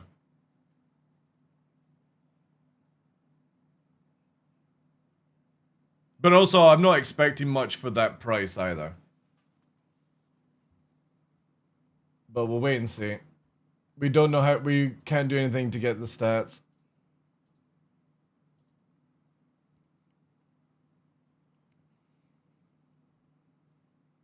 Gonna do a cracker of a giveaway though today. It's gonna, or not today, sorry. This month. I just need to get it all booked in. Yeah, if you like single player sandboxes, Crimson Desert looks good. For me, if it was multiplayer, like you know how there's free characters, BB? If you could be the host and I could play one of the other characters, because if anybody doesn't know, you can literally, in Crimson Desert, when you unlock all the characters, you can make them spawn on you and fight with you when you're doing stuff. And then for certain things, you make them despawn. I don't understand why they couldn't have made it like hostable multiplayer, where I could have jumped in as one of the characters. If you are allowing that already in the single player game, multiplayer would have been fucking sick. And then I would definitely get the game, if you could do that. knocking a tree on it. Also, I saw that if you defeat the first boss in the game, like, it still fucking kills you. I don't like that. But then that's very Dark Souls as well. Dark Souls, you could defeat the first boss and it still would push through.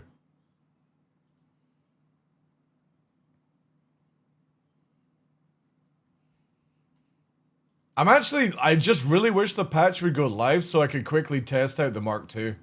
I don't give a shit about anything else because we can start doing that tomorrow. I just want to test the Mark II. It's part of the tutorial? What, for Crimson Desert? I did watch a video of somebody who's mastered the combat in Crimson Desert and holy fuck, the dude was literally teleporting around and doing shit and it was just like, what kind of fucking game is this?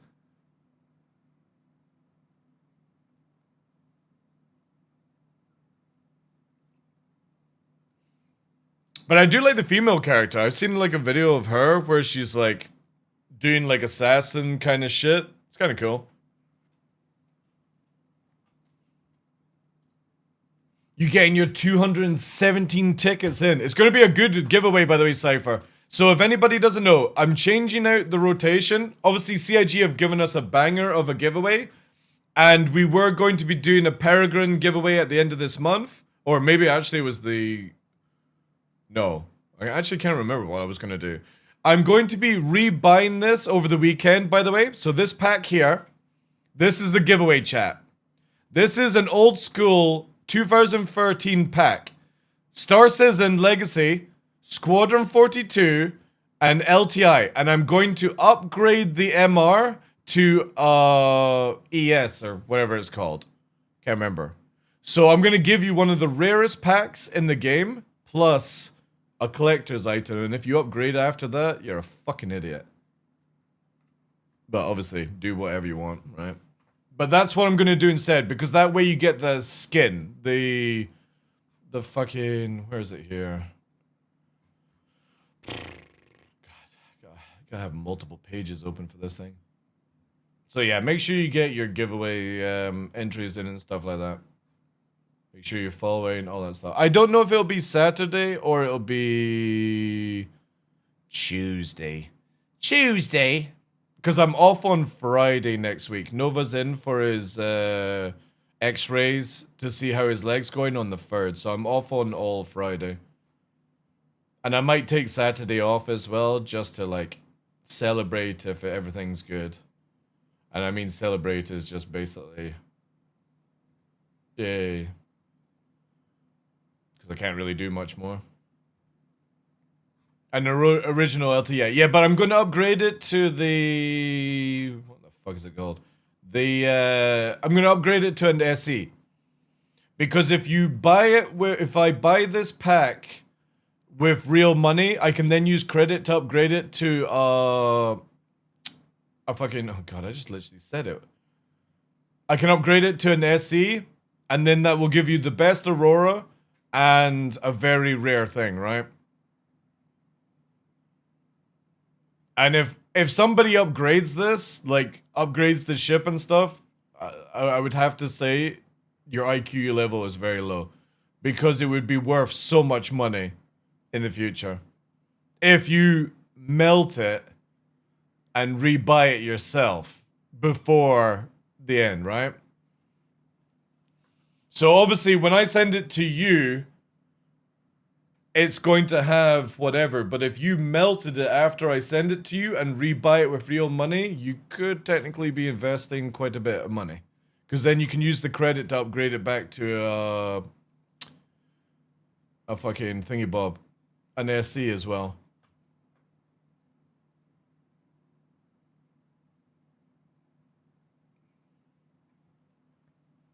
Because those will go for a lot of money if CIG actually follows through on not selling these ever again.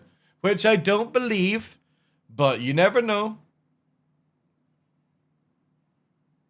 Are we ready for 4-7? We are, but if it drags on any longer, I'm going to leave.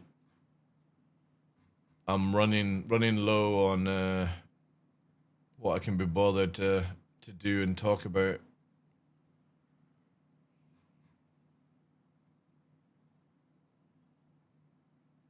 There'll be an RSI day at IE, and they will sell it again, pretty sure.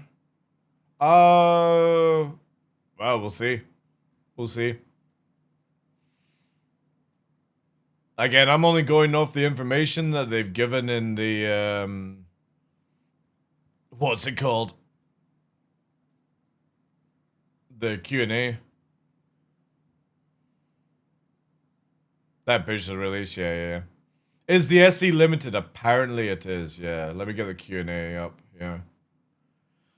So this is just for anybody that wants the information. The Aurora Mark 1 right, so this is one of the things that you need to listen to. Will the Aurora Mark 1 series still be earnable in-game? While the Mark 1 doesn't disappear from in-game and web shops for another 6 months. So in 6 months' time, they are removing everything to do with the Mark 1 off the website and in-game. And if only you own one, will you actually be able to use it? Now, they'll probably make it where you can get a Mark 1 in the future from doing some stupid fucking storyline or something like that. Yada, yada, yada. Whatever. But we're always considering interesting ways to acquire rare in-game items for now. We're keeping the doors open, yada, yada, yada. That's the first thing. The next thing is here. How do I earn my free separation paint? You have to have any Aurora in your account, not on buyback. And there we go. Then they have it for the SE. They said, I think on the actual SE page, they said this is a one-time sale kind of thing. Again, I will believe that when I fucking see it, right? I'll believe it when I see it. So it says here, farewell is the paint. There's the parting paint. And collect them all. Where is it here? Where was the thing that said it?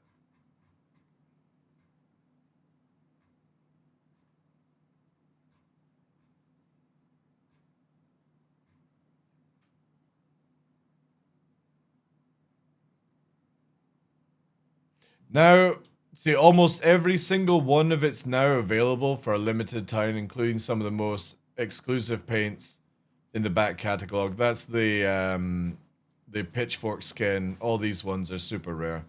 Where is it here? Where was the mention about the SE is like fucking limited?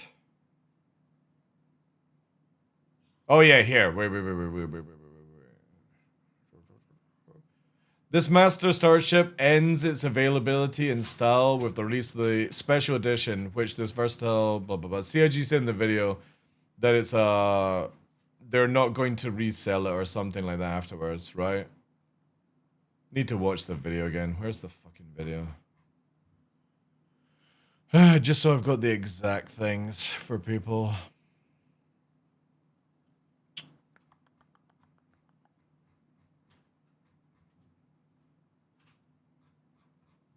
So the RSI Aurora is the quintessential. It's the gear wings. Do variants or do modular. Mark II and then cargo on a drop lift. Bigger, like a. So if you ever, you have the nice PC space. You have the very functional. Some green one. Alongside the Mark II Aurora, we also wanted to celebrate the Mark I Aurora, and for that reason we decided to introduce a 6th special edition variant called the Aurora Mark I SE. So the Mark I Special Edition is really our sending off of the Mark I. It's taking all of the best elements from the different Mark I models that we do and combining them into one.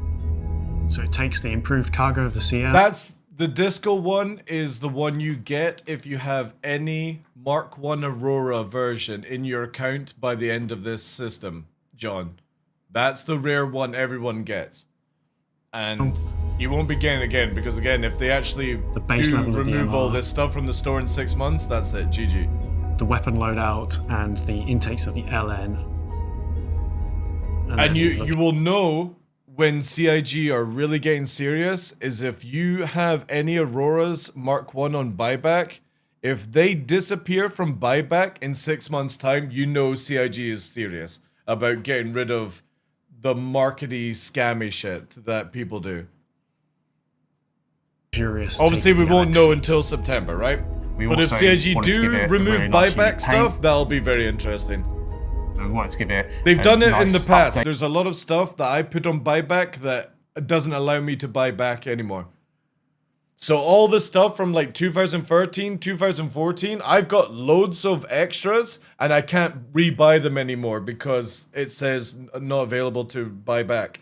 And that's in my buyback list at the very bottom of it. So like 2013, 14, 15 stuff, I can't buy back anymore.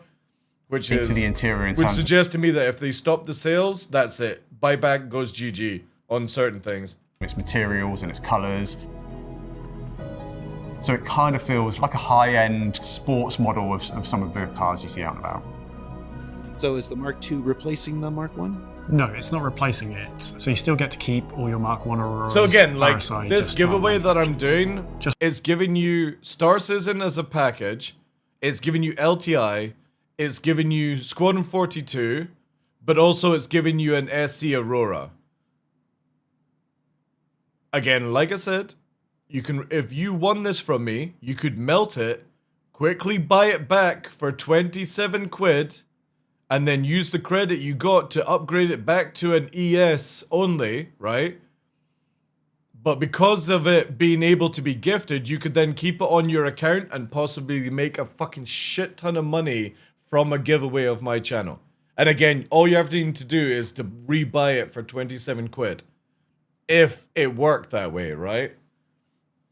I would imagine it would be. But obviously, that's whoever wins that, that's just my advice to you. You could be sitting on a nice little fucking juicy earner for just being part of the channel. I mean, one could do that, but one could also just enjoy the thing. Oh yeah, well, you do whatever the fuck you want. I'm just telling you you could make some money in the future off a giveaway from me. You're not gonna get a better deal than that on anybody else's channel. That's a juicer right there. Because what I'm gonna be doing is I don't need any more of these packs in my life. I'm gonna buy a standalone Mark 1 thingy bob. This here, sorry. I'm gonna buy this instead.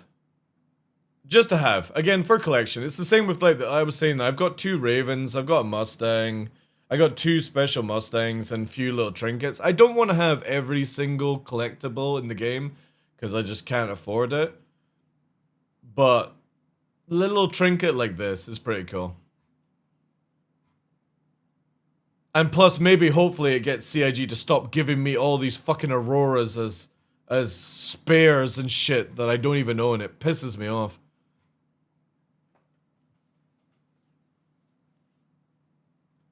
You're going to have to be part of the stream, Pippi. Pipcard.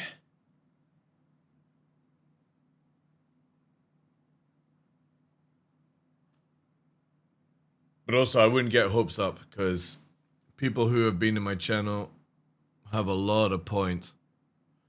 A lot of points. However, it's not all the giveaways. We've got plenty of stuff. CIG have given me a Mark II to give to you guys, so that'll be probably next month. Or I'll give you a choice of like Peregrine or something like that. Imagine what they could do with a possibly modular Titan 2. We've already talked about it plenty of times in the channel. Mark II Avenger with the ability to swap out the back end with EMP or cargo. That would be so sick, man. That'd be really, really cool. BB's got 177 entries. May want to fucking cash in.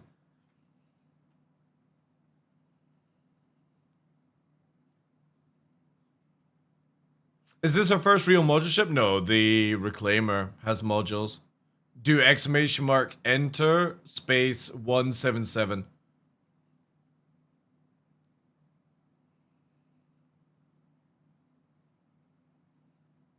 Basically, whatever you have on points, you can convert it to entries. We have a 1-to-1 system. But the cool thing is, because you're a fucking subscriber, you got 50 thanks to me. I reward my subscribers. First time you enter, you get 50 extra. I'm so generous. Because again, this giveaway system's so legit. You don't get a percentage chance if you're a subscriber. You just get more entries. But you don't get like oh, you got 10% chance of winning. No. You got more chance of winning if you're here. Even Hans Zimmer is telling you.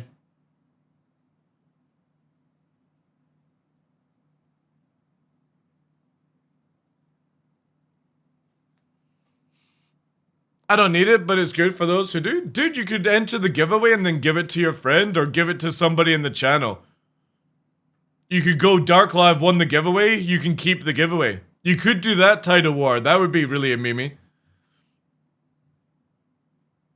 Imagine that. You win the giveaway and say TheDarkLaw, just keep it. Watch how many people would rage. Kick the fucking tables. Punch their monitors. All for your trolling benefit. SE is already in PTU? Wow, it's just a fucking Aurora. Who cares? Oh, I only care about the Mark II. The Mark II won't be. It's not in the files.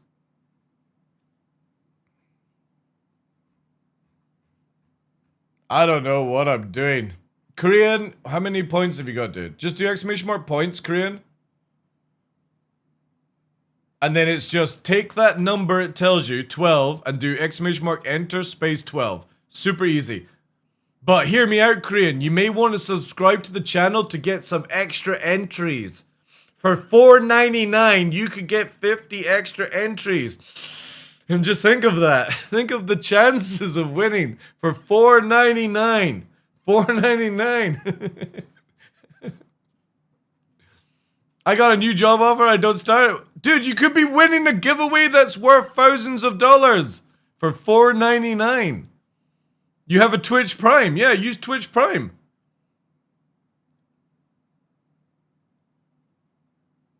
Buy. Yeah, exactly.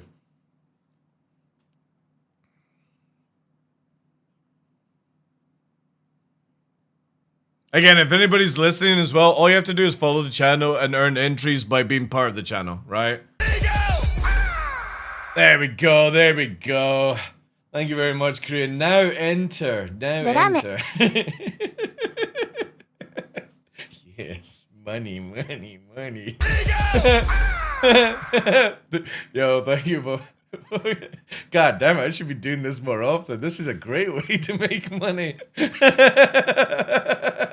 Attention, type 1 in chat to unleash the party train, or type 2 to cancel. Man, thank you for the prime as well, Describe the next song in chat. You know what I'm gonna do?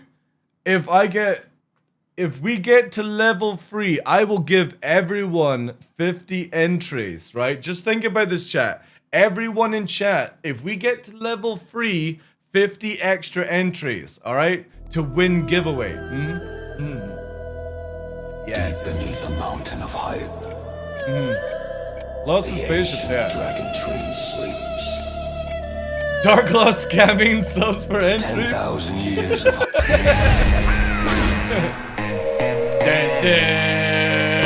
Starburglar, thank you for the prime 37. Oh my god, I'm getting primed. 4 primes back to back. The AI is cooking, and I'm being told it is going to be a banger. It's going to be a banger. Keep the train alive for 3 minutes, everyone. Let's see what it's going to tell us, chat. Lord, subscribed, becoming the top supporter. TDL is learning. Dude, who do you think taught CIG? You forgot. I think it's watch time or followage or something, Mr. Beast, for that one. I can't remember. I think it's followage or something. Remember, guys, level 3 hype train. Everyone gets 50 extra entries.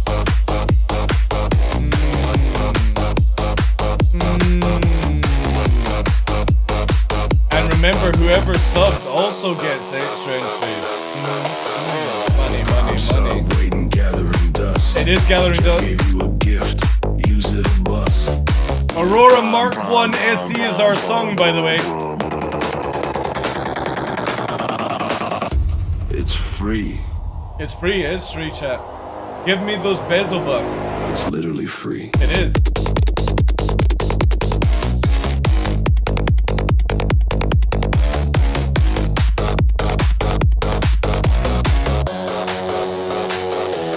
Use your prime. Yeah, use your prime. See, look, I got all the scam. I got a scamming AI bot now to help with my scamming. Bezos gets paid whether you sub or not. True. Might as well send it. Give it a shot. Yeah, bring it in, boys. Come on. Give me that prime. Bezos.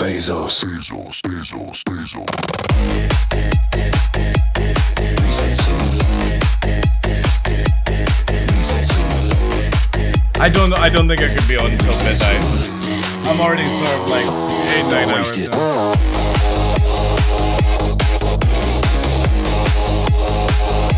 Don't waste it. Did you already get the Mark II? No. CIG or let me give Money away. just sitting in Bezos' pocket. Redirected here, just unlock it. Zen getting that prime. 2 minutes left. Song is ready for the next level. 2 minutes left. Zen Viking. Subscribed. Use it or lose it. Use it or lose it. Time remaining 2 minutes. Remember, it's gotta get to level 3, chat, for those extras. Bezos is waiting. I smell those basil bucks.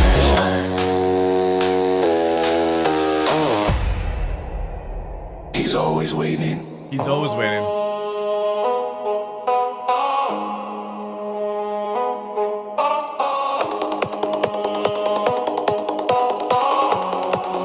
Is Bart on your side?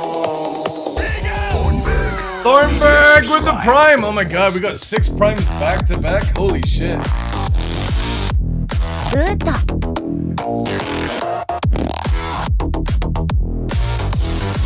Thank you so much for that, dude. Appreciate that.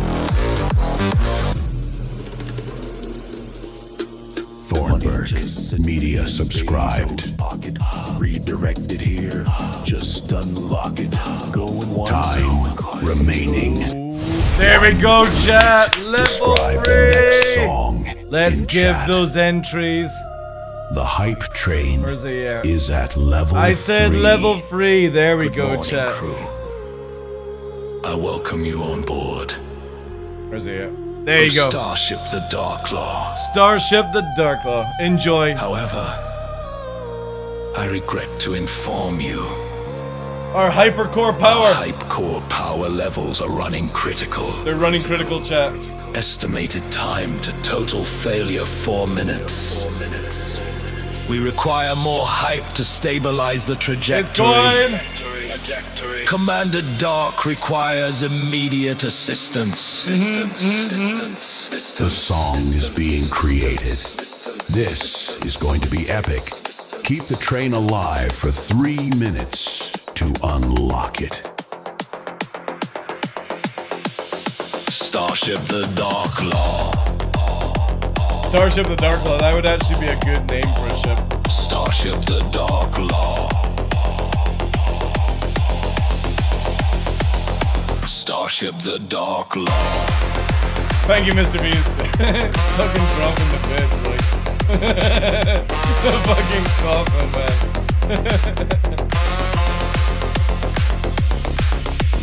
Reroute the power. This is the hour. I don't. Oh, wait. Is it in the scene? Give me a sec. The TheDarkLaw can Let's see if I can actually do the meme. Heroes rise tonight, burning in the light. Look at where we're at. Poggers in the chat. Ooh, and Cody not happy. I need to set that up for next time. The music isn't in the scene that I was going to look at.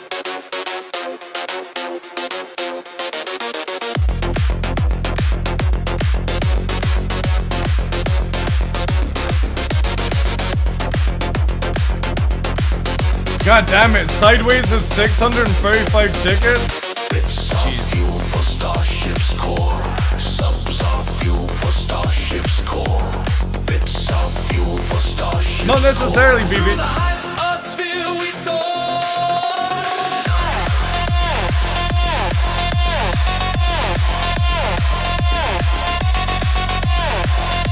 Thank you for the live stream, guys. Memes aside, that's a lot of primes. Holy shit. I don't think I've had one, 2, 3, 4, 5, 6 primes back to back. Remaining 2 minutes. I was gonna visit my mom on Mars, but Commander Dark needs me. What? F in the chat for my mom. What the fuck? No, not your mom. F in chat for somebody's mom. Across the galaxy we ride. Commander Dark. What is the giveaway? It's a juicer. That's all I need to say. It's a juicer. Train across the stars.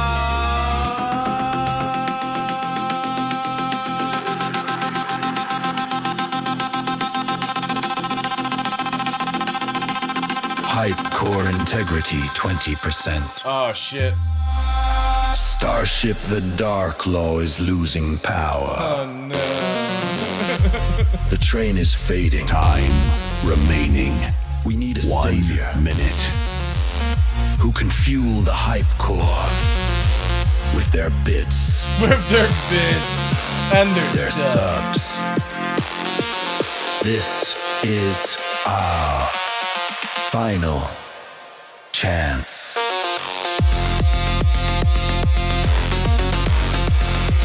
Thank you for the Gandalf, dude. 30 seconds. Time is running out. Cable X, come in with the 500 bets. Oh, we gotta hit that 4. Cable X cheered with 500 bits. Thank you There guys. is only Appreciate that, Graham. 12 That's crazy. seconds left. I'll go over the giveaway once again, but obviously, like... It was at this moment that you knew. Grenna Fudgid gifted 5 subs. Right, well, I'm not and going has over the taken the giveaway. crown from Starburger Lord. The hype train is at level 4. I'll see you in 4 minutes to describe the giveaway again.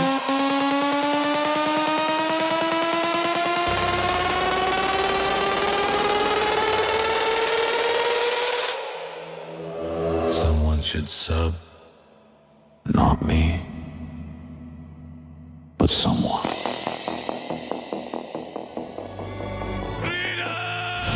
Oh, for fuck's sake! Kill the X cheered 2000. with 2,000 bits and has taken the crown from Grenna Foot. Oh no, Grano got knocked off. The hype train is at level 5. Thank you for the 2K bets. Thank you, Gren, as well for the 5 subs. We're eventually gonna get to describing the giveaway. They're watching. They are watching. Always watching. I'll put it on screen, chat.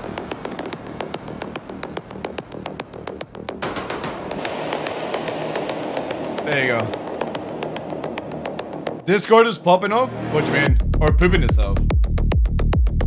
Gandalf is hiding the giveaway, there you go. But obviously you've got until, I'll probably do it either Saturday or Tuesday next week. Because we always do like end of month, right? But I'm gonna do a juicer because CIG are doing stuff right now. So whoever wins this will be able to get that disco skin, and I'm also gonna upgrade it to SE. It was at this moment that he knew. He fucked The up. hype train is at level 6. I appreciate that, Choo Choo, but I'm just going to now Gather suggest to round, people young to maybe chatter. stop Choo because I X. actually do need to go to the Drop toilet. to payload of 10 I've not been to the subs toilet before in the 8 time hours has 50. taken the I'm crown now at that from limit. Cablix. Before the first bit was cheered TDL into scam existence. subs. What? What? I don't when scam! The first trains began to die. I don't scam! The ancient chatters grew desperate. They did grow desperate. And so they channeled all their hype. They did.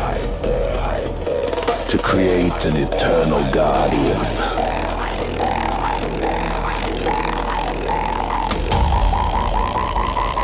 I don't scam subs!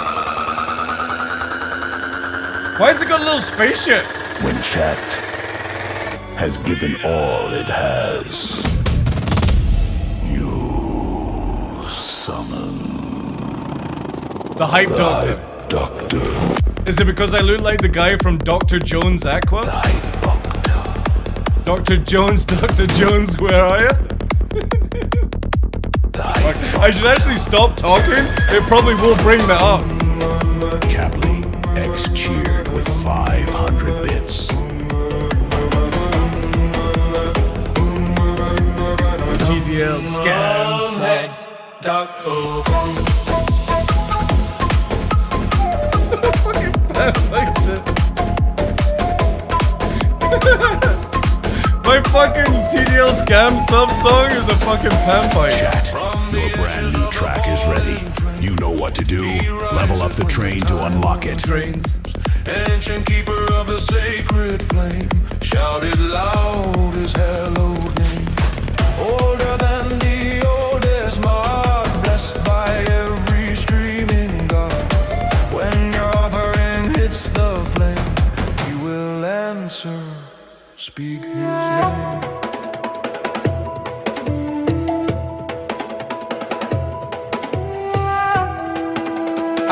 There was one stream I actually cosplayed as Uncle Fester with Aurelia, who was Wednesday. I wore makeup and Nova was very judgmental. One more voice to chant his name. Come hyper dark, come. Paint your face and join the dance. This is it, your final chance. Hype train is about to crash. Ancient doctor needs our cash. Give me your cash! Makes the dead train sing. Give the train your everything. No, I think it creates songs and you can make them play. So the one to play, you can choose TDL Scam Song if you wanted to. But you've got to use bits to do that. It was at this moment that he knew. Gifted a sub. So now if you type shit in chat, like type Chris Roberts. Describe the next song. Something, I don't know. Whatever. It'll figure it out. Just drop. They said I was learning from Sig. No, Who do you think taught them everything? I got all the scams. Fuck's sake, stop listening to me! Vault now. 50 extra entries. Fuck. It's listening to me! No! There you go. No refunds.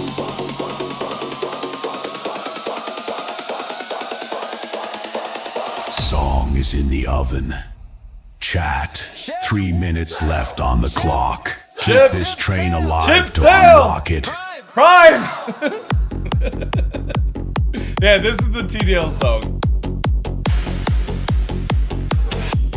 Mr. B's doesn't have enough ships. Still needs more. Whale gonna whale. That's the law. Mr. Beast gets outed. BB-8 screaming in the chat. Spaceships, look at that. Glitch, you dropping bits like this is fine. LTI.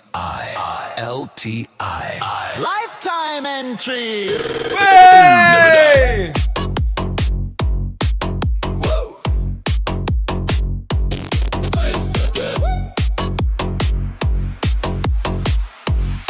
Thank you again for all the fucking hype. Holy shit. Rhymes up for the vault, gifts up for the salt. TDL's the boss of the ship, sell cost, Thornburg Media. TDL taught CIG is the next song? What the fuck? Job on. It's fucking RT Korean gamer for getting a new job. It's a feature.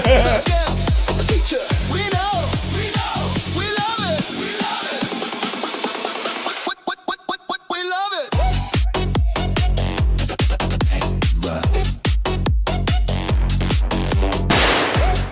God damn it, Sideways. Sideways C. Taj cheered with 666 bits. Expires never. Concept sale. JPEG forever. JPEG forever, boys. Coming soon. The ship has 3 more guns, 0 cargo, and cost more. Sold out. Man, I need to stop talking when this thing's active.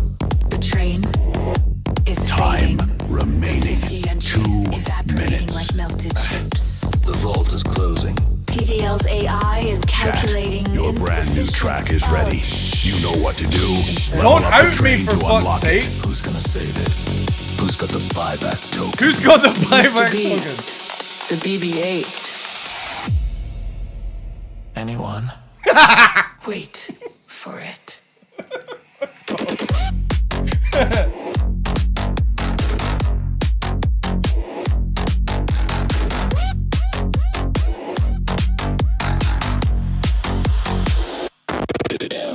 Melt it down, buy it back, melt it down, bring it back. That's the cycle. Yo, thank you, dude. Hello, Appreciate I am it. from the Vault and I have Cavly questions. X cheered with 2,000 bits and has taken the crown from Chuchuk's known. Still. Time remaining 1 minute. Thank you so much for the bits, dude. Appreciate that. If we get to the next level, you would hear TDL Top CIG song. TheDarkLaw's master plan revealed. Sub 4 entries. Shut up. Perfect Shut deal. up. Everyone Shut the wins. fuck up. Everyone vibes. Scam economy. No. Community pride. No. Ship sail. 30 seconds. Don't tell them, please. Time is running out. Don't tell them my secret plan. Store credit gets you less, but either way we take your subs. Type 1. Thank you so much, guys. God, I can't wait to go to the toilet. There is only 12 seconds for left. fuck's Describe sake. the next song in chat. The hype train is at level 8. Oh my god, and Glitch just dropped fucking 5 as well. It was at this moment that he knew he fucked up. Glitcho gifted 5 subs. TheDarkLaw. Mr. B as T cheered with 1,700 bits. Guys, I need to go to the toilet. They say I'm please. learning from CIG. Shut up! They say I'm copying the masters of hype. They say I'm just a student watching the pros. But let me ask you, chat, one simple question. The chat has spoken. A brand new song Who do you is think on its taught them, way. chat? Keep the train alive for 3 minutes to unlock it. A song This about is Dark Law going to needs be to go epic. to the bog. No, fuck off. I need the toilet, please. No, BB, no. Chat, I may actually have to go. We are on emergency warning now. The BB-88 cheered with 420 bits. Scam Professor. There are 8 Don't say I'm a scam remaining professor. until all-time hype train record. 13 rare as they come. Melt it down, buy it back. Upgrade path, now that's a juicer, that's facts. LTI. P-hole hostage, no! No, critical to aim is set. No, no, please. TheDarkLaw Master. No, please, no. Grenade cake getting 5. Choo-choo storm 10 deep sideways, 2 gliding engines. All aboard Scam Express.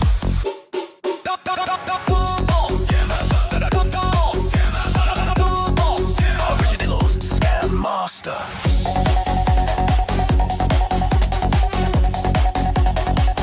I'm the original scam master, chat.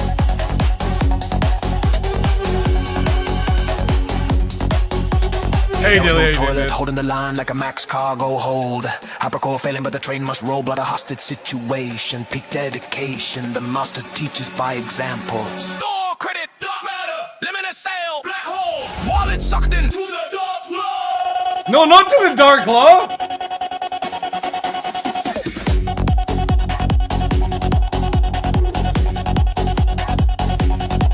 Time remaining 2 minutes. Is 4-7 happening? Probably. The train is fading.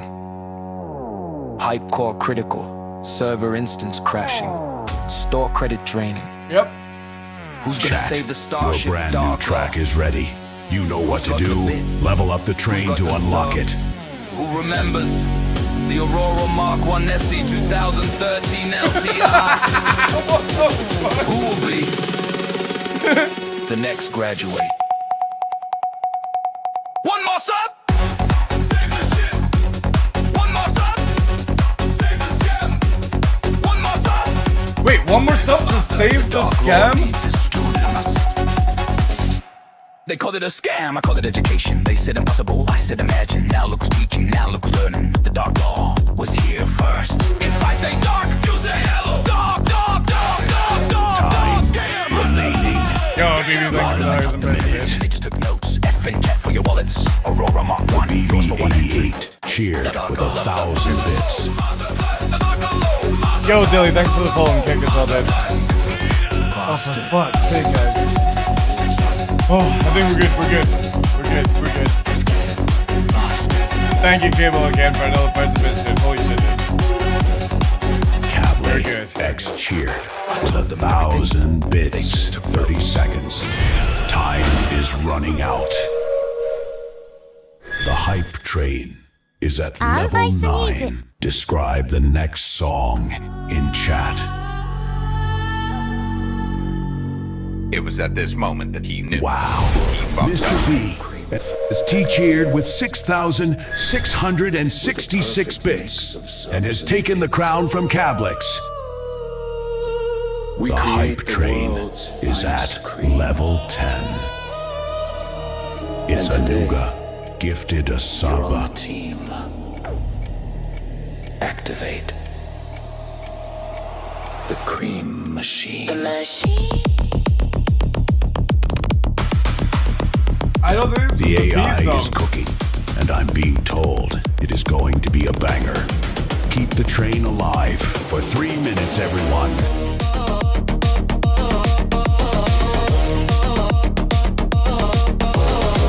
I'm not saying anything because I don't want to give the AI any ideas. Thank you for the fucking sub, guys. Thank you for the bits as well. Holy shit.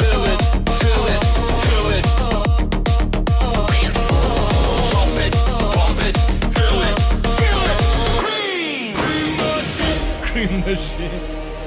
Cream machine. Took my soul.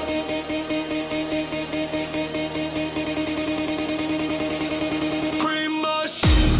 Questions just add more. Cream is what we're living for. Clock says midnight, still not done.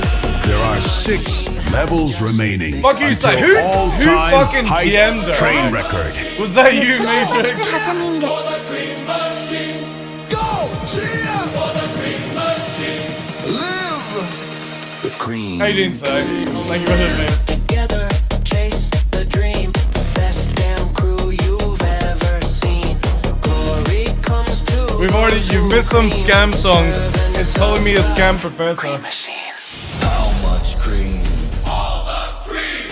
How much cream? Yeah, sure. That's very, very, very. Just perfectly timed, right? Cream, cream, cream. Cyborg Angel cheered with 1,000 With bits. 1,000 bits. Thank you so much, guys. But please, can I go to the toilet? Chat, your brand new I've not track is been to the ready. toilet You in know what 9 to do. hours. Level up the train to Please, unlock it. please. I'm begging you. It's getting my bladder can't handle anymore. Please. Station 3. All I know is cream for free. Sub went in and brain went out. This is what it's all about. Few more subs to hit the goal. Time Cream remaining machine has 2 took my minutes. soul. Gifted 50, live the dream. TDL Crusher of Wallets, Chris Studio. Hello, I'm from HR, and I have some questions.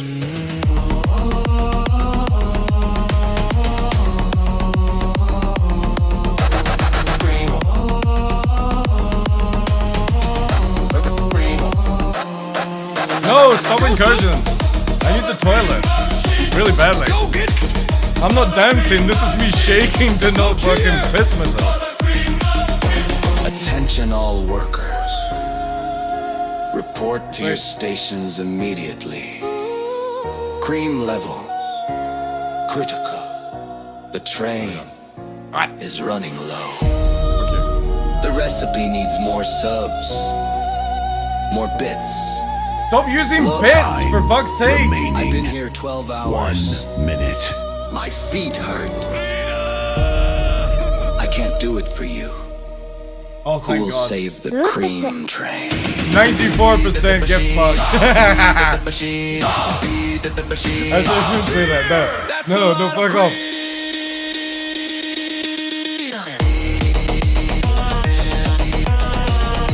Wow. Mr. B T-cheered with 6,666 bits. The hype train is at level 11. Describe the next song. Darkla wants to go home. Scam Professor. That's the new song. Jaw C. Kroof. Gifted 5 Fuck's subs. sake. Fuck's sake. Mr. B as T-cheered Just with stop. 666 Chat, I'm bits. actually going to have to bottle. Like, I am actually going to have to go. This is serious now. The hype train. We've been at this for 30 minutes. Oh, there's no revenge. There's no revenge side. You type revenge, we'll make it even worse on your next time. The song is Don't being even start a created. fight you can't finish. This is going to be epic. Keep the train alive Darkla for can never 3 leave. We need a minutes bottle to to beat. Dude, I'm unlock gonna need it. something.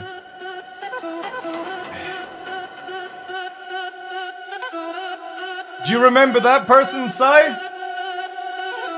Well, not the one on the left, but the one on the right.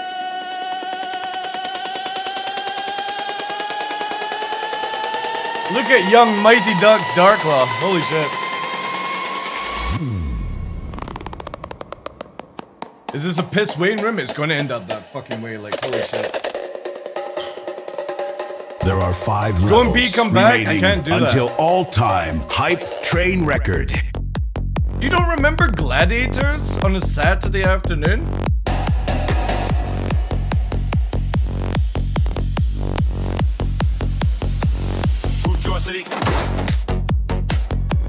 No speed, no!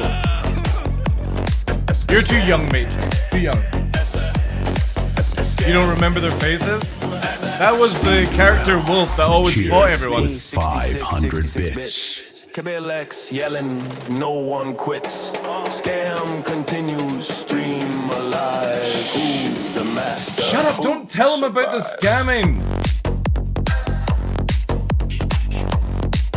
Just think of waterfalls and ocean. Dude, you can't see where my hand is right now. If I crush my nuts anymore, I'm gonna end up in hospital. Drip, drip, B, holding hostage, breaking free. Glitch, you could gifted subs what away. The fuck? Starburger Lord, here to stay 37 months. Cyborg Angel cheered with 500 bits. Critical Coward, fucking no P for TDL. You know what to do. Level up the train to unlock it. Time remaining 2 minutes. Now we've got a P song. I hope you're happy. The train is fading. The entry's slipping into the void. Darkla's going to the toilet. That's all that matters. Fuel the hype core now. His hands are on his center stick. Damn right they are. Like, who remembers their buyback? Guys, I'm gonna go to hospital and it's all your fault. Just to let you guys know that if I pass out here, who's gonna look after Nova? Nyx is not here yet. The master needs disciples. I do need disciples. Disciples that will ban everyone in chat who drop bits. The scam. No, shut up with the scam. Fuck off. It's not a scam. Shut up about scamming people.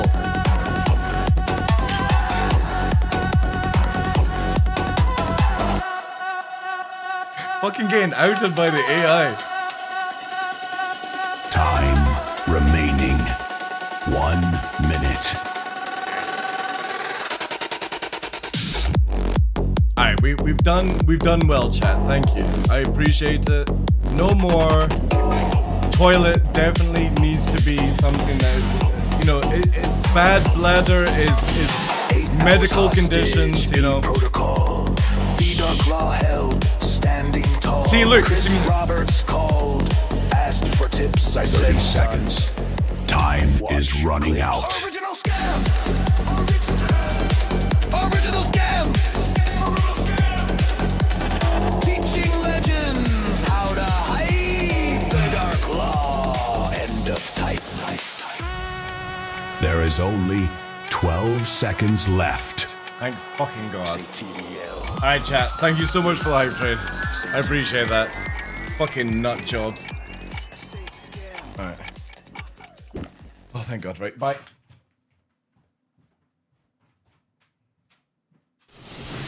This hype train was legendary.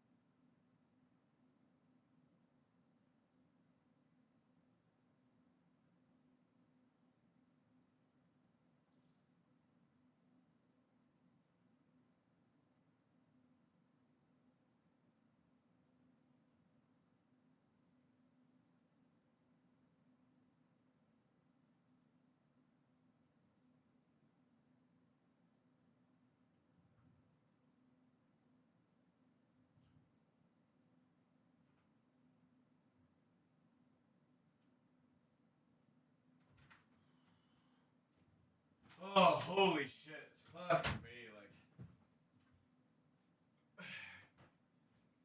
Fuck me.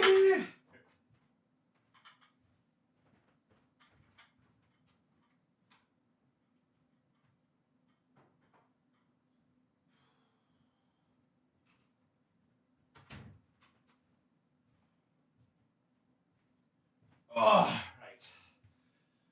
So much better, chat. Thank you. Oh, that meant, dude, that was fucking bad. Like, that's holding the bladder for like 30 minutes on a 9-hour fucking stream. Oh, that was good. That was good. Thank you again for the fucking hype train. Holy shit. Do you guys realize how much effort I'm gonna have to put in for the Halls of Hero for today? Jesus, well. Enter all doesn't work, Starburger Lord. Just do exclamation mark points and then take the number of points and do exclamation mark enter and then space the number. It's super fucking easy. Hi, Pops. Thank you, Tide. Thank you, dude. I'm glad you enjoy my bladder probably rupturing for older age for your enjoyment. That's really nice of you to say so. Great. Not to do with gaming or anything to do with that. No, possibly bladder rupturing. That's what I get. It was a fun hype train. That was a juicer of a hype train. Thank you guys. I appreciate that. That was legendary. Especially as we got some really good songs about TDL scamming for subs. But totally not scamming, even though we got 8 primes in a row from that scam. I mean, totally legit. Thank you. We will all remember the scam truth. At least I admit it though, Matrix. Unlike other content creators. I'll tell you I'm scamming for subs. You guys got 50 extra entries in, but you gave me more. You gave me 8 primes in a row. Or 6 primes in a row, whatever it was. Tasty. I will use that money for hair growth. Yep. Hair growth, chat.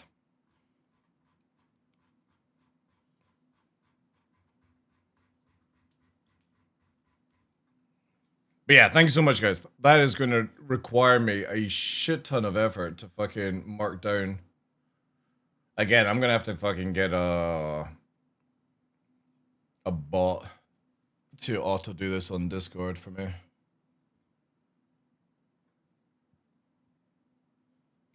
You might need more than that. Shh. Matrix, stop ruining the scam, dude. Alright? Stop ruining the scam. Of course it's always more. We need lots of hair product. But again, thank you so much for the hype train, guys. Thank you, Korean Gamer, for the 5 with the Prime. Pick Ponycorn as well with the Prime. Pritz with the Prime. Starburger with the 37 months in the Prime. Zen with the Prime. Thornberg with the Prime on the 8. CableX with the fucking ridiculous amount of bits. Don't even know how many bits. Sideways with the 666. Ungo with the gifted. Choo Choo with the 10. Grin with the 5. Mr. Beast with a ridiculous amount of bits. BB with a ridiculous amount of bits. Dilly with the new follow on kick. More from Unga. Sai with the bits. Jace as well with the gifted. Glitch with the gifted. Thank you, guys. Fucking huge. And still no patch drop. So, yay. It'll definitely be looking like tomorrow, chat. Definitely looking like tomorrow.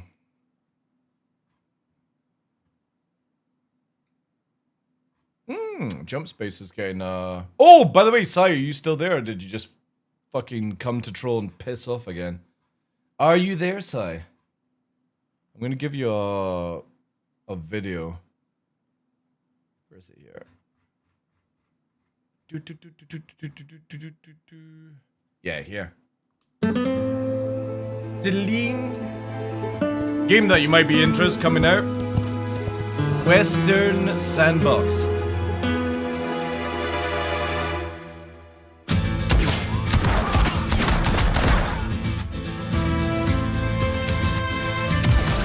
Because you played Hunt Showdown, didn't you? So it's basically like Dune Awakening, but Western. Drops when Detox ends, yeah.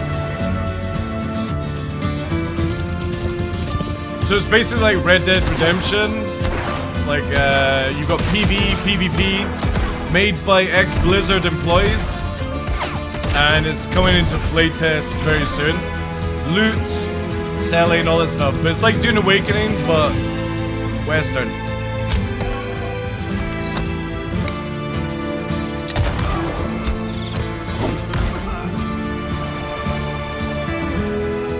Like a RD2 MMO, yeah.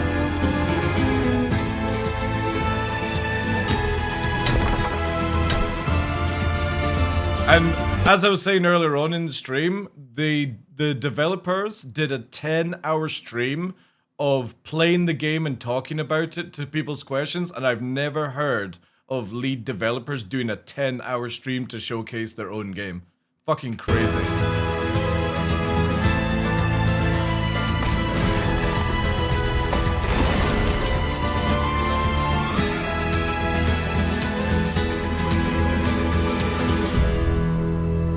Yeah, it looks good. Legend of California.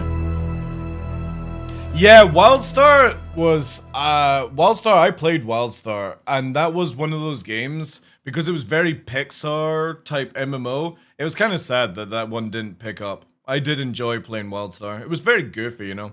Hey, Sailing Donut, how you doing, dude? Welcome in. But yeah. That is going into early access soon, which will be cool. I'm very interested to see, because we've nae had one.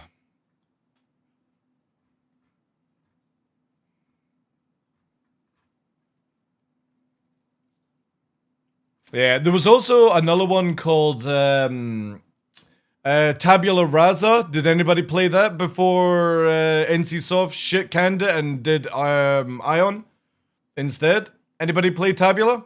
Fucking great game. That was such a good MMO. And they shit canned that as well because the lead developer had a little pissy fit. So sad. There's been some really good MMOs in the past and they just sadly never made it a hit and people didn't get involved. Again, WoW was a big killer as well. WoW killed a lot of like MMOs because people would base, oh, this MMO has to live up to WoW hype, basically. Necron.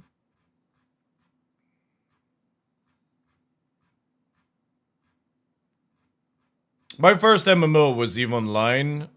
Like, my first ever online game was the original Operation Flashpoint back in the day. Like 1997 or something like that. It was fucking... Those were sick games. StarCraft 2. I like watching StarCraft 2, but I just don't think I would be able to play it.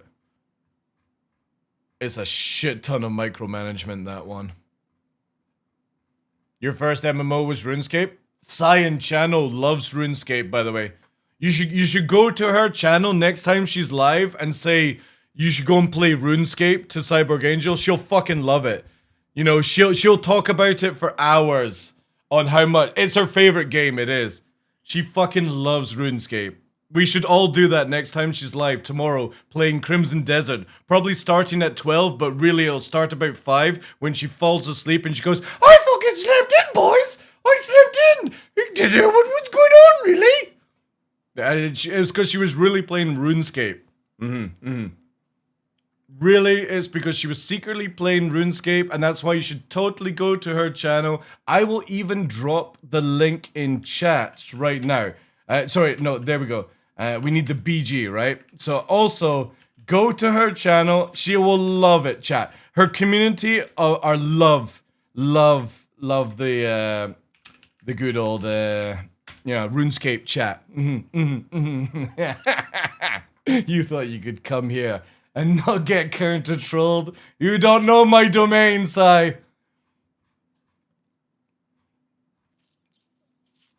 Just remember when she typed revenge in my chat, alright?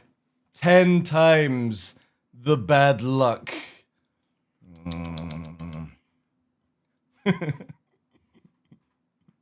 And she's meant to be doing admin work, but she was really playing RuneScape. Also, have you tried out Soulframe, by the way? If you've not tried out Soulframe by the game done by Warframe, if you need a code for that to showcase it, just let me know. Expat! My lovely sister. My Scottish sister. Who we share drinks and kebabs with at CitizenCon. How you doing? Not yet. No idea on the info, contacts or anything. Yeah, just let me know if you want to try out Soulframe, even if like off stream or something like that. It's actually not too bad.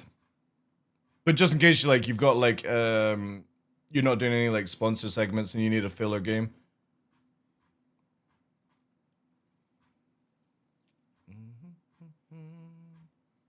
What's going on with the patch? I don't know. I'm probably gonna go because I'm at 9 hours. The patch will probably drop within the next 2 or 3 hours. But the thing is though, is if I turn the stream off now, the patch will probably go out. And you guys will be happy, so... My biggest problem is if I don't go now, I'll probably end up just doing a 24-hour stream.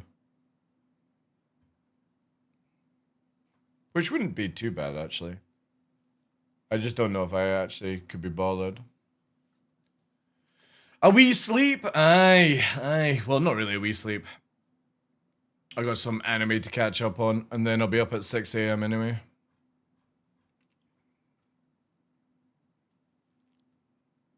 How's things with you, though? You still dodging missiles?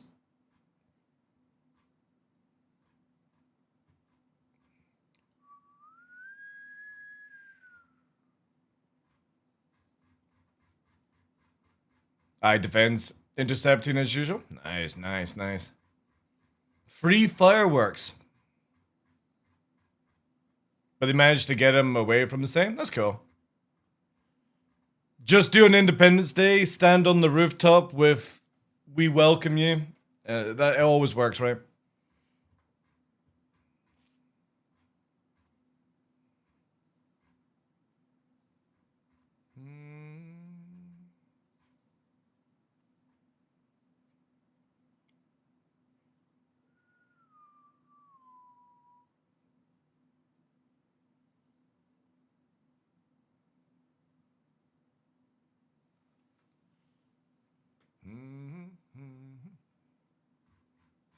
But yeah, no word. I've got nothing here, chat. I think it's gonna be at midnight.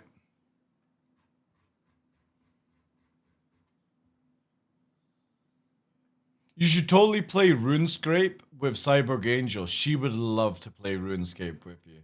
She loves that game, you know. Should totally just get into the DMs, be like, "Hey, DarkLaw said, let's play some RuneScape together," you know. She'd be like, "Yeah, no problem."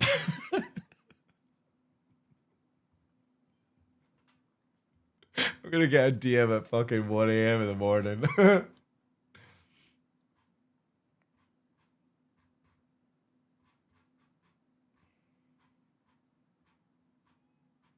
What do you think of, have you seen the Aurora Mark II, expat? What did you think of that? She knows everything about the game, yeah? She could totally get the other redhead, what's her name? I call her the Disneyland princess, because she always seems to be at Disneyland. Oh god, I can't remember the Nightinator or whatever. She loves RuneScape.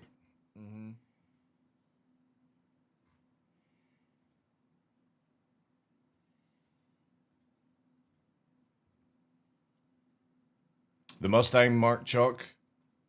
Isn't he really an Aurora? Aye. I like it, but it's still, it doesn't beat Avenger Titan, so it's like, whatever.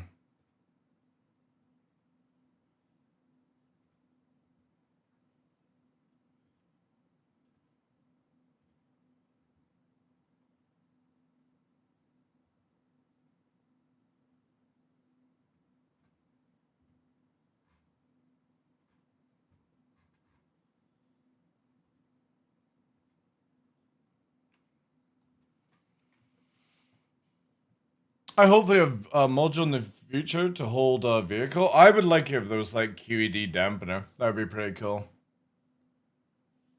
But we get to roleplay Lisa. Yeah. Again, like, I'll be very interested to see how it flies in atmosphere in the future, because with those wings and VTOL, it has potential. Real potential.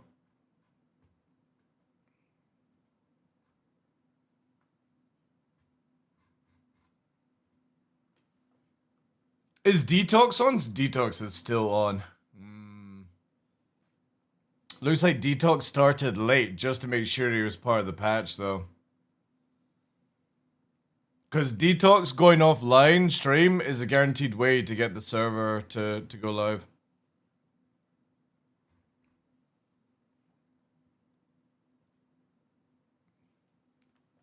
Pulse adds a lot to the game. Looks like a nice runabout. You might be able to get a Pulse inside the Mark II with the cargo space.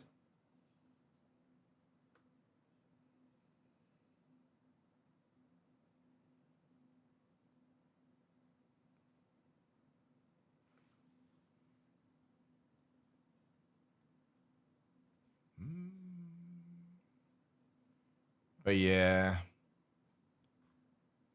We may leave it there, chat.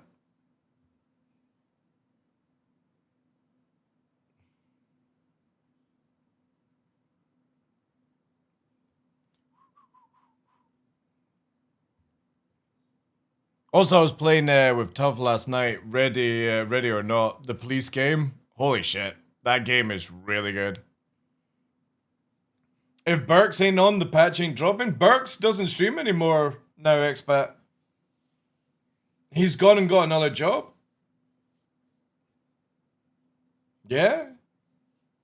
I think Burks has gone down to like super part-time And he's gone and got himself another job. He'll probably be online for 4/7, but I don't know if he would even give enough shit to go live without the patch being live, you know? Or maybe the next day or something. Did you try the DLC? Not yet, no. Just working way through the main game since I've not played it since it got out. Must be a good job. He was doing alright. Probably just wants more in his life, you know? He's married now. Maybe he's even thinking about kids. Who knows? Streaming is such an up and down stage at times. Sometimes it's good. Sometimes it's bad. It's very like one of the worst things about being a full-time content creator is you never know what you're getting at the end of the month. And I think one of the things that you do miss is the regular I know what I'm getting at the end of the month type deal, right? I do this amount of work, I get this amount of money. You can do some months where you do this amount of hours and you get fucking nothing, you know? Yeah, I haven't spoken to Burke since I heard about it, but yeah, he's got himself another job. Again, while Star Citizen's in this place, I know that he wasn't too happy with where Star Citizen was going. So, again, maybe just go and spend like 6 months chilling out. Doing some other stuff, RL stuff, yeah. Yeah, Bog went back to university or something like that. Burks made a reply on X, and it seems he isn't feeling. I said to Burks, when War Dogs come out, let's stream together. I would love to stream with Burks for War Dogs. Because he likes Armory Forger, and like Tarkov and stuff like that. And, yeah, I would be totally down for doing some sessions with him. Even if it was like late night streams and stuff. You guys know, I mean, 30 hours is my limit of streaming, so I don't really want to push anything over 30.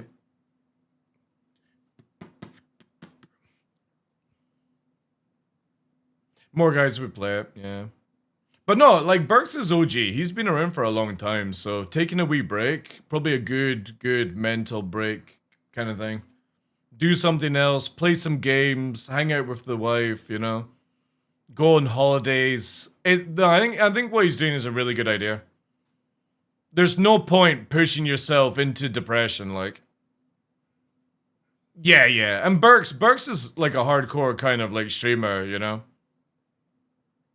Yeah, exactly, Roman, yeah. Is that exactly what I was about to say? Like, he's done subathons where he streamed the game for like 36 days in a row, 16 hours a day, like, yeah.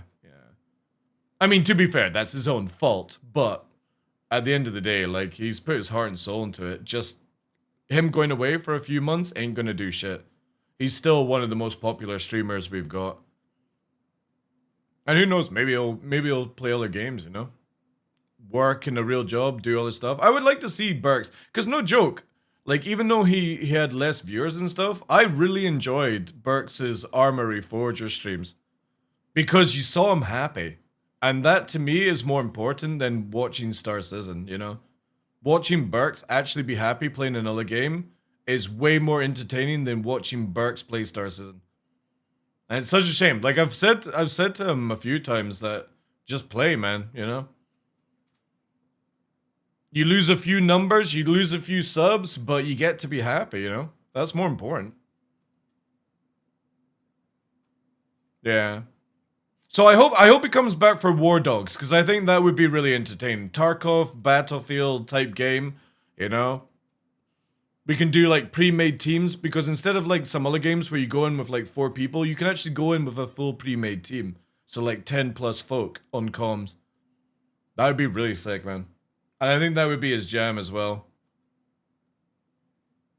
And if he's got another job on the side, then who fucking cares about your numbers on Twitch, right? Just stream for pure pleasure. Not because you have to.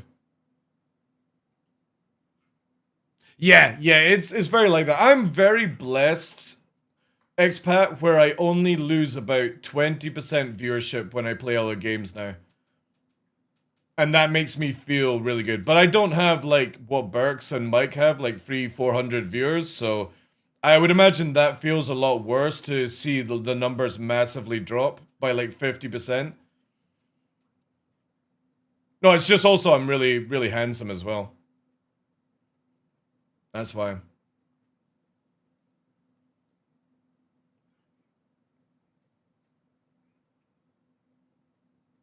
Hey, no. Name no. No doubt on that, exactly. Yeah. Debatable, that's just your taste, Hunga, and nobody cares about your opinion in this channel. It's my channel.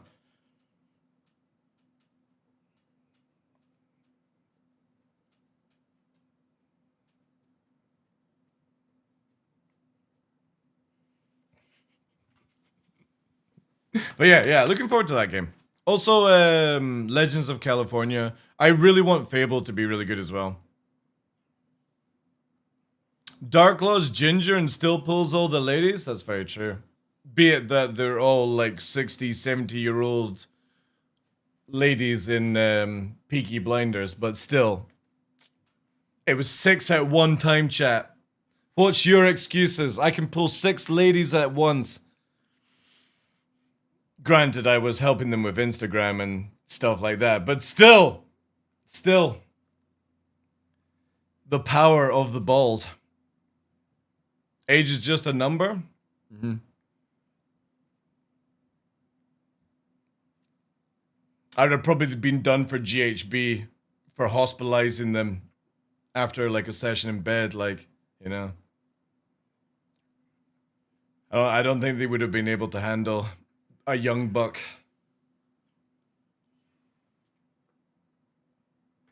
Context and phrasing? What else do you expect on this channel? Age is just a number till the age is 100, feck off. It depends how much money, like.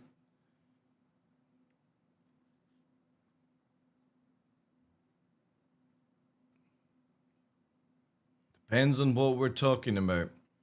Enough money to create a husky sanctuary to fuck a 100-year-old?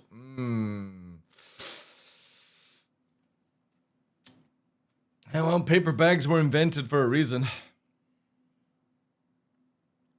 Depends the size of the fleet. No, fuck. No, if it's for Star Citizen, no fucking way. If I can make a husky sanctuary, there's limits of how far I go. For fucking Star Citizen, I don't need Viagra. What the fuck are you talking about, dude?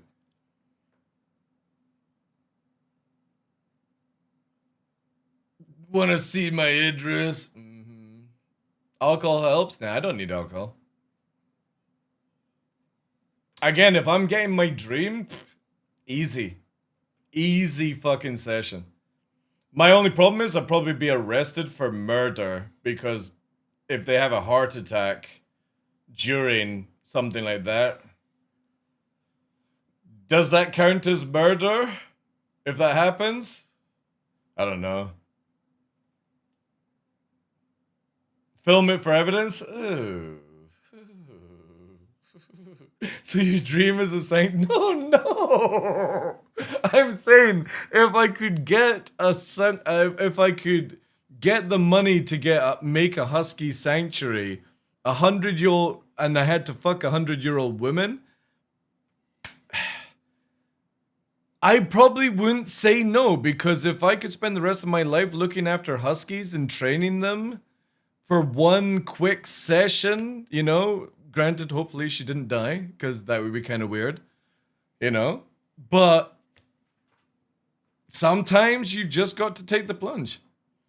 Again, my ex-chat, literally, for me to have a threesome with another woman, I had to let her peg me. Sometimes sacrifices have to be done for the benefit of the good stuff.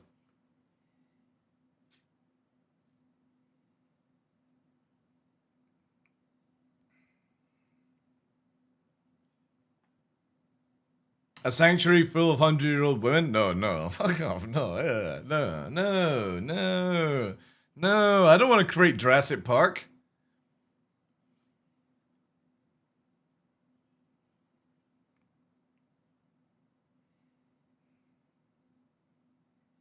True, Georgie.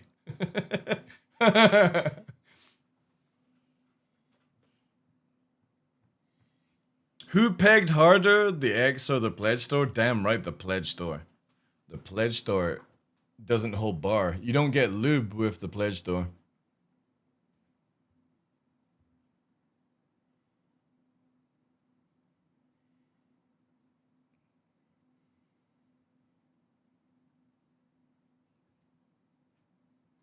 Geriatric park. Same thing. A lot of dinosaurs walking around.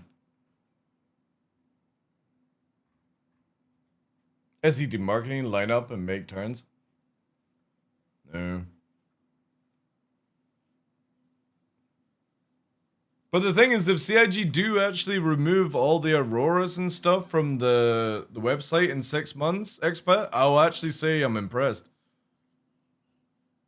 If they actually remove it from the website and in-game, where only people who own them can use it or like spawn it, I will be impressed.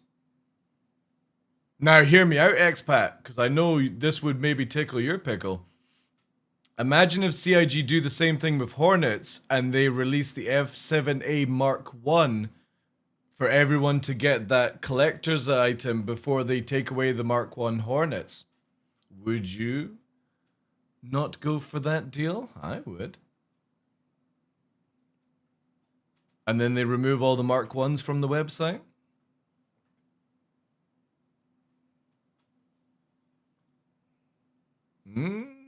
I know a lot of people that are wanting an F7A Mark I. If CIG did that, and then removed 6 months later all the Mark I's from the website in game, I would say that'd be pretty cool. Didn't they say they would do that, and didn't until today? Well, this is the first time today that they've actually mentioned they're removing ships from the website, where you can't buy them again. That's the first time they've actually followed up on something they talked about in 2012, 13, and 14. But it's been lost in transit, like whatever, transaction, blah, blah, blah, whatever.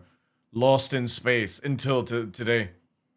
That's what's got me a lot, like, very interested with it. That's the first time CIG have openly said we're removing shit from the fucking website, so you can't buy it.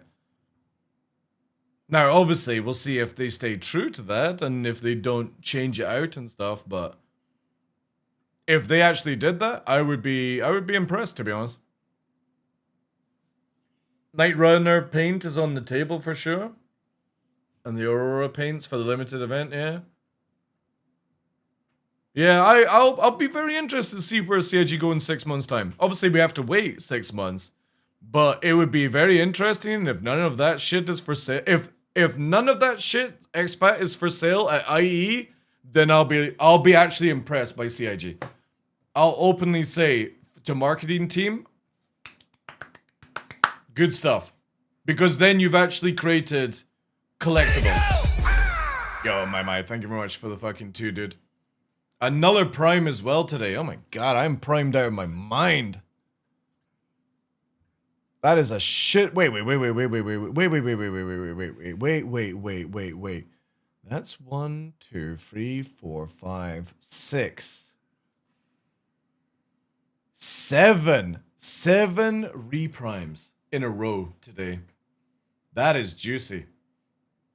That's unheard of to get 7 primes. Can we make it 8? Is there 8 primes out there?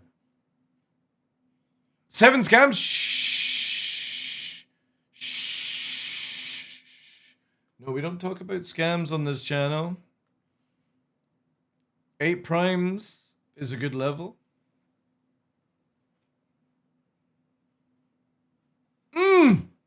Shore Main with 8. The 28 and the 8th prime in a row. Can we make it 9, chat? Come on. If we make it to 10 primes in a row, I'll give some extra entries for the giveaway.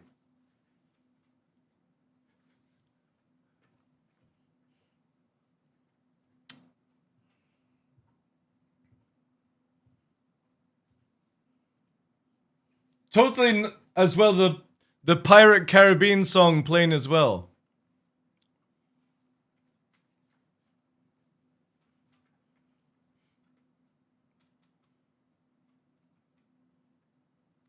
Only 2 more primes required. Free by Bezelbugs. Free to press on this channel. And you only have to do it for 30 days. You don't have to come back and press it. Maybe you will, maybe you won't. Maybe you'll upgrade it to tier 1, tier 2. Maybe you'll upgrade it to tier 3. You're feeling a little bit flush, you know? 2 more primes. Maybe get that giveaway, Strongs. Exactly. Especially if you use your primes, you also get 50 entries into the giveaway. If I get 2 more primes in a row without it breaking the chain, I will also add more entries to the giveaway, which is a rare giveaway this month. Just suggesting, you know.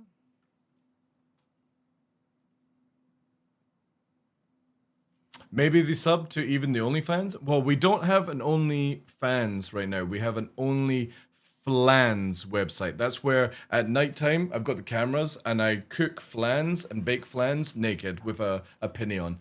It's a very special website. Not many people know about it, but it's onlyflans.com/darklaw. It's a lot better than OnlyFans, where you see like boobs and stuff. This one is you see flans being baked. I can hook you up with a discount on OnlyMans. I don't know about that, to be honest. No.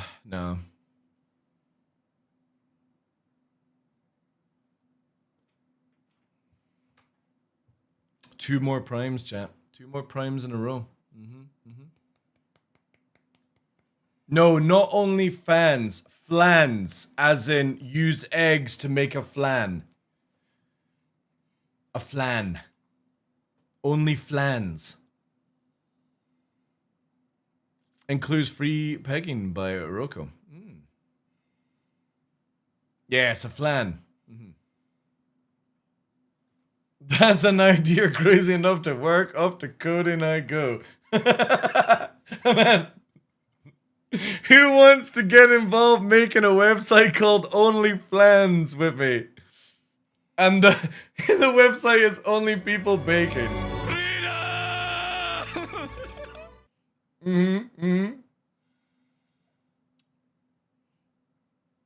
Yes, exactly. IC is going on here. TheDarkLaw has CIG holding up the patch drop until HE hits his scam sub goal. I know. I've got Chris Roberts in my DM. I mean, what other content creator has a wonderful pillow of Chris Roberts? And also this really romantic picture frame of Chris Roberts. Clearly, we have it in the bag right here. We have it sorted. Don't worry. As soon as I go offline, it'll come on. Only in an apron as well, yeah. It's very romantic. Thank you for the bits, dude. Appreciate that. I think, generally, memes aside, we'll probably end because, yeah, it's getting to the 10-hour mark.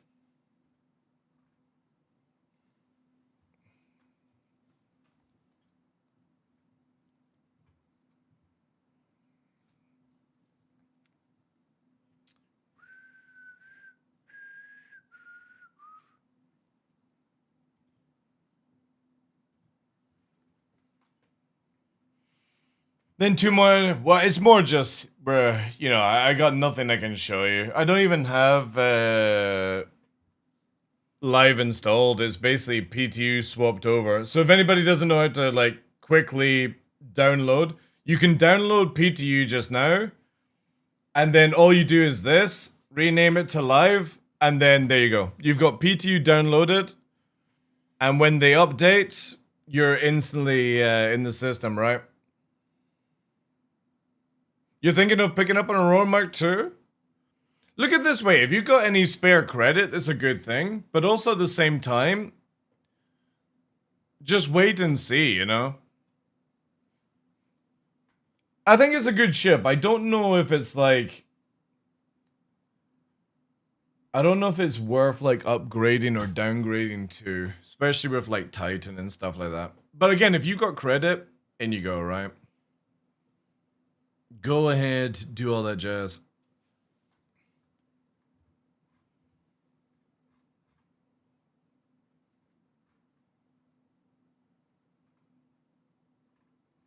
Bye. Right. I know where we're going. I know. A 12-hour stream? No. 12. I don't mind doing 12-hour content when there's actually stuff to do. I think it would be very rude of me to just spend another 2 hours talking about, you know, using your primes to get more entries into a giveaway, which is a rare giveaway. Yeah, you know, I think that'd be really bad. No, it would have to be primes, Monk. Definitely primes. 2 more primes to unlock more entries in the giveaway, but even then, that really wouldn't extend more time, you know. But it would give you more entries before I leave, you know, 2 more primes. Using that little button, you just press it, you know, it says use prime instead of a tier 1 sub. That would then make it 10 in a row. That would give you extra entries for the giveaway. Plus, whoever turns in their prime then gets 50 extra entries automatically for using their prime in the channel. You know. Hey, delighted. I ain't scamming anybody. It's fucking legit strats. What are you talking about? So is that something that CIG is giving you? No, this is coming from my private stash. So if anybody doesn't know what the... Oh, wait, I closed it down. I'll show you tomorrow. Well, the thing is, though, is I know you're line monk because you don't even have a fucking Prime Gaming badge beside your name, which means that you couldn't possibly be one of the 2 lucky people that gives me primes. Also, whoever gives the prime, and it's those 2 in the row, I will also give them individually extra entries into the giveaway, which other people won't get. So not only will you get 50 for being a prime user, you're going to get the extra that I'm going to give everyone, and I will give you individual points just for hitting 10 primes in a row. But only in the next 30 seconds. Tick tock, tick tock, tick tock, tick tock, tick tock, tick tock. But not a scam. Totally not a scam. No. No. No sneak peek to OnlyFans. No, that's very private. It requires literally $1,000 a month to access that account and watch in on my baking skills. Nope. No, we don't cheap out on that. That's a very exclusive. Only 2 people pay that per month. There we go. 1 prime. There we go. You know, add points. Let's see here. Let's give this to Monk. Let's see if it does it this way. If not, I'll have to do it the other way. There we go. So add points, Monk, and let's give an extra 50. All right. Oh wait. Does it have to be? Oh wait, it's that one. There we go. Yeah, see, look at that. See, I told you. 50 extra entries plus the 50 that you got for using the prime. And then if somebody else does it, they will get the same deal. And guess what? Yeah, there we go, you know? I should have waited. I know, but it's like a timer going off, you know? Yeah. One more chat. 30 seconds to go. 30 seconds. It's about to go. See, you could get what Monk just got as well. You could literally get what Monk got, and then everyone gets extra entries. All it requires is 1 more, but we're timing out. We're fading. We're slowly fading, chat. The stream is fading. Totally. See, look, I'm losing contact. The world is fading around me. You know? Stop the game.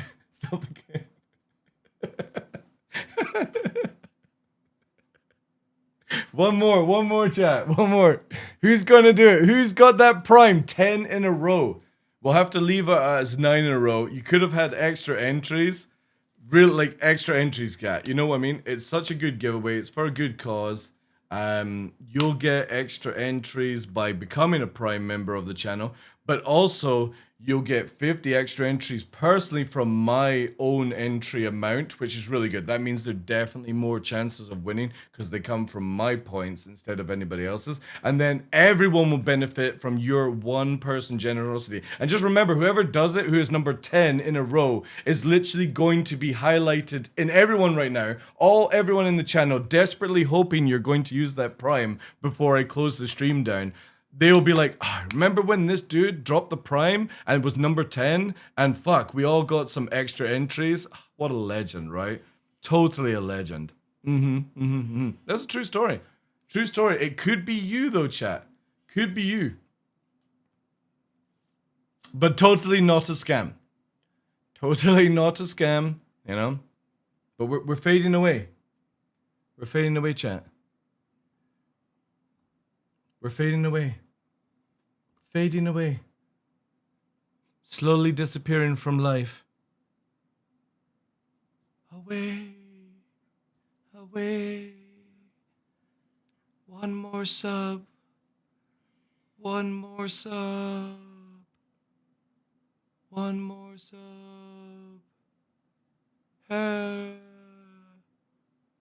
One more prime. Save the dolphins with one more prime. Harry Potter train ride for one more prime.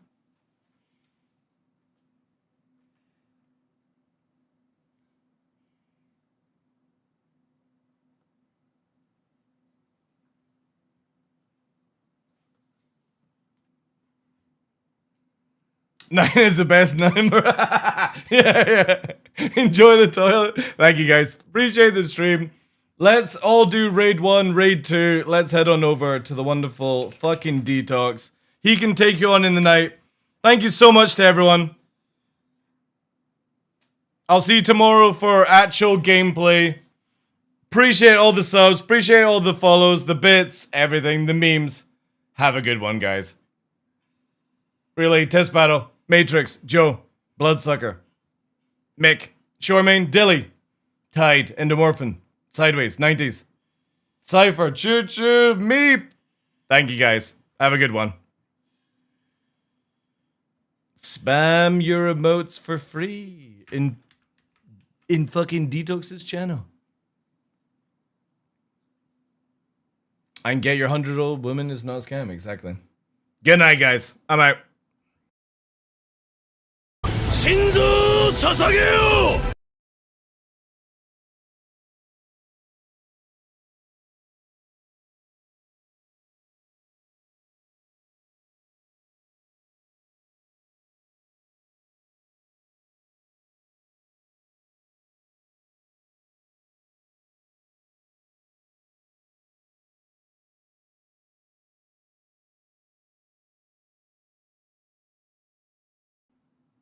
One more prime.